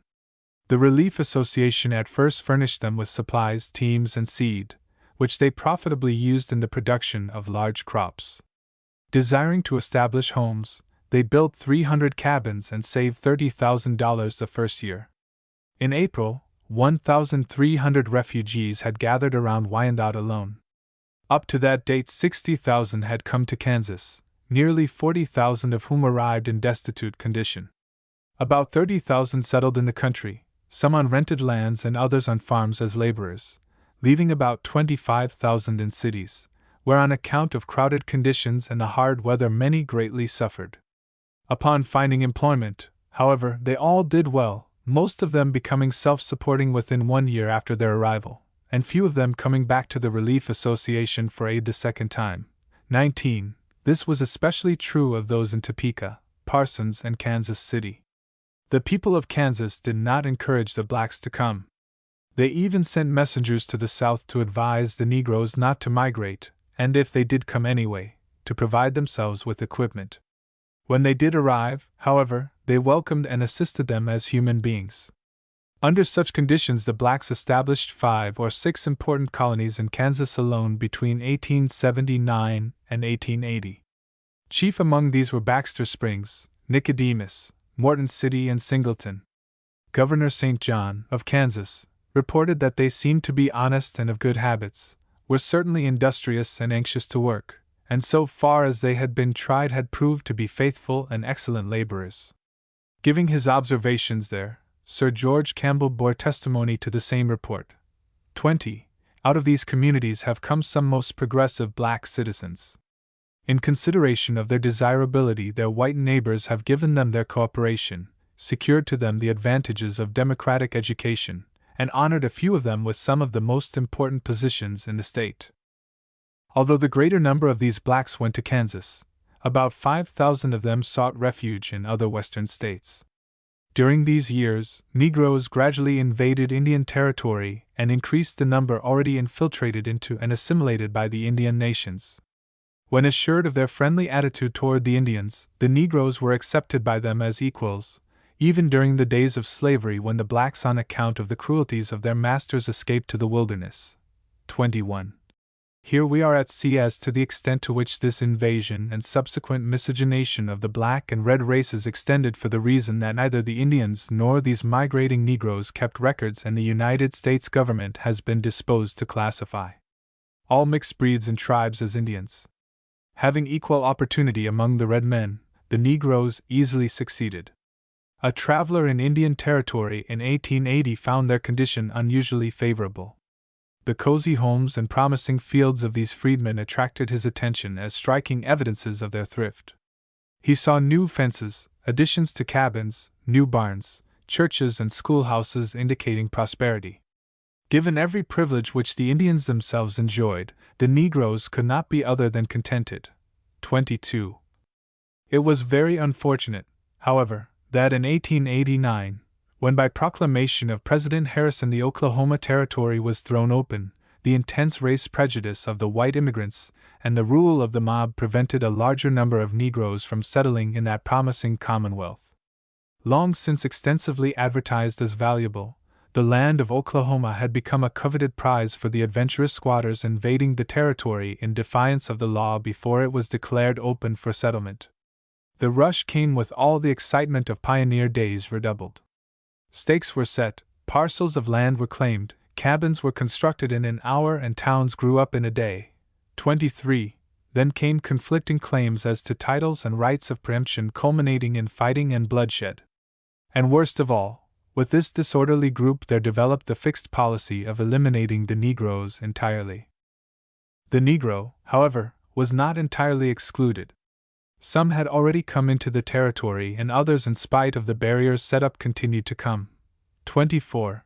With the cooperation of the Indians, with whom they easily amalgamated, they readjusted themselves and acquired sufficient wealth to rise in the economic world. Although not generally fortunate, a number of them have coal and oil lands from which they obtain handsome incomes, and a few, like Sarah Rector, have actually become rich. Dishonest white men, with the assistance of unprincipled officials, have defrauded and are still endeavoring to defraud these Negroes of their property, lending them money secured by mortgages and obtaining for themselves through the courts appointments as the Negroes' guardians. They turn out to be the robbers of the Negroes, in case they do not live in a community where an enlightened public opinion frowns down upon this crime. During the later 80s and the early 90s there were some other interstate movements worthy of notice here. The mineral wealth of the Appalachian Mountains was being exploited. Foreigners, at first, were coming into this country in sufficiently large numbers to meet the demand, but when this supply became inadequate, labor agents appealed to the blacks in the South. Negroes then flocked to the mining districts of Birmingham, Alabama, and to East Tennessee. A large number also migrated from North Carolina and Virginia to West Virginia, and some few of the same group to southern Ohio, to take the places of those unreasonable strikers who often demanded larger increases in wages than the income of their employers could permit. Many of these Negroes came to West Virginia, as is evidenced by the increase in Negro population of that state. West Virginia had a Negro population of 17,980 in 1870. 25,886 in 1880, 32,690 in 1890, 43,499 in 1900, and 64,173 in 1910. 25. Footnote 1, Atlantic Monthly, 64, page 222, Nation, 28, pages 242-386. Footnote 2, Thompson, Reconstruction in Georgia, page 69. Footnote 3, Williams, History of the Negro Race, 2, page 375. Footnote 4, Williams, History of the Negro Race, 2, page 374. Footnote 5, American Journal of Social Science, 11, page 34. Footnote 6, Ibid, 11, page 33. Footnote 7, Nation, 28, pages 242-386. Footnote 8, Williams, History of the Negro Race, 2, page 378. Footnote 9, Atlantic Monthly, 64, page 225. Footnote 10, Ibid, 64, page 226. Footnote 11, Atlantic Monthly, 64, page 224. Footnote 12, The Atlantic Monthly, 44, page 223. Footnote 13, The Vicksburg Daily Commercial, May 6, 1879. Footnote 14, The Vicksburg Daily Commercial, May 6, 1879. Footnote 15, Ibid, May 6, 1879. Footnote 16. Congressional Record, 46th Congress, 2D Session, Volume 10, page 104. Footnote 17. For a detailed statement of Douglas's views, see the American Journal of Social Science, 11, pages 1 to 21. Footnote 18. American Journal of Social Science, 11, pages 22 to 35. Footnote 19. Williams, History of the Negro, 2, page 379. Footnote 20. In Kansas City, said Sir George Campbell, and still more in the suburbs of Kansas proper, the Negroes are much more numerous than I have yet seen. On the Kansas side they form quite a large proportion of the population. They are certainly subject to no indignity or ill usage. There the Negroes seem to have quite taken to work at trades. He saw them doing building work, both alone and assisting white men, and also painting and other tradesmen's work. On the Kansas side, he found a Negro blacksmith, with an establishment of his own. He had come from Tennessee after emancipation. He had not been back there and did not want to go.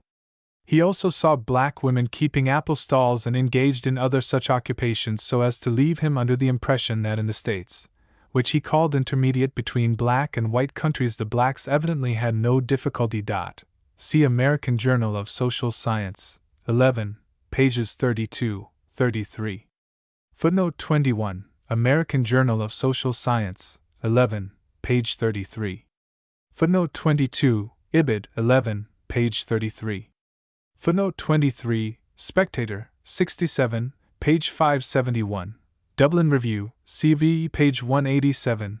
Cosmopolitan, 7, page 460. Nation, 68, page 279. Footnote 24. According to the United States Census of 1910, there are 137,612 Negroes in Oklahoma. Footnote 25. See Censuses of the United States. Chapter 8. The Migration of the Talented Tenth. In spite of these interstate movements, the Negro still continued as a perplexing problem, for the country was unprepared to grant the race political and civil rights. Nominal equality was forced on the South at the point of the sword, and the North reluctantly removed most of its barriers against the blacks.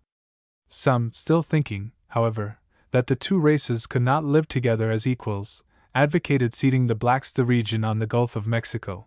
1. This was branded as chimerical on the ground that, deprived of the guidance of the whites, these states would soon sink to African level, and the end of the experiment would be a reconquest and a military regime fatal to the true development of American institutions.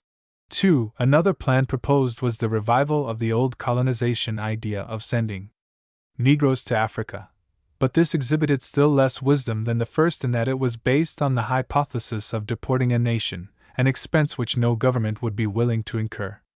There were then no physical means of transporting 6 or 7 millions of people, moreover, as there would be a new born for every one the agents of colonization could deport. 3. With the deportation scheme still kept before the people by the American Colonization Society, the idea of emigration to Africa did not easily die. Some Negroes continued to emigrate to Liberia from year to year.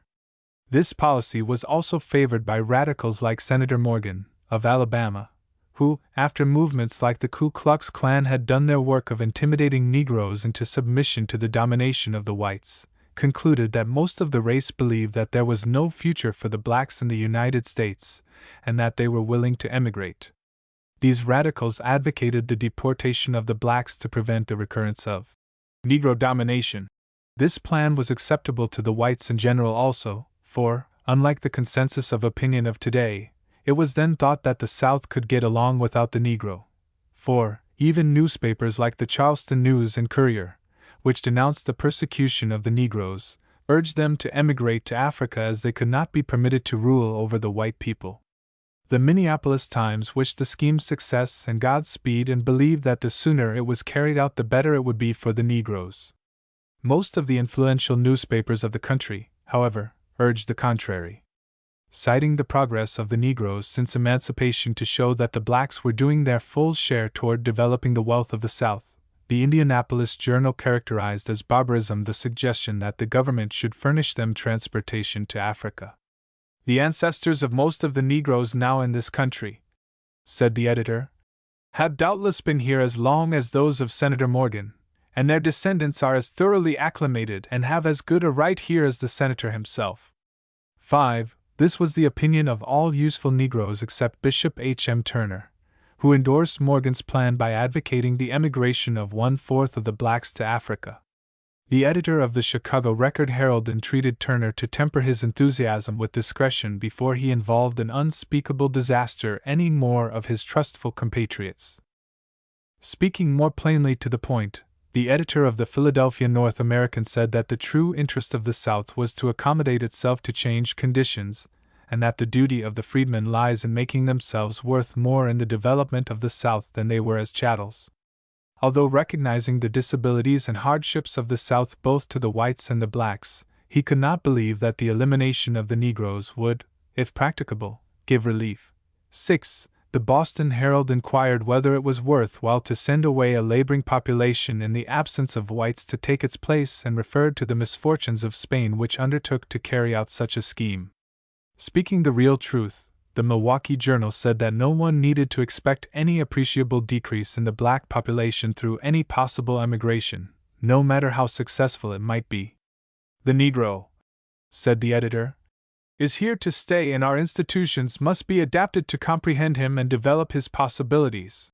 The Colored American, then the leading Negro organ of thought in the United States, believed that the Negroes should be thankful to Senator Morgan for his attitude on emigration, because he might succeed in deporting to Africa those Negroes who affect to believe that this is not their home, and the more quickly we get rid of such foolhardy people the better it will be for the stalwart of the race. 7.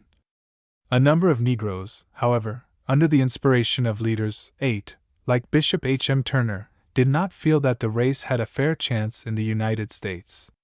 A few of them emigrated to Wapimo, Mexico, but becoming dissatisfied with the situation there, they returned to their homes in Georgia and Alabama in 1895. The coming of the Negroes into Mexico caused suspicion and excitement. A newspaper, El Tiempo, which had been denouncing lynching in the United States, changed front when these Negroes arrived in that country. Going in quest of new opportunities and desiring to reinforce the civilization of Liberia, 197 other Negroes sailed from Savannah, Georgia, for Liberia, March 19, 1895. Commending this step, the Macon Telegraph referred to their action as a rebellion against the social laws which govern all people of this country. This organ further said that it was the outcome of a feeling which has grown stronger and stronger year by year among the Negroes of the Southern states, and which will continue to grow with the increase of education and intelligence among them. The editor conceded that they had an opportunity to better their material condition and acquire wealth here, but contended that they had no chance to rise out of the peasant class. The Memphis Commercial Appeal urged the building of a large Negro nation in Africa as practicable and desirable, for it was more and more apparent that the Negro in this country must remain an alien and a disturber, because there was not and can never be a future for him in this country. The Florida Times-Union felt that this colonization scheme, like all others, was a fraud. It referred to the Negroes being carried to the land of plenty only to find out that there, as everywhere else in the world, an existence must be earned by toil, and that his own old sunny southern home is vastly the better place. 9. Only a few intelligent Negroes, however, had reached the position of being contented in the South. The Negroes eliminated from politics could not easily bring themselves around to thinking that they should remain there in a state of recognized inferiority, especially when during the 80s and 90s there were many evidences that economic as well as political conditions would become worse. The exodus treated in the previous chapter was productive of better treatment for the Negroes and an increase in their wages in certain parts of the South, but the migration, contrary to the expectations of many, did not become general. Actual prosperity was impossible even if the whites had been willing to give the Negro peasants a fair chance. The South had passed through a disastrous war, the effects of which so blighted the hopes of its citizens in the economic world that their land seemed to pass, so to speak, through a dark age. There was then little to give the man far down when the one to whom he of necessity looked for employment was in his turn bled by the merchant, or the banker of the larger cities, to whom he had to go for extensive credits. 10. Southern planters as a class, however, had not much sympathy for the blacks who had once been their property, and the tendency to cheat them continued, despite the fact that many farmers in the course of time extricated themselves from the clutches of the loan sharks. There were a few Negroes who, thanks to the honesty of certain Southern gentlemen, succeeded in acquiring considerable property in spite of their handicaps. 11. They yielded to the white man's control in politics, when it seemed that it meant either to abandon that field or die, and devoted themselves to the accumulation of wealth and the acquisition of education. This concession, however, did not satisfy the radical whites, as they thought that the Negro might some day return to power.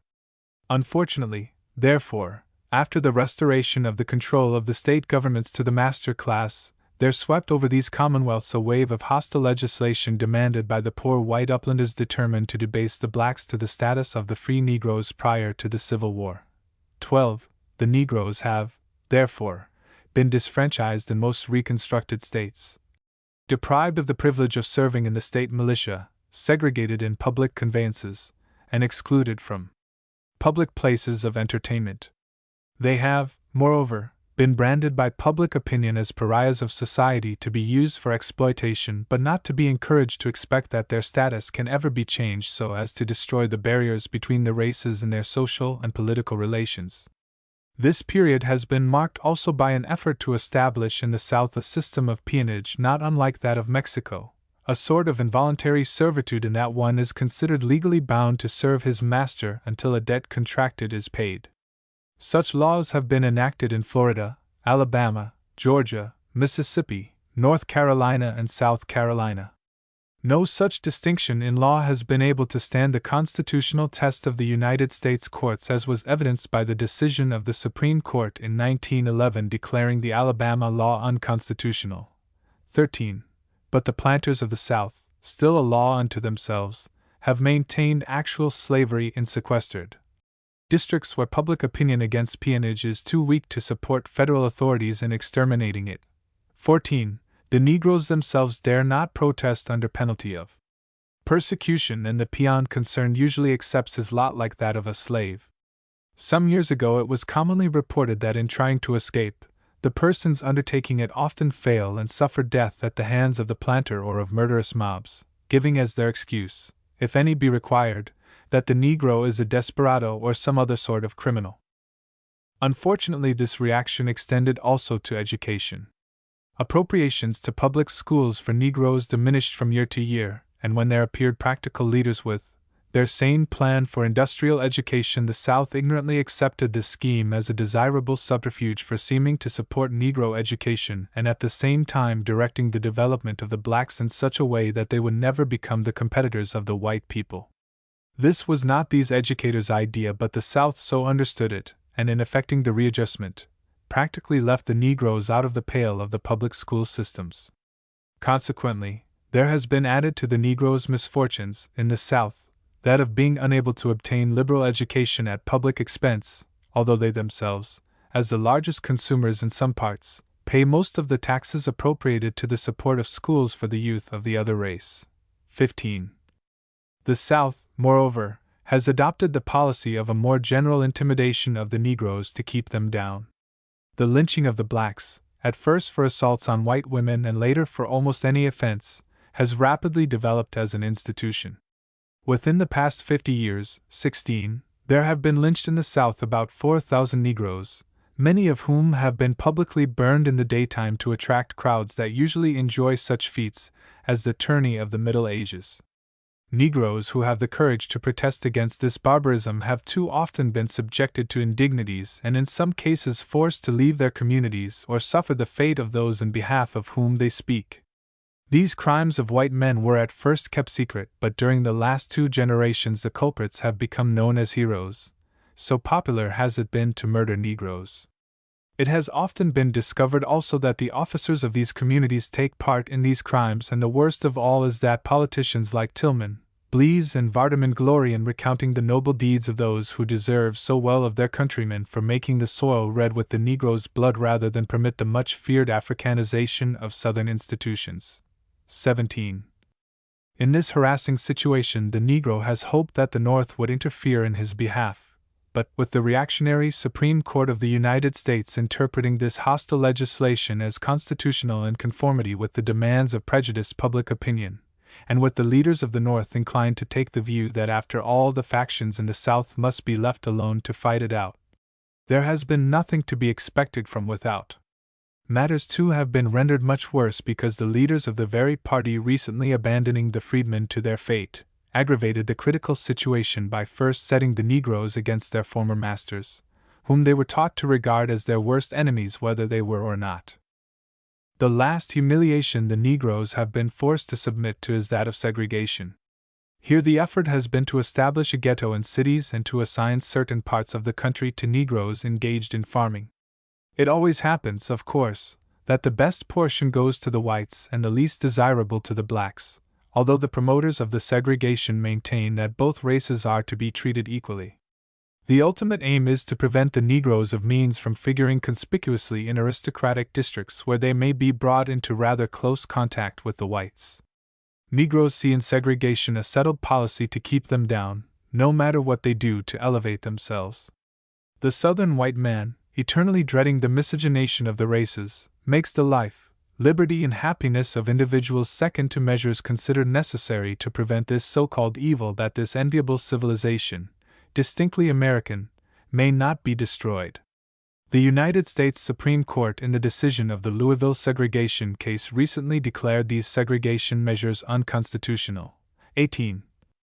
These restrictions have made the progress of the Negroes more of a problem in that directed towards social distinction.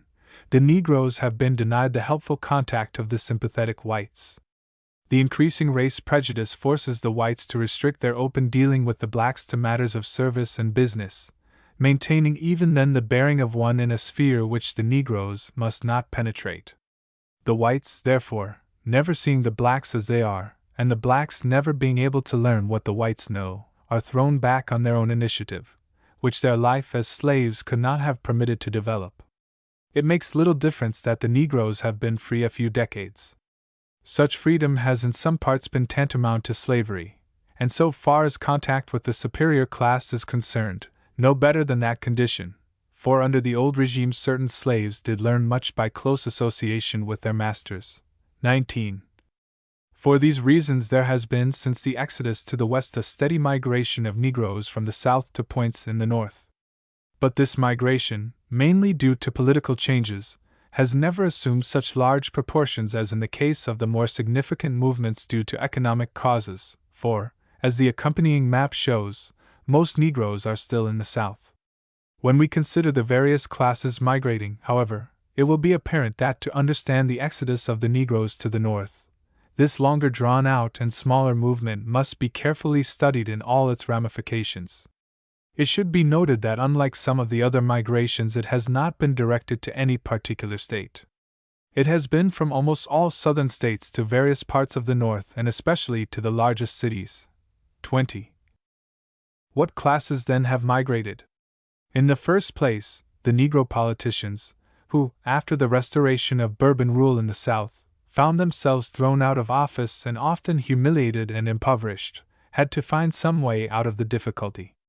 Some few have been relieved by sympathetic leaders of the Republican Party, who secured for them federal appointments in Washington. These appointments, when sometimes paying lucrative salaries, have been given as a reward to those Negroes who, although dethroned in the South, remain in touch with the remnant of the Republican Party there and control the delegates to the national conventions nominating candidates for president. Many Negroes of this class have settled in Washington. 21. In some cases, the observer witnesses the pitiable scene of a man once a prominent public functionary in the South now serving in Washington as a messenger or a clerk. The well-established blacks, however, have not been so easily induced to go. The Negroes in business in the South have usually been loath to leave their people among whom they can acquire property, whereas, if they go to the North, they have merely political freedom with no assurance of an opportunity in the economic world. But not a few of these have given themselves up to unrelenting toil with a view to accumulating sufficient wealth to move north and live thereafter on the income from their investments. Many of this class now spend some of their time in the North to educate their children. But they do not like to have these children who have been under refining influences return to the South to suffer the humiliation which during the last generation has been growing more and more aggravating. Endeavoring to carry out their policy of keeping the Negro down, Southerners too often carefully plan to humiliate the progressive and intelligent blacks and in some cases form mobs to drive them out, as they are bad examples for that class of Negroes whom they desire to keep as menials. 22. There are also the migrating educated Negroes. They have studied history, law, and economics and well understand what it is to get the rights guaranteed them by the Constitution. The more they know, the more discontented they become. They cannot speak out for what they want. No one is likely to second such a protest, not even the Negroes themselves, so generally have they been intimidated. The more outspoken they become, moreover, the more necessary is it for them to leave, for they thereby destroy their chances to earn a livelihood. White men in control of the public schools of the South see to it that the subserviency of the Negro teachers employed be certified beforehand. They dare not complain too much about equipment and salaries, even if the per capita appropriation for the education of the Negroes be 1/4 of that for the whites. 23. In the higher institutions of learning, especially the state schools, it is exceptional to find a principal who has the confidence of the Negroes. The Negroes will openly assert that he is in the pay of the reactionary whites, whose purpose is to keep the Negro down, and the incumbent himself will tell his Board of Regents how much he is opposed by the Negroes because he labors for the interests of the white race.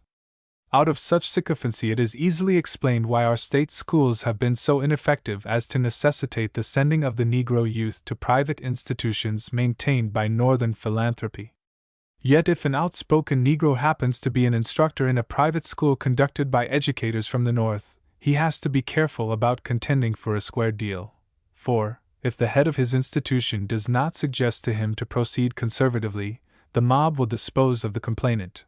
24. Physicians, lawyers, and preachers, who are not so economically dependent as teachers, can exercise no more freedom of speech in the midst of this triumphant rule of the lawless.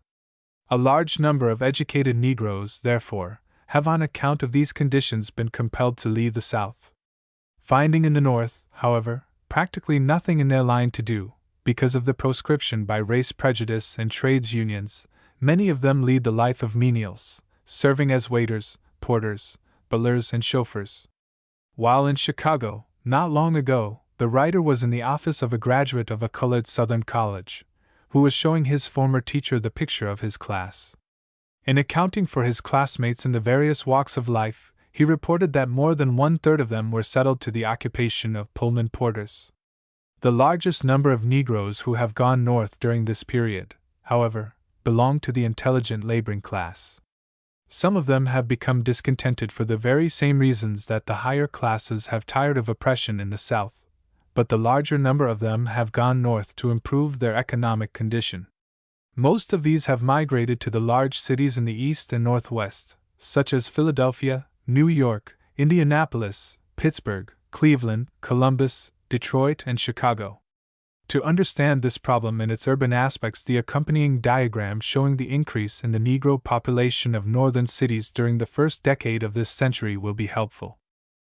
Some of these Negroes have migrated after careful consideration, others have just happened to go north as wanderers, and a still larger number on the many excursions to the cities conducted by railroads during the summer months. Sometimes one excursion brings to Chicago 2,000 or 3,000 Negroes, 2/3 of whom never go back. They do not often follow the higher pursuits of labor in the North, but they earn more money than they have been accustomed to earn in the South. They are attracted also by the liberal attitude of some whites, which, although not that of social equality, gives the Negroes a liberty in northern centers which leads them to think that they are citizens of the country. 25. This shifting in the population has had an unusually significant effect on the Black Belt. Frederick Douglass advised the Negroes in 1879 to remain in the South where they would be in sufficiently large numbers to have political power. 26. But they have gradually scattered from the Black Belt so as to diminish greatly their chances ever to become the political force they formerly were in this country. The Negroes once had this possibility in South Carolina, Georgia, Alabama, Mississippi, and Louisiana, and, had the process of Africanization prior to the Civil War had a few decades longer to do its work, there would not have been any doubt as to the ultimate preponderance of the Negroes in those commonwealths. The tendencies of the black population according to the censuses of the United States, and especially that of 1910, however, show that the chances for the control of these state governments by Negroes no longer exist except in South Carolina and Mississippi. 27. It has been predicted, therefore, that, if the same tendencies continue for the next 50 years, there will be even few counties in which the Negroes will be in a majority. All of the southern states except Arkansas showed a proportionate increase of the white population over that of the black between 1900 and 1910, while West Virginia and Oklahoma with relatively small numbers of blacks showed, for reasons stated elsewhere, an increase in the Negro population. Thus we see coming to pass something like the proposed plan of Jefferson and other statesmen who 100 years ago advocated the expansion of slavery to lessen the evil of the institution by distributing its burdens. 28. The migration of intelligent blacks, however, has been attended with several handicaps to the race. The large part of the black population is in the South, and there it will stay for decades to come. The Southern Negroes, therefore, have been robbed of their due part of the talented tenth. The educated blacks have had no constituency in the North and, consequently, have been unable to realize their sweetest dreams of the land of the free. In their new home, the enlightened Negro must live with his light under a bushel. Those left behind in the South soon despair of seeing a brighter day and yield to the yoke. In the places of the leaders who were wont to speak for their people, the whites have raised up Negroes who accept favors offered them on the condition that their lips be sealed up forever on the rights of the Negro. This emigration, too, has left the Negro subject to other evils. There are many first-class Negro business men in the South, but although there were once progressive men of color, who endeavored to protect the blacks from being plundered by white sharks and harpies, there have arisen numerous unscrupulous Negroes who have for a part of the proceeds from such jobbery associated themselves with ill-designing white men to dupe illiterate Negroes. This trickery is brought into play in marketing their crops, selling them supplies, or purchasing their property. To carry out this iniquitous plan, the persons concerned have the protection of the law, for while Negroes in general are imposed upon, those engaged in robbing them have no cause to fear. Footnote 1 Pike, The Prostrate State, pages 3-4. Footnote 2, Spectator, 66, page 113. Footnote 3, Frederick Douglass pointed out this difficulty prior to the Civil War. See John Lobb's Life and Times of Frederick Douglass, page 250. Footnote 4. Labor was then cheap in the South because of its abundance, and the foreign laborer had not then been tried. Footnote 5. During these years Senator Morgan of Alabama was endeavoring to arouse the people of the country so as to make this a matter of national concern. Footnote 6. Public Opinion, 18, page 371. Footnote 7. Ibid 18, page 371. Footnote 8. Simmons, Men of Mark, page 817. Footnote 9. Public Opinion, 18, pages 370 to 371. Footnote 10. Because of these conditions, the last 50 years has been considered by some writers as a dark age for the South. Footnote 11. The Negroes are now said to be worth more than $1 billion. Most of this property is in the hands of Southern Negroes. Footnote 12. American Law Review, XL, pages 29, 52, 205, 227, 354, 381, 547, 590, 695, 758, 865, 905. Footnote 13, number 300. Original, October term, 1910. Footnote 14. Hershaw, Peonage, pages 10 to 11. Footnote 15. These facts are well brought out by Dr. Thomas Jesse Jones' recent report on Negro education. Footnote 16. This is based on reports published annually in the Chicago Tribune. Footnote 17. This is the boast of Southern men of this type when speaking to their constituents, or in Congress. Footnote 18. Report, October term, 1917. Footnote 19. This danger has been often referred to when the Negroes were first emancipated. See Spectator, 66, page 113. Footnote 20. Compare the Negro population of northern states as given in the census of 1800 with the same in 1900. Footnote 21. Hart, Southern South, pages 171, 172. Footnote 22. This is based on the experience of the writer and others whom he has interviewed. Footnote 23. In his report on Negro education, Dr. Thomas Jesse Jones has shown this to be an actual fact. Footnote 24. Negroes applying for positions in the South have the situation set before them so as to know what to expect. Footnote 25. The American Journal of Political Economy, 25, page 1040. Footnote 26. The Journal of Social Science, 11, page 16. Footnote 27. American Economic Review, 4, pages 281 to 292. Footnote 28. Fourth edition of Jefferson's Writings, X, page 231. Chapter 9. The Exodus during the World War. Within the last 2 years there has been a steady stream of Negroes into the North in such large numbers as to overshadow in its results all other movements of the kind in the United States. These Negroes have come largely from Alabama, Tennessee, Florida, Georgia, Virginia, North Carolina, Kentucky, South Carolina, Arkansas, and Mississippi. The given causes of this migration are numerous and complicated. Some untruths centering around this exodus have not been unlike those of other migrations. Again, we hear that the Negroes are being brought north to fight organized labor, 1, and to carry doubtful states for the Republicans. 2. These numerous explanations themselves, however, give rise to doubt as to the fundamental cause. Why then should the Negroes leave the South? It has often been spoken of as the best place for them. There, it is said, they have made unusual strides forward. The progress of the Negroes in the South, however, has in no sense been general, although the land owned by Negroes in the country and the property of thrifty persons of their race in urban communities may be extensive. In most parts of the South, the Negroes are still unable to become landowners or successful businessmen. Conditions and customs have reserved these spheres for the whites. Generally speaking, the Negroes are still dependent on the white people for food and shelter. Although not exactly slaves, they are yet attached to the white people as tenants, servants, or dependents. Accepting this as their lot, they have been content to wear their lord's cast-off clothing, and live in his ramshackled barn or cellar. In this unhappy state so many have settled down, losing all ambition to attain a higher station. The world has gone on, but in their sequestered sphere progress has passed them by. What then is the cause? There have been bulldozing, terrorism, maltreatment, and what not of persecution, but the Negroes have not in large numbers wandered away from the land of their birth. What the migrants themselves think about it goes to the very heart of the trouble. Some say that they left the South on account of injustice in the courts, unrest, lack of privileges, denial of the right to vote, bad treatment, oppression, segregation, or lynching. Others say that they left to find employment, to secure better wages, better school facilities, and better opportunities to toil upward.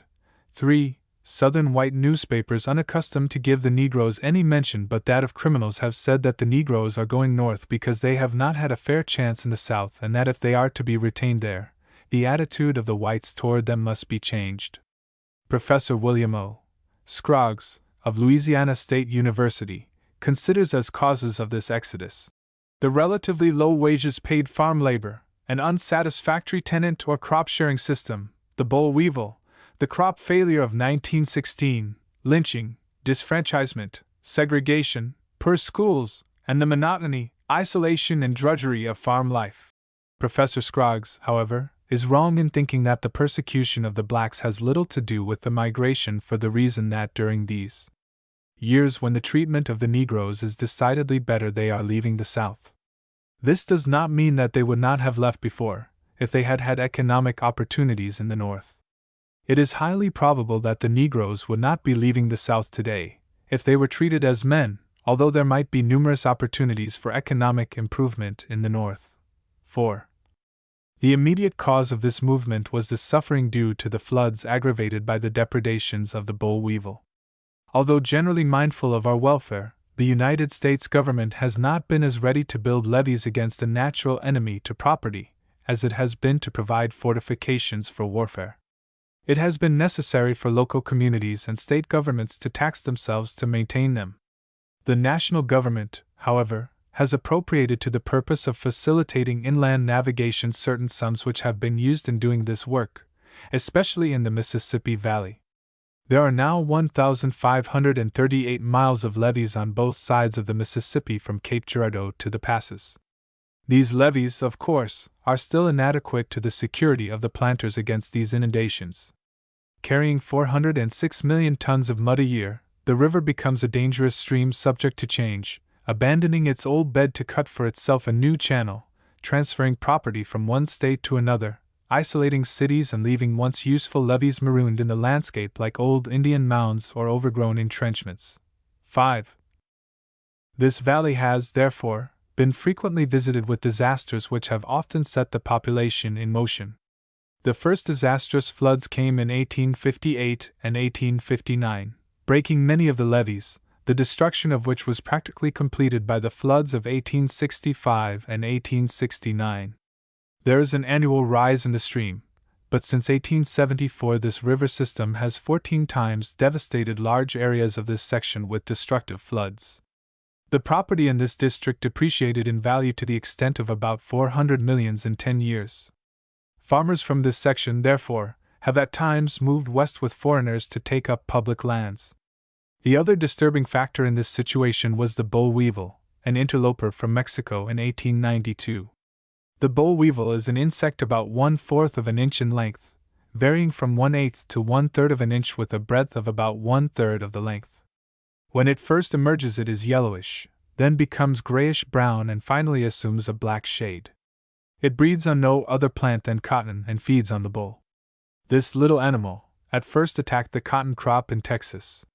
It was not thought that it would extend its work into the heart of the South so as to become of national consequence, but it has, at the rate of 40 to 160 miles annually, invaded all of the cotton district except that of the Carolinas and Virginia. The damage it does varies according to the rainfall and the harshness of the winter, increasing with the former and decreasing with the latter. At times the damage has been to the extent of a loss of 50% of the crop, estimated at 400,000 bales of cotton annually, about 4,500,000 bales since the invasion, or $250 million worth of cotton. 6. The output of the South being thus cut off, the planter has less income to provide supplies for his black tenants, and, the prospects for future production being dark, merchants accustomed to give them credit have to refuse. This, of course, means financial depression, for the South is a borrowing section and any limitation to credit there blocks the wheels of industry. It was fortunate for the Negro laborers in this district that there was then a demand for labor in the North when this condition began to obtain.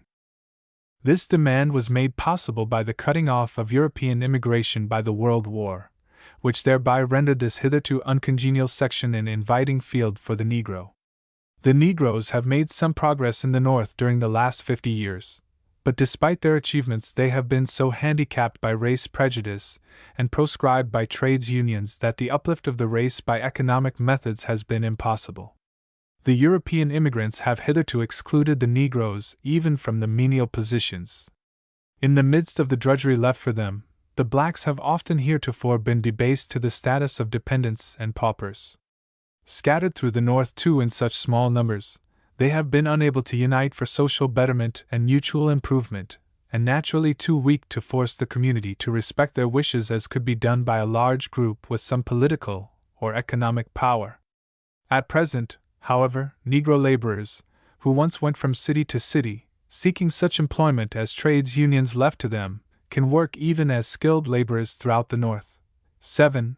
Women of color formerly excluded from domestic service by foreign maids are now in demand. Many mills and factories which Negroes were prohibited from entering a few years ago are now bidding for their labor. Railroads cannot find help to keep their property in repair. Contractors fall short of their plans for failure to hold mechanics drawn into the industrial boom, and the United States government has had to advertise for men to hasten the preparation for war. Men from afar went south to tell the Negroes of a way of escape to a more congenial place. Blacks long since unaccustomed to venture a few miles from home, at once had visions of a promised land just a few hundred miles away. Some were told of the chance to amass fabulous riches, some of the opportunities for education, and some of the hospitality of the places of amusement and recreation in the north. The migrants then were soon on the way. Railway stations became conspicuous with the presence of Negro tourists, the trains were crowded to full capacity, and the streets of northern cities were soon congested with black laborers seeking to realize their dreams in the land of unusual opportunity. Employment agencies, recently multiplied to meet the demand for labor, find themselves unable to cope with the situation, and agents sent into the South to induce the blacks by offers of free transportation and high wages to go north, have found it impossible to supply the demand in centers where once toiled the Poles, Italians, and the Greeks formerly preferred to the Negroes. 8. In other words, the present migration differs from others in that the Negro has opportunity awaiting him in the North. Whereas formerly it was necessary for him to make a place for himself upon arriving among enemies. The proportion of those returning to the South, therefore, will be inconsiderable. Becoming alarmed at the immensity of this movement, the South has undertaken to check it. To frighten Negroes from the North, Southern newspapers are carefully circulating reports that many of them are returning to their native land because of unexpected hardships. 9. But having failed in this, Southerners have compelled employment agents to cease operations there, arrested suspected employers, and, to prevent the departure of the Negroes, imprisoned on false charges those who appear at stations to leave for the North. This procedure could not long be effective, for by the more legal and clandestine methods of railway passenger agents the work has gone forward. Some Southern communities have, therefore, advocated drastic legislation against labor agents, as was suggested in Louisiana in 1914, when by operation of the Underwood Tariff Law the Negroes thrown out of employment in the sugar district migrated to the cotton plantations. 10. One should not, however, get the impression that the majority of the Negroes are leaving the South. Eager as these Negroes seem to go, there is no unanimity of opinion as to whether migration is the best policy. The sycophant, toady class of Negroes naturally advise the blacks to remain in the South to serve their white neighbors. The radical protagonists of the equal rights for all element urge them to come north by all means. Then there are the thinking Negroes, who are still further divided. Both divisions of this element have the interests of the race at heart, but they are unable to agree as to exactly what the blacks should now do. Thinking that the present war will soon be over and that consequently the immigration of foreigners into this country will again set in and force out of employment thousands of Negroes who have migrated to the North, some of the most representative Negroes are advising their fellows to remain where they are. The most serious objection to this transplantation is that it means for the Negroes a loss of land, the rapid acquisition of which has long been pointed to as the best evidence of the ability of the blacks to rise in the economic world. So many Negroes who have by dint of energy purchased small farms yielding an increasing income from year to year, are now disposing of them at nominal prices to come north to work for wages. Looking beyond the war, however, and thinking too that the depopulation of Europe during this upheaval will render immigration from that quarter for some years an impossibility, other thinkers urge the Negroes to continue the migration to the North, where the race may be found in sufficiently large numbers to wield economic and political power. Great as is the dearth of labor in the South, moreover, the Negro exodus has not as yet caused such a depression as to unite the whites in inducing the blacks to remain in that section. In the first place, the South has not yet felt the worst effects of this economic upheaval, as that part of the country has been unusually aided by the millions which the United States government is daily spending there. Furthermore, the poor whites are anxious to see the exodus of their competitors in the field of labor. This leaves the capitalists at their mercy, and in keeping with their domineering attitude, they will be able to handle the labor situation as they desire. As an evidence of this fact, we need but note the continuation of mob rule and lynching in the South despite the preachings against it of the organs of thought which heretofore winked at it. This terrorism has gone to an unexpected extent. Negro farmers have been threatened with bodily injury, unless they leave certain parts. The Southerner of aristocratic bearing will say that only the shiftless poor whites terrorize the Negroes. This may be so, but the truth offers little consolation when we observe that most white people in the South are of this class, and the tendency of this element to put their children to work before they secure much education does not indicate that the South will soon experience that general enlightenment necessary to exterminate these survivals of barbarism. Unless the upper classes of the whites can bring the mob around to their way of thinking that the persecution of the Negro is prejudicial to the interests of all, it is not likely that mob rule will soon cease and the migration to this extent will be promoted rather than retarded. It is unfortunate for the South that the growing consciousness of the Negroes has culminated at the very time they are most needed. Finally, heeding the advice of agricultural experts to reconstruct its agricultural system, the South has learned in the school of bitter experience to depart from the plan of producing the single cotton crop. It is now raising foodstuffs to make that section self-supporting without reducing the usual output of cotton. With the increasing production in the South, therefore, more labor is needed just at the very time it is being drawn to centers in the North. The North, being an industrial and commercial section, has usually attracted the immigrants, who will never fit into the economic situation in the South because they will not accept the treatment given Negroes. The South, therefore, is now losing the only labor which it can ever use under present conditions. Where these Negroes are going is still more interesting. The exodus to the West was mainly directed to Kansas and neighboring states.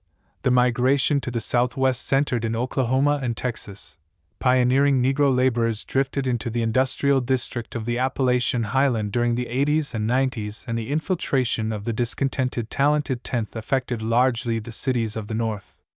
But now we are told that at the very time the mining districts of the North and West are being filled with blacks, the Western planters are supplying their farms with them, and that into some cities have gone sufficient skilled and unskilled Negro workers to increase the black population more than 100%. Places in the North, where the black population has not only not increased but even decreased in recent years, are now receiving a steady influx of Negroes.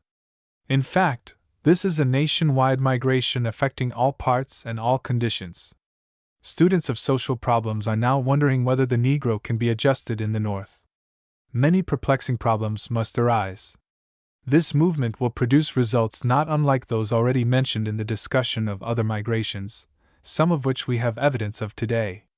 There will be an increase in race prejudice, leading in some communities to actual outbreaks as in Chester and Youngstown, and probably to massacres like that of East St. Louis, in which participated not only well-known citizens but the local officers and the state militia.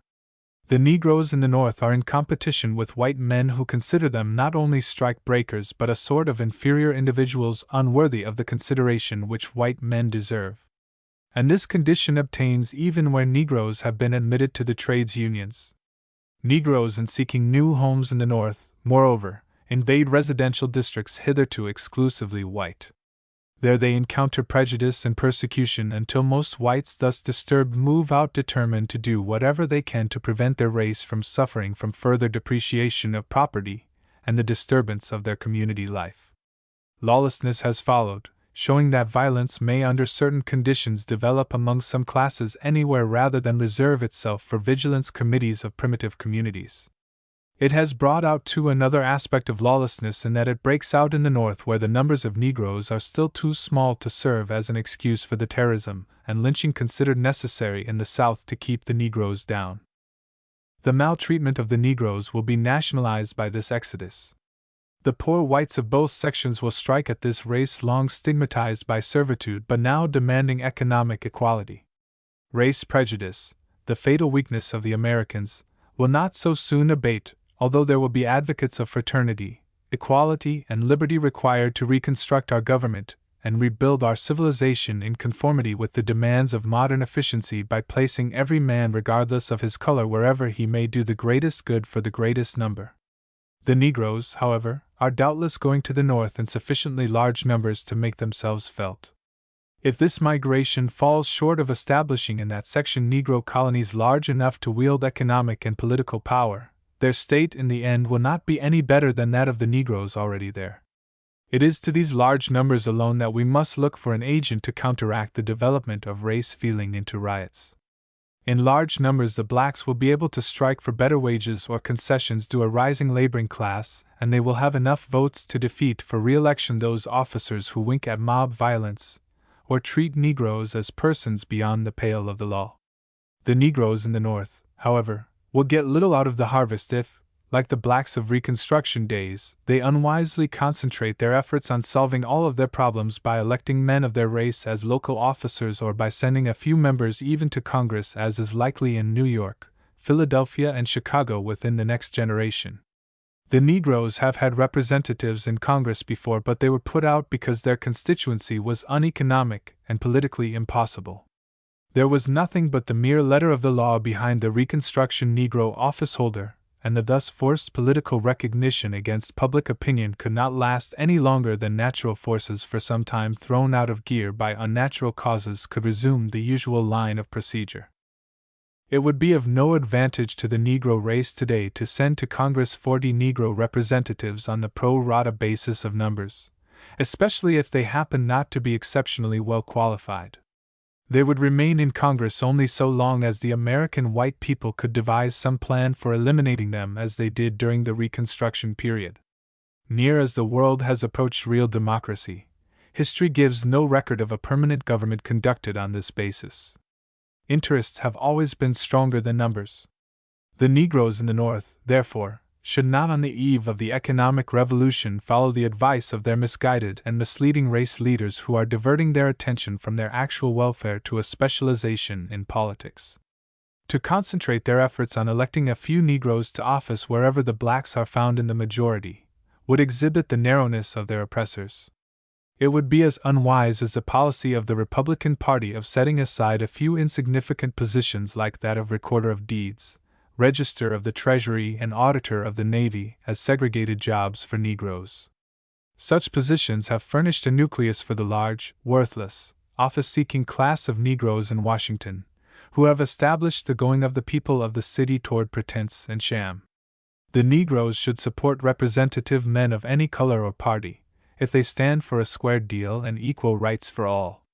The new Negroes in the North, therefore, will, as so many of their race in New York, Philadelphia, and Chicago are now doing, ally themselves with those men who are fair-minded and considerate of the man far down, and seek to embrace their many opportunities for economic progress, a foundation for political recognition, upon which the race must learn to build. Every race in the universe must aspire to becoming a factor in politics. But history shows that there is no short route to such success. Like other despised races beset with the prejudice and militant opposition of self-styled superiors, the Negroes must increase their industrial efficiency, improve their opportunities to make a living, develop the home, church, and school, and contribute to art, literature, science, and philosophy to clear the way to that political freedom of which they cannot be deprived. The entire country will be benefited by this upheaval. It will be helpful even to the South. The decrease in the black population in those communities where the Negroes outnumber the whites will remove the fear of Negro domination, one of the causes of the backwardness of the South and its peculiar civilization. Many of the expensive precautions which the Southern people have taken to keep the Negroes down, much of the terrorism incited to restrain the blacks from self-assertion will no longer be considered necessary, for, having the excess in numbers on their side, the whites will finally rest assured that the Negroes may be encouraged without any apprehension that they may develop enough power to subjugate or embarrass their former masters. The Negroes too are very much in demand in the South, and the intelligent whites will gladly give them larger opportunities to attach them to that section, knowing that the blacks, once conscious of their power to move freely throughout the country wherever they may improve their condition, will never endure hardships like those formerly inflicted upon the race. The South is already learning that the Negro is the most desirable laborer for that section, that the persecution of Negroes not only drives them out but makes the employment of labor such a problem that the South will not be an attractive section for capital. It will, therefore, be considered the duty of businessmen to secure protection to the Negroes lest their ill-treatment force them to migrate to the extent of bringing about a stagnation of their business. The exodus has driven home the truth that the prosperity of the South is at the mercy of the Negro. Dependent on cheap labor, which the bulldozing whites will not readily furnish, the wealthy Southerners must finally reach the position of regarding themselves and the Negroes as having a community of interests, which each must promote. Nature itself in those states, Douglas said, came to the rescue of the Negro. He had labor, the South wanted it, and must have it or perish. Since he was free, he could then give it, or withhold it, use it where he was, or take it elsewhere, as he pleased. His labor made him a slave, and his labor could, if he would, make him free, comfortable, and independent. It is more to him than either fire, sword, ballot boxes, or bayonets. It touches the heart of the South through its pocket. 11. Knowing that the Negro has this silent weapon to be used against his employer or the community, the South is already giving the race better educational facilities, better railway accommodations, and will eventually, if the advocacy of certain Southern newspapers be heeded, grant them political privileges. Wages in the South, therefore, have risen even in the extreme southwestern states, where there is an opportunity to import Mexican labor. Reduced to this extremity, the Southern aristocrats have begun to lose some of their race prejudice, which has not hitherto yielded to reason or philanthropy. Southern men are telling their neighbors that their section must abandon the policy of treating the Negroes as a problem and construct a program for recognition rather than for repression. Meetings are, therefore, being held to find out what the Negro wants and what may be done to keep them contented. They are told that the Negro must be elevated, not exploited, that to make the South what it must needs be, the cooperation of all is needed to train and equip the men of all races for efficiency. The aim of all then must be to reform or get rid of the unfair proprietors who do not give their tenants a fair division of the returns from their labor. To this end, the best whites and blacks are urged to come together to find a working basis for a systematic effort in the interest of all. To say that either the North or the South can easily become adjusted to this change is entirely too sanguine. The North will have a problem. The Negroes in the northern city will have much more to contend with than when settled in the rural districts or small urban centers. Forced by restrictions of real estate men into congested districts, there has appeared the tendency toward further segregation. They are denied social contact, are sagaciously separated from the whites in public places of amusement, and are clandestinely segregated in public schools in spite of the law to the contrary. As a consequence, the Negro migrant often finds himself with less friends than he formerly had. The Northern man who once denounced the South on account of its maltreatment of the blacks gradually grows silent when a Negro is brought next door. There comes with the movement, therefore, the difficult problem of housing. Where then must the migrants go? They are not wanted by the whites and are treated with contempt by the native blacks of the northern cities, who consider their brethren from the South too criminal and too vicious to be tolerated. In the average progressive city there has heretofore been a certain increase in the number of houses through natural growth, but owing to the high cost of materials, high wages, increasing taxation, and the inclination to invest money in enterprises growing out of the war, fewer houses are now being built, although Negroes are pouring into these centers as a steady stream. The usual Negro quarters in northern centers of this sort have been filled up and the overflow of the black population scattered throughout the city among white people. Old warehouses, storerooms, churches, railroad cars, and tents have been used to meet these demands. A large percent of these Negroes are located in rooming houses or tenements for several families. The majority of them cannot find individual rooms. Many are crowded into the same room, therefore, and too many into the same bed. Sometimes as many as 4 and 5 sleep in one bed, and that may be placed in the basement, dining room, or kitchen where there is neither adequate light nor air. In some cases, men who work during the night sleep by day in beds used by others during the night. Some of their houses have no water inside and have toilets on the outside without sewerage connections. The cooking is often done by coal or wood stoves or kerosene lamps. Yet the rent runs high, although the houses are generally out of repair and in some cases have been condemned by the municipality. The unsanitary conditions in which many of the blacks are compelled to live are in violation of municipal ordinances. Furthermore, because of the indiscriminate employment by labor agents and the dearth of labor requiring the acceptance of almost all sorts of men, some disorderly and worthless Negroes have been brought into the North. On the whole, however, these migrants are not lazy, shiftless, and desperate as some predicted that they would be. They generally attend church, save their money, and send a part of their savings regularly to their families. They do not belong to the class going north in quest of whiskey.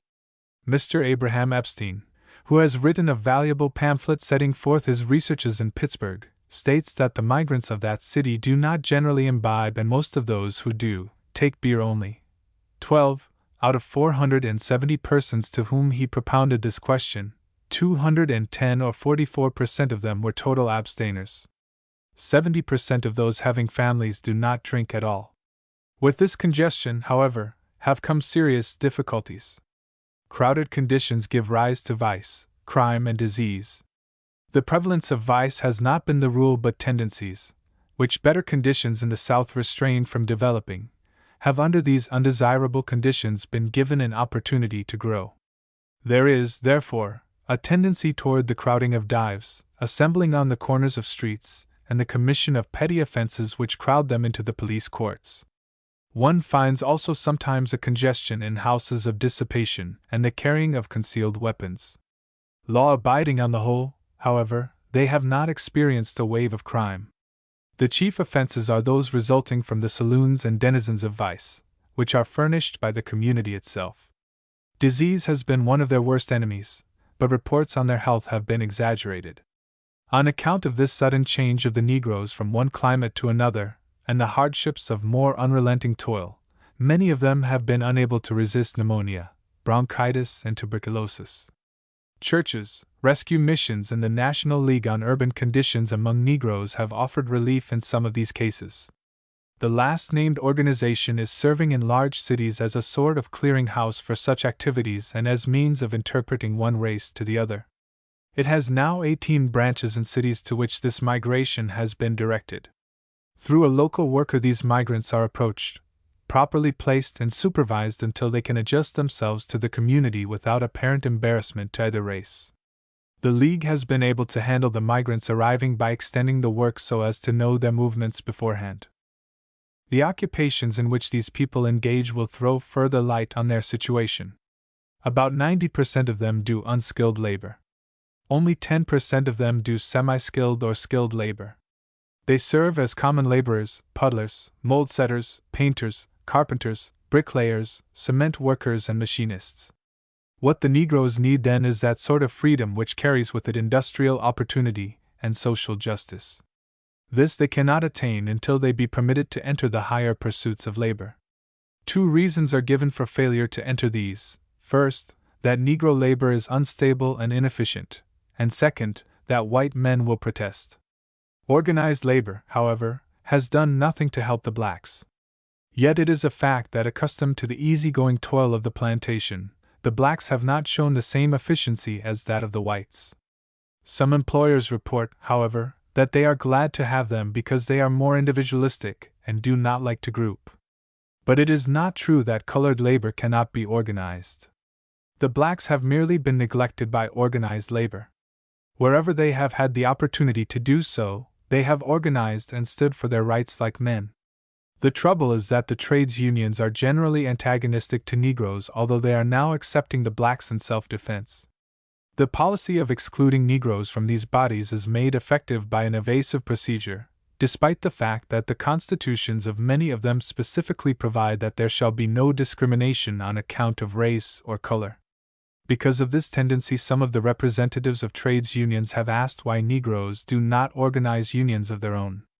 This the Negroes have generally failed to do, thinking that they would not be recognized by the American Federation of Labor, and knowing too that what their union would have to contend with in the economic world would be diametrically opposed to the wishes of the men from whom they would have to seek recognition.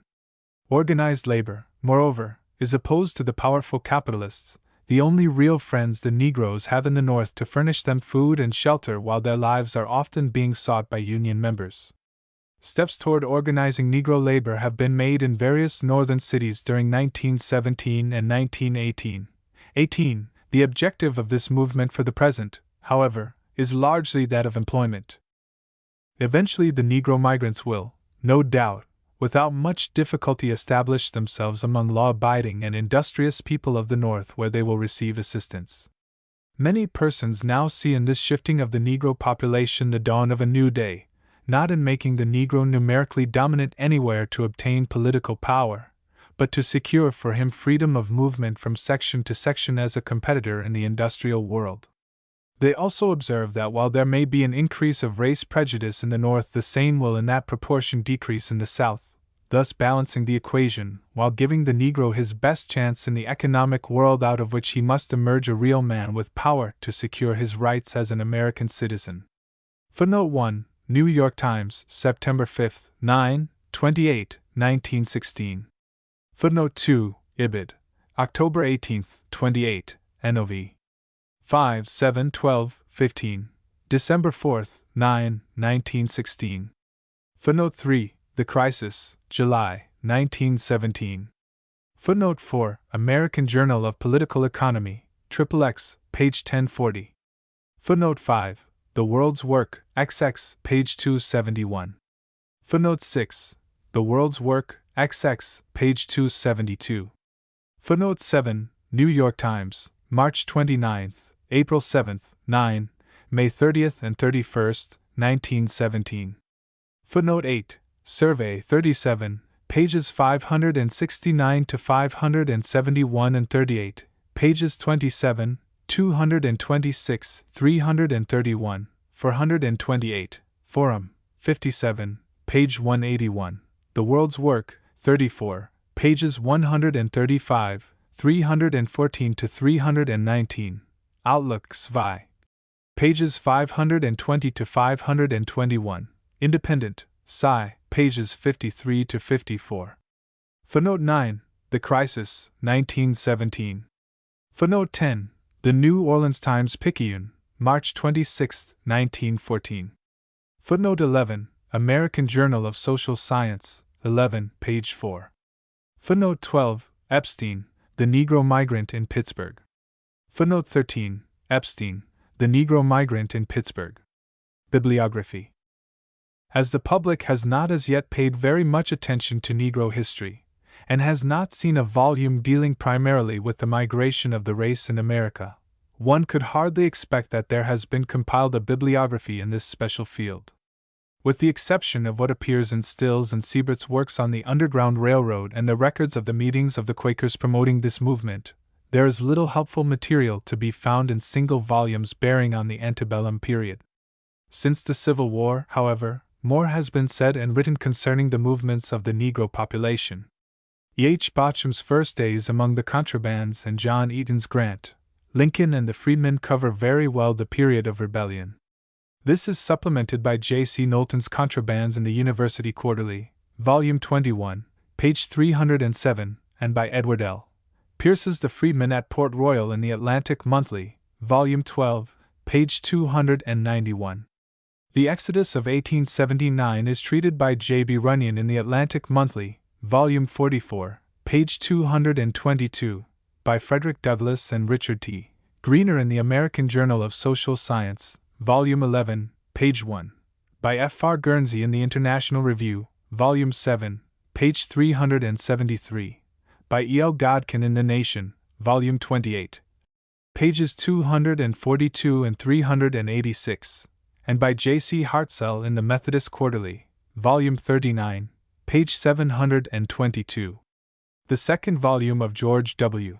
Williams's History of the Negro Race also contains a short chapter on the Exodus of 1879. In Volume 18, page 370, of Public Opinion there is a discussion of Negro emigration and deportation as advocated by Bishop H. M. Turner and Senator Morgan of Alabama during the 90s. Professor William O. Scroggs of Louisiana University has in the Journal of Political Economy, Volume 25, page 1034, an article entitled Interstate Migration of Negro Population. Mr. Epstein has published a helpful pamphlet, The Negro Migrant in Pittsburgh. Most of the material for this work, however, was collected from the various sources mentioned below. Books of Travel. Brissett de Warville, J. P. New Travels in the United States of America, including the commerce of America with Europe, particularly with Great Britain and France. 2 volumes. London, 1794. Gives general impressions, few details. Buckingham, J.S. America, Historical, Statistical, and Descriptive. 2 volumes. New York, 1841. Eastern and Western States of America. 3 volumes. London and Paris, 1842, contains useful information. Olmsted, Frederick Law. A Journey in the Seaboard Slave States, with remarks on their economy. New York, 1859. A Journey in the Back Country.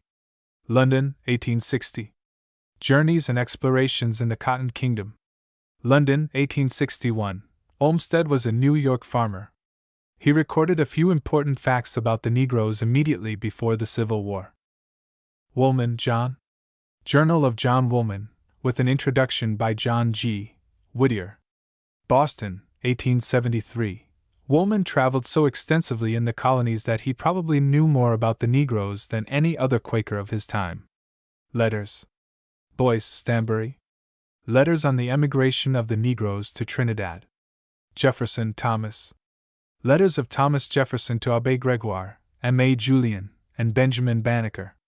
In Jefferson's works, Memorial Edition, 12 and 15. He comments on Negroes' talents. Madison, James. Letters to Francis Wright. In Madison's Works, Volume 3, page 396. The emancipation of Negroes is discussed. May, Samuel Joseph. The Right of the Colored People to Education. Brooklyn, 1883. A collection of public letters addressed to Andrew T. Judson, remonstrating on the unjust procedure relative to Miss Prudence Crandall. McDonough, John.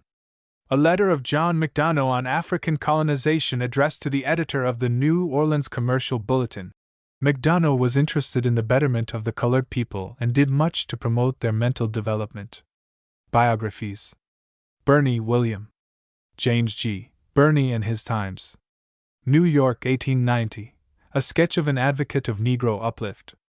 Bowen, Clarence W. Arthur and Lewis Tappan. A paper read at the 50th anniversary of the New York Anti-Slavery Society, at the Broadway Tabernacle, New York City, October 2, 1883. An honorable mention of two friends of the Negro. Drew, Benjamin. A North Side View of Slavery.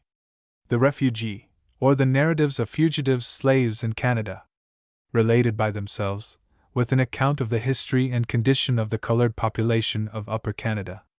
New York and Boston, 1856. Frothingham, O.B. Jarrett Smith, A Biography. New York, 1878. Garrison, Francis and Wendell P. William Lloyd Garrison, 1805 to 1879. The story of his life told by his children. 4 volumes. Boston and New York, 1894. Includes a brief account of what he did for the colored people. Hammond, C. A. Jarrett Smith, The Story of a Noble Man's Life. Geneva, 1900. Johnson, Oliver. William Lloyd Garrison and His Times. Boston, 1880. New edition, revised and enlarged, Boston, 1881. Mott, A. Biographical sketches and interesting anecdotes of persons of color, with a selection of pieces of poetry. New York, 1826. Some of these sketches show how ambitious Negroes succeeded in spite of opposition. Simmons, W. J. Men of Mark, Eminent, Progressive, and Rising, with an introductory sketch of the author by Rev. Henry M. Turner. Cleveland, Ohio, 1891, accounts for the adverse circumstances under which many antebellum Negroes made progress. Autobiographies. Coffin, Levi. Reminiscences of Levi Coffin, reputed president of the Underground Railroad. Second edition. Cincinnati, 1880, contains many facts concerning Negroes. Douglass, Frederick. Narrative of the Life of Frederick Douglass, as an American slave. Written by himself. Boston, 1845, gives several cases of secret Negro movements for their own good. The Life and Times of Frederick Douglass from 1817 to 1882. London, 1882, written by himself. With an introduction by the 8th Honorable John Bright, MP, edited by John Loeb, FRGS of the Christian Age. Editor of Uncle Tom's Story of His Life. Histories. Bancroft, George. History of the United States. 10 volumes. Boston, 1857 to 1864. Brackett, Jeffrey R. The Negro in Maryland. Johns Hopkins University Studies. Baltimore, 1889. Collins, Lewis. Historical Sketches of Kentucky. Maysville, Kentucky, and Cincinnati, Ohio, 1847. Dunn, J.P. Indiana, A Redemption from Slavery. In the American Commonwealths, Volumes 12, Boston and New York, 1888. Evans, W. A History of Scioto County together with a Pioneer Record of Southern Ohio. Portsmouth, 1903. Farmer, Silas. The History of Detroit and Michigan, or the Metropolis Illustrated. A chronological encyclopedia of the past and the present, including a full record of territorial days in Michigan and the annals of Wayne County. 2 volumes. Detroit, 1899. Harris, and E. The History of Negro Servitude in Illinois and of the Slavery Agitation in that State, 1719 to 1864. Chicago, 1904. Hart, A.B. The American Nation, A History, etc. 27 volumes. New York, 1904 to 1908. The volumes which have a bearing on the subject treated in this monograph are W. A. Dunning's Reconstruction, F. J. Turner's Rise of the New West, and A. B. Hart's Slavery and Abolition. Hinsdale, B. A. The Old Northwest, with a view of the 13 colonies as constituted by the Royal Charters. New York, 1888. Howe, Henry. Historical Collections of Ohio. Contains a collection of the most interesting facts, traditions, biographical sketches, anecdotes, etc., relating to its general and local history with descriptions of its counties, principal towns and villages. Cincinnati, 1847. Jones, Charles Calcook, Jr. History of Georgia. Boston, 1883. McMaster, John B. History of the United States. 6 volumes. New York, 1900.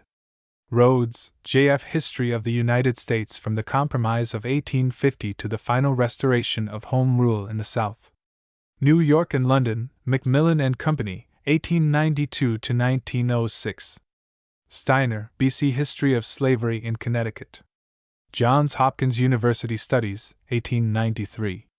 Stuve, Bernard, and Alexander Davidson. A Complete History of Illinois from 1673 to 1783. Springfield, 1874. Tremaine, Mary M. A. Slavery in the District of Columbia. University of Nebraska Seminary Papers, April, 1892. History of Brown County, Ohio. Chicago, 1883. Addresses. Garrison, William Lloyd.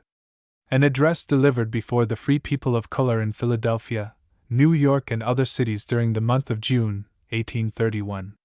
Boston, 1831. Griffin, Edward Dorr. A Plea for Africa.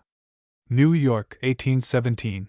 A sermon preached October 26, 1817, in the First Presbyterian Church in the city of New York before the Synod of New York and New Jersey at the request of the Board of Directors of the African School established by the Synod. The aim was to arouse interest in colonization. Reports and Statistics. Special Report of the Commissioner of Education on the Improvement of Public Schools in the District of Columbia, containing M. B. Goodwin's History of Schools for the Colored Population in the District of Columbia. Washington, 1871. Report of the Committee of Representatives of the New York Yearly Meeting of Friends upon the Condition and Wants of the Colored Refugees, 1862. Clark, J. F. Present Condition of the Free Colored People of the United States. New York and Boston, The American Anti-Slavery Society, 1859. Published also in the March number of the Christian Examiner. Condition of the Free People of Color in Ohio. With interesting anecdotes. Boston, 1839. Institute for Colored Youth. Philadelphia, 1860 to 1865. Contains a list of the officers and students. Jones, Thomas Jesse. Negro Education, a study of the private and higher schools for colored people in the United States. Prepared in cooperation with the Phelps-Stokes Fund. In 2 volumes.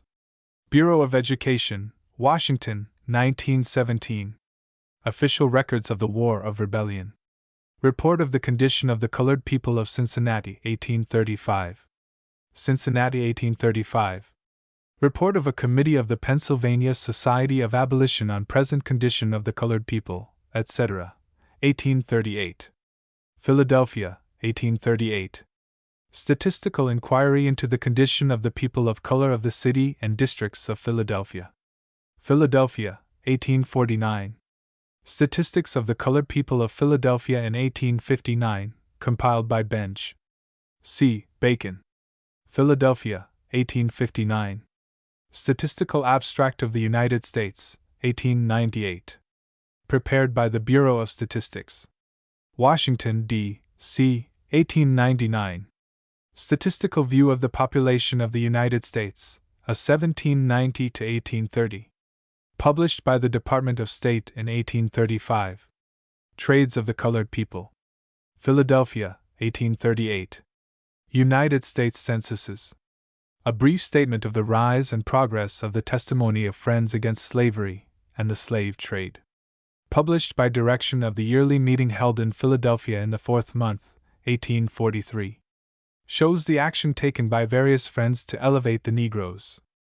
A collection of the acts, deliverances, and testimonies of the Supreme Judicatory of the Presbyterian Church, from its origin in America to the present time. By Samuel J. Baird. Philadelphia, 1856. American Convention of Abolition Societies. Minutes of the proceedings of a convention of delegates from the abolition societies established in different parts of the United States. From 1794 to 1828. The annual reports of the American and foreign anti-slavery societies, presented at New York, May 6, 1847, with the addresses and resolutions. From 1847 to 1851. The annual reports of the American Anti-Slavery Society. From 1834 to 1860. The third annual report of the managers of the New England Anti-Slavery Society presented June 2, 1835. Boston, 1835. Annual reports of the Massachusetts, or New England, Anti-Slavery Society, 1831 end. Reports of the National Anti-Slavery Convention, 1833 end. Reports of the American Colonization Society, 1818 to 1832. Report of the New York Colonization Society, October 1, 1823. New York, 1823. The Seventh Annual Report of the Colonization Society of the City of New York. New York, 1839. Proceedings of the New York State Colonization Society, 1831. Albany, 1831. The 18th Annual Report of the Colonization Society of the State of New York. New York, 1850. Minutes and Proceedings of the First Annual Convention of the People of Color. Held by adjournment in the city of Philadelphia, from the 6th to the 11th of June, inclusive, 1831. Philadelphia, 1831. Minutes and Proceedings of the Second Annual Convention for the Improvement of the Free People of Color in these United States. Held by adjournments in the city of Philadelphia, from the 4th to the 13th of June, inclusive, 1832. Philadelphia, 1832. Minutes and Proceedings of the Third Annual Convention for the Improvement of the Free People of Color in these United States. Held by adjournments in the city of Philadelphia, in 1833. New York, 1833. These proceedings were published also in the New York Commercial Advertiser, April 27, 1833. Minutes and Proceedings of the Fourth Annual Convention for the Improvement of the Free People of Color in the United States. Held by adjournments in the Asbury Church, New York, from the 2nd to the 12th of June, 1834. New York, 1834. Proceedings of the Convention of the Colored Freedmen of Ohio at Cincinnati, January 14, 1852. Cincinnati, Ohio, 1852. Miscellaneous Books and Pamphlets. Adams, Alice Dana. The Neglected Period of Anti-Slavery in America. Radcliffe College Monographs No. 14, Boston and London, 1908, contains some valuable facts about the Negroes during the first 3 decades of the 19th century. Agricola, pseudonym. An impartial view of the real state of the black population in the United States. Philadelphia, 1824.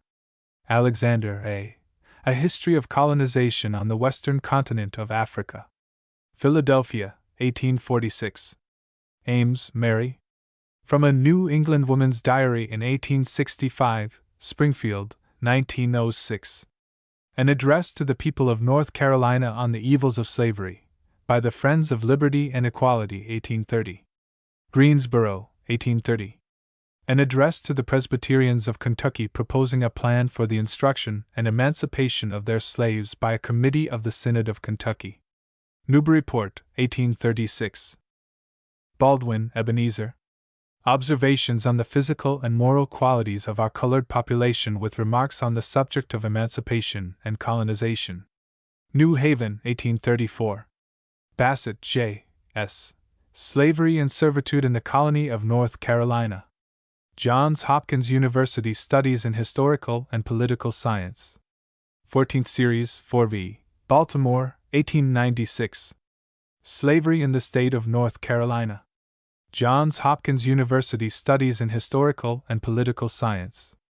Series 17, Numbers 7 to 8, Baltimore, 1899. Anti-Slavery Leaders of North Carolina. Johns Hopkins University Studies in Historical and Political Science. Series 16, Number 6, Baltimore, 1898. Benezet, Anthony. A Caution to Great Britain and Her Colonies in a Short Representation of the Calamitous State of the Enslaved Negro in the British Dominions. Philadelphia, 1784. The Case of Our Fellow Creatures, the Oppressed Africans, respectfully recommended to the serious consideration of the Legislature of Great Britain, by the people called Quakers. London, 1783.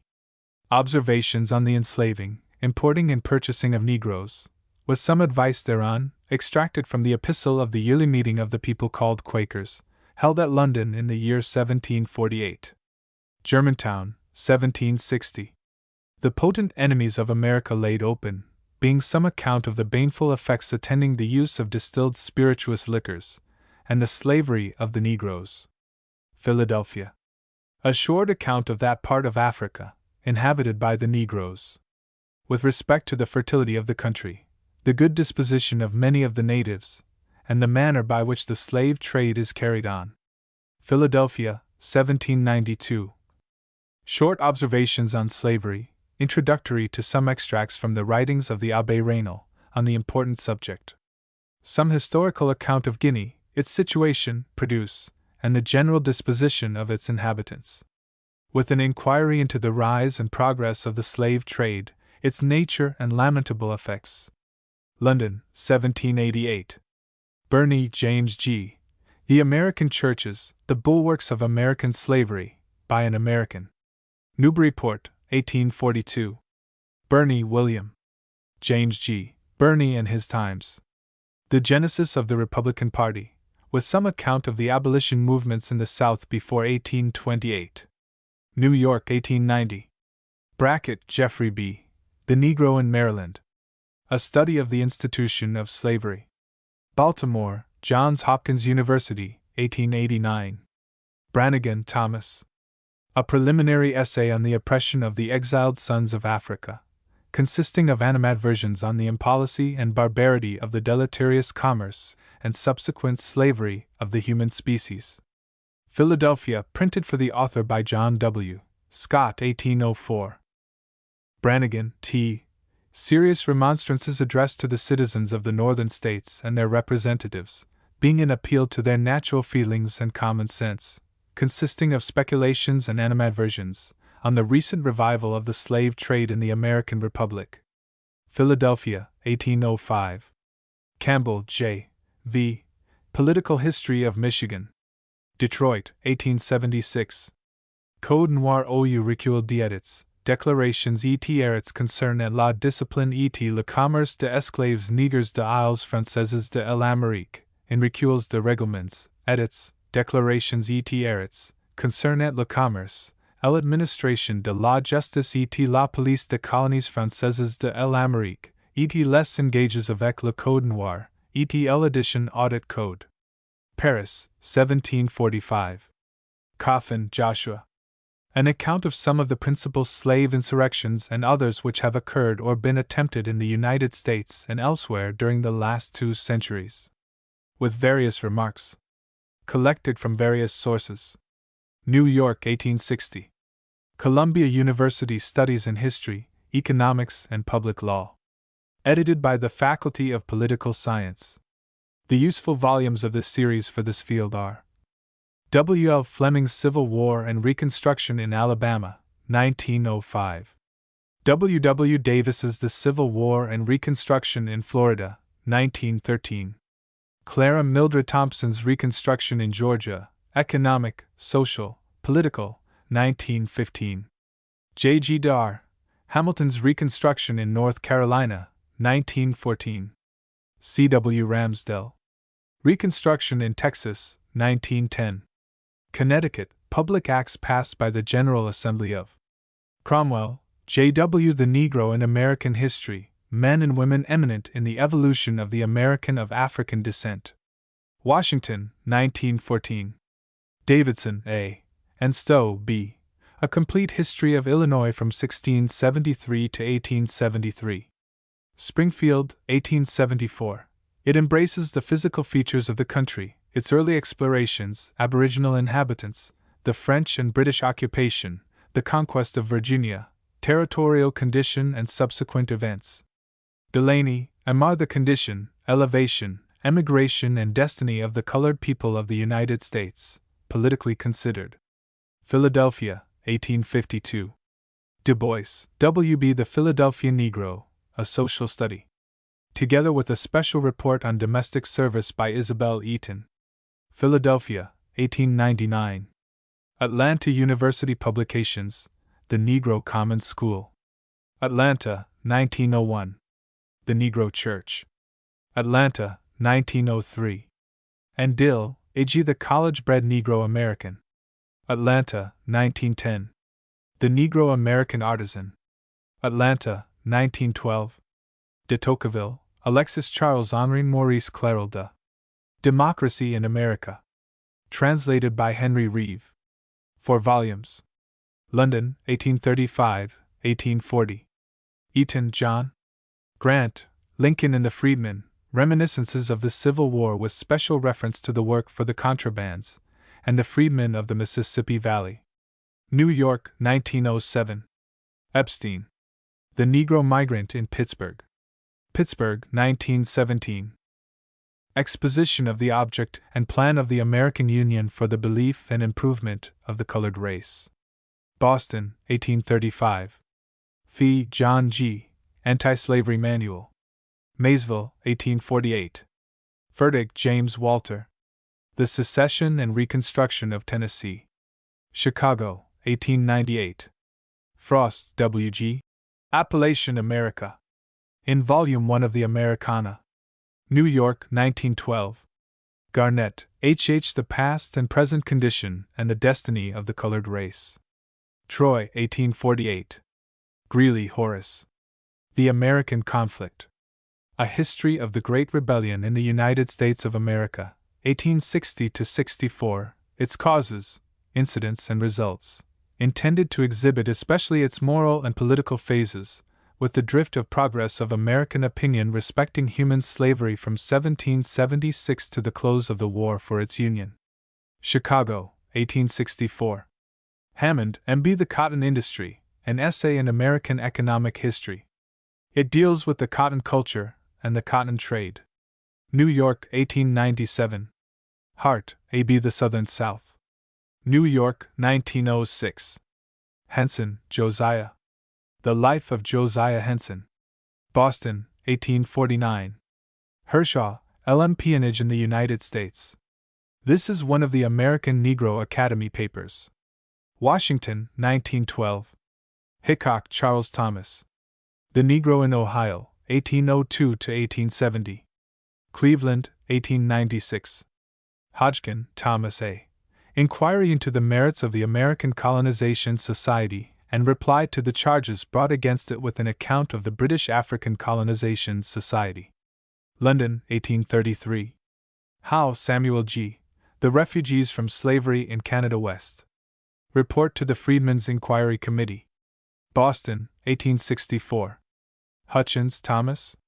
An Historical Narrative and Topographical Description of Louisiana and West Florida, comprehending the river Mississippi with its principal branches and settlements, and the rivers Pearl and Pascagoula. Philadelphia, 1784. Illinois Laws of, passed by the General Assembly of. Indiana, Laws passed by the State of. J. John. Underscore the correspondence and public papers of John J.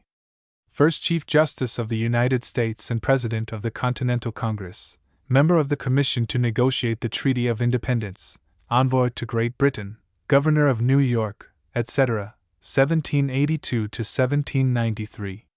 New York and London, 1801, edited by Henry P. Johnson, Professor of History in the College of the City of New York. J. William. An Inquiry into the Character and Tendencies of the American Colonization and American Anti-Slavery Societies. Second edition. New York, 1835. Jefferson, Thomas. The Writings of Thomas Jefferson, Memorial Edition. Autobiography, Notes on Virginia, Parliamentary Manual, Official Papers, Messages and Addresses, and Other Writings Official and Private, etc., Washington, 1903. Johns Hopkins University Studies in Historical and Political Science. H. B. Adams, Editor. Baltimore, Johns Hopkins Press.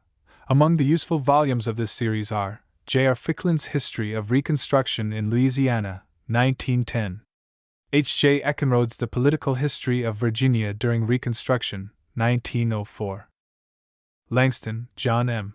From the Virginia Plantation to the National Capital, or The First and Only Negro Representative in Congress from the Old Dominion. Hartford, 1894. Locke, M.S. Anti-Slavery in America from the Introduction of African Slaves to the Prohibition of the Slave Trade, 1619 to 1808. Radcliffe College Monographs, No. 2. Boston, 1901. A valuable work. Lynch, John R. The Facts of Reconstruction. New York, 1913. Madison, James. Letters and Other Writings of James Madison published by order of Congress. 4 volumes. Philadelphia, 1865. May, S. J. Some Recollections of Our Anti-Slavery Conflict. Monroe, James. The Writings of James Monroe, including a collection of his public and private papers and correspondence now for the first time printed. Edited by S. M. Hamilton.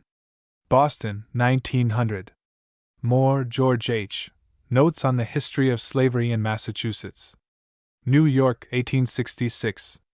Needles, Edward. 10 Years' Progress or a Comparison of the State and Condition of the Colored People in the City of and County of Philadelphia from 1837 to 1847. Philadelphia, 1849. New Jersey, Acts of the General Assembly of. Ohio, Laws of the General Assembly of. Ovington, M.W. Halfaman. New York, 1911. Treats of the Negro in the State of New York. A few pages are devoted to the progress of the colored people. Parrish, John. Remarks on the Slavery of the Black People, addressed to the citizens of the United States, particularly to those who are in legislative or executive stations, particularly in the general or state governments, and also to such individuals as hold them in bondage. Philadelphia, 1806. Pearson, E.W. Letters from Port Royal, written at the time of the Civil War. Boston, 1916. Pearson, C.C. The Readjusta Movement in Virginia. New Haven, 1917. Pennsylvania, Laws of the General Assembly of the State of. Pierce, Yell the Freedmen of Port Royal, South Carolina, Official Reports. New York, 1863. Pike, James S. The Prostrate State, South Carolina under Negro Government. New York, 1874. Pittman, Philip. The Present State of European Settlements on the Mississippi with a Geographic Description of that River. London, 1770. Quillen, Frank U. The Color Line in Ohio. A History of Race Prejudice in a Typical Northern State. Ann Arbor, Michigan, 1913. Reynolds, J.S. Reconstruction in South Carolina. Columbia, 1905. Rhode Island, Acts and Resolves of Rice, David. Slavery inconsistent with justice and good policy. Proved by a speech delivered in the convention held at Danville, Kentucky. Philadelphia, 1792, and London, 1793. Scherer, J.B. Cotton as a World Power. New York, 1916. This is a study in the economic interpretation of history. The contents of this book are a revision of a series of lectures at Oxford and Cambridge universities in the spring of 1914 with the caption on Economic Causes in the American Civil War. Siebert, Wilbur H. The Underground Railroad from Slavery to Freedom, by W. H. Siebert, Associate Professor of History in The Ohio State University, with an introduction by A. B. Hart. New York, 1898. Starr, Frederick. What Shall Be Done with the People of Color in the United States? Albany, 1862. A discourse delivered in the First Presbyterian Church of Penn Yen, New York, November 2, 1862. Still, William. The Underground Railroad. Philadelphia, 1872. This is a record of facts, authentic narratives, letters and the like, giving the hardships, hairbreadth escapes and death struggles of the slaves in their efforts for freedom as related by themselves and others or witnessed by the author. The Jesuit Relations and Allied Documents, Travels and Explorations of the Jesuit Missionaries in New France, 1619 to 1791. The original French, Latin, and Italian texts with English translations and notes illustrated by portraits, maps, and facsimiles. Edited by Reuben Goldthwaites, Secretary of the State Historical Society of Wisconsin. Cleveland, 1896. Thompson, George. Speech at the Meeting for the Extension of Negro Apprenticeship. London, 1838. The Free Church Alliance with Manstealers. Send Back the Money. Great Anti-Slavery Meeting in the City Hall, Glasgow, containing the speeches delivered by Messrs. Wright, Douglas, and Buffum from America, and by George Thompson of London, with a summary account of a series of meetings held in Edinburgh by the above-named gentlemen. Glasgow, 1846. Torrey, Jesse, Jr. A Portraiture of Domestic Slavery in the United States with reflections on the practicability of restoring the moral rights of the slave, without impairing the legal privileges of the possessor, and a project of a colonial asylum for free persons of color, including memoirs of facts on the interior traffic in slaves and on kidnapping, illustrated with engravings by Jesse Torrey, Jr., physician, author of a series of essays on morals and the diffusion of knowledge. Philadelphia, 1817. American Internal Slave Trade, with reflections on the project for forming a colony of blacks in Africa. London, 1822. Turner, Yar the Negro in Pennsylvania. Washington, 1911. Tyrannical Liberty Men, a discourse upon Negro slavery in the United States, composed in New Hampshire, on the late Federal Thanksgiving Day. Hanover, N.H., 1795. Walker, David. Walker's appeal in 4 articles, together with a preamble to the colored citizens of the world, but in particular, and very expressly to those of the United States of America, written in Boston, State of Massachusetts, September 28, 1829. Second edition. Boston, 1830. Walker was a Negro who hoped to arouse his race to self-assertion. Ward, Charles. Contrabands. Salem, 1866. This suggests an apprenticeship, under the auspices of the government, to build the Pacific Railroad. Washington, B.T. The Story of the Negro. 2 volumes. New York, 1909. Washington, George. The writings of George Washington, being his correspondence, addresses, messages, and other papers, official and private, selected and published from the original manuscripts with the life of the author, notes and illustrations, by Jared Sparks. Boston, 1835. Weeks, Stephen B. Southern Quakers and Slavery. A Study in Institutional History. Baltimore, The Johns Hopkins Press, 1896. The Anti-Slavery Sentiment in the South, with unpublished letters from John Stuart Mill and Mrs. Stowe. Southern History Association Publications, Volume 2, No. 2, Washington, D.C., April, 1898. Williams, GW. A History of the Negro Troops in the War of the Rebellion, 1861 to 1865, preceded by a review of the military services of Negroes in ancient and modern times. New York, 1888. History of the Negro Race in the United States from 1619 to 1880. Negroes as slaves, as soldiers, and as citizens, together with a preliminary consideration of the unity of the human family, an historical sketch of Africa and an account of the Negro governments of Sierra Leone and Liberia. New York, 1883. Woodson, C.G. The Education of the Negro Prior to 1861. New York and London, 1915. This is a history of the education of the colored people of the United States from the beginning of slavery to the Civil War. Woolman, John. The Works of John Woolman. In 2 parts. Part 1, a journal of the life, gospel labors, and Christian experiences of that faithful minister of Christ, John Woolman, late of Mount Holly in the province of New Jersey. London, 1775. Same. Part 2. Containing his last epistle and other writings. London, 1775. Some Considerations on the Keeping of Negroes. Recommended to the professors of Christianity of every denomination. Philadelphia, 1754. Considerations on Keeping Negroes. Recommended to the professors of Christianity of every denomination. Part the 2nd. Philadelphia, 1762. Wright, R.R., Jr. The Negro in Pennsylvania. Philadelphia, 1912. Magazines. The African Methodist Episcopal Church Review. The following articles. The Negro as an Inventor. By R. R. Wright, Volume 2, page 397. Negro Poets, Volume 4, page 236. The Negro in Journalism, Volume 6, page 309, and XX, page 137. The African Repository, published by the American Colonization Society from 1826 to 1832. A very good source for Negro history both in this country and Liberia.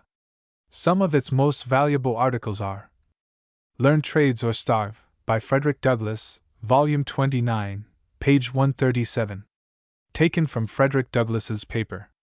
Education of the Colored People, by a highly respectable gentleman of the South, Volume 30, pages 194, 195 and 196. Elevation of the Colored Race, a memorial circulated in North Carolina, Volume 31, pages 117 and 118. A Lawyer for Liberia, a sketch of Garrison Draper, Volume 34, pages 26 and 27. The American Economic Review. The American Journal of Social Science. The American Journal of Political Economy. The American Law Review. The American Journal of Sociology. The Atlantic Monthly. The Colonizationist and Journal of Freedom. The author has been able to find only the volume which contains the numbers for the year 1834. The Christian Examiner. The Cosmopolitan. The Crisis. A record of the darker races published by the National Association for the Advancement of Colored People. Dublin Review. The Forum. The Independent. The Journal of Negro History. The Maryland Journal of Colonization. Published as the official organ of the Maryland Colonization Society.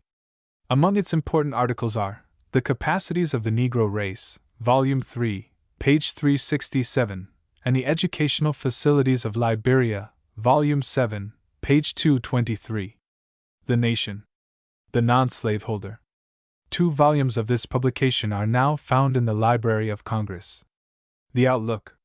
Public Opinion. The Southern Workman. Volume 37 contains Dr. R. R. Wright's valuable dissertation on Negro rural communities in India. The Spectator. The Survey. The World's Work. Newspapers. District of Columbia. The Daily National Intelligencer. Louisiana. The New Orleans Commercial Bulletin. The New Orleans Times-Picayune. Maryland. The Maryland Journal and Baltimore Advertiser. The Maryland Gazette. Dunlop's Maryland Gazette or the Baltimore Advertiser. Massachusetts. The Liberator. Mississippi. The Vicksburg Daily Commercial. New York. The New York Daily Advertiser. The New York Tribune. The New York Times.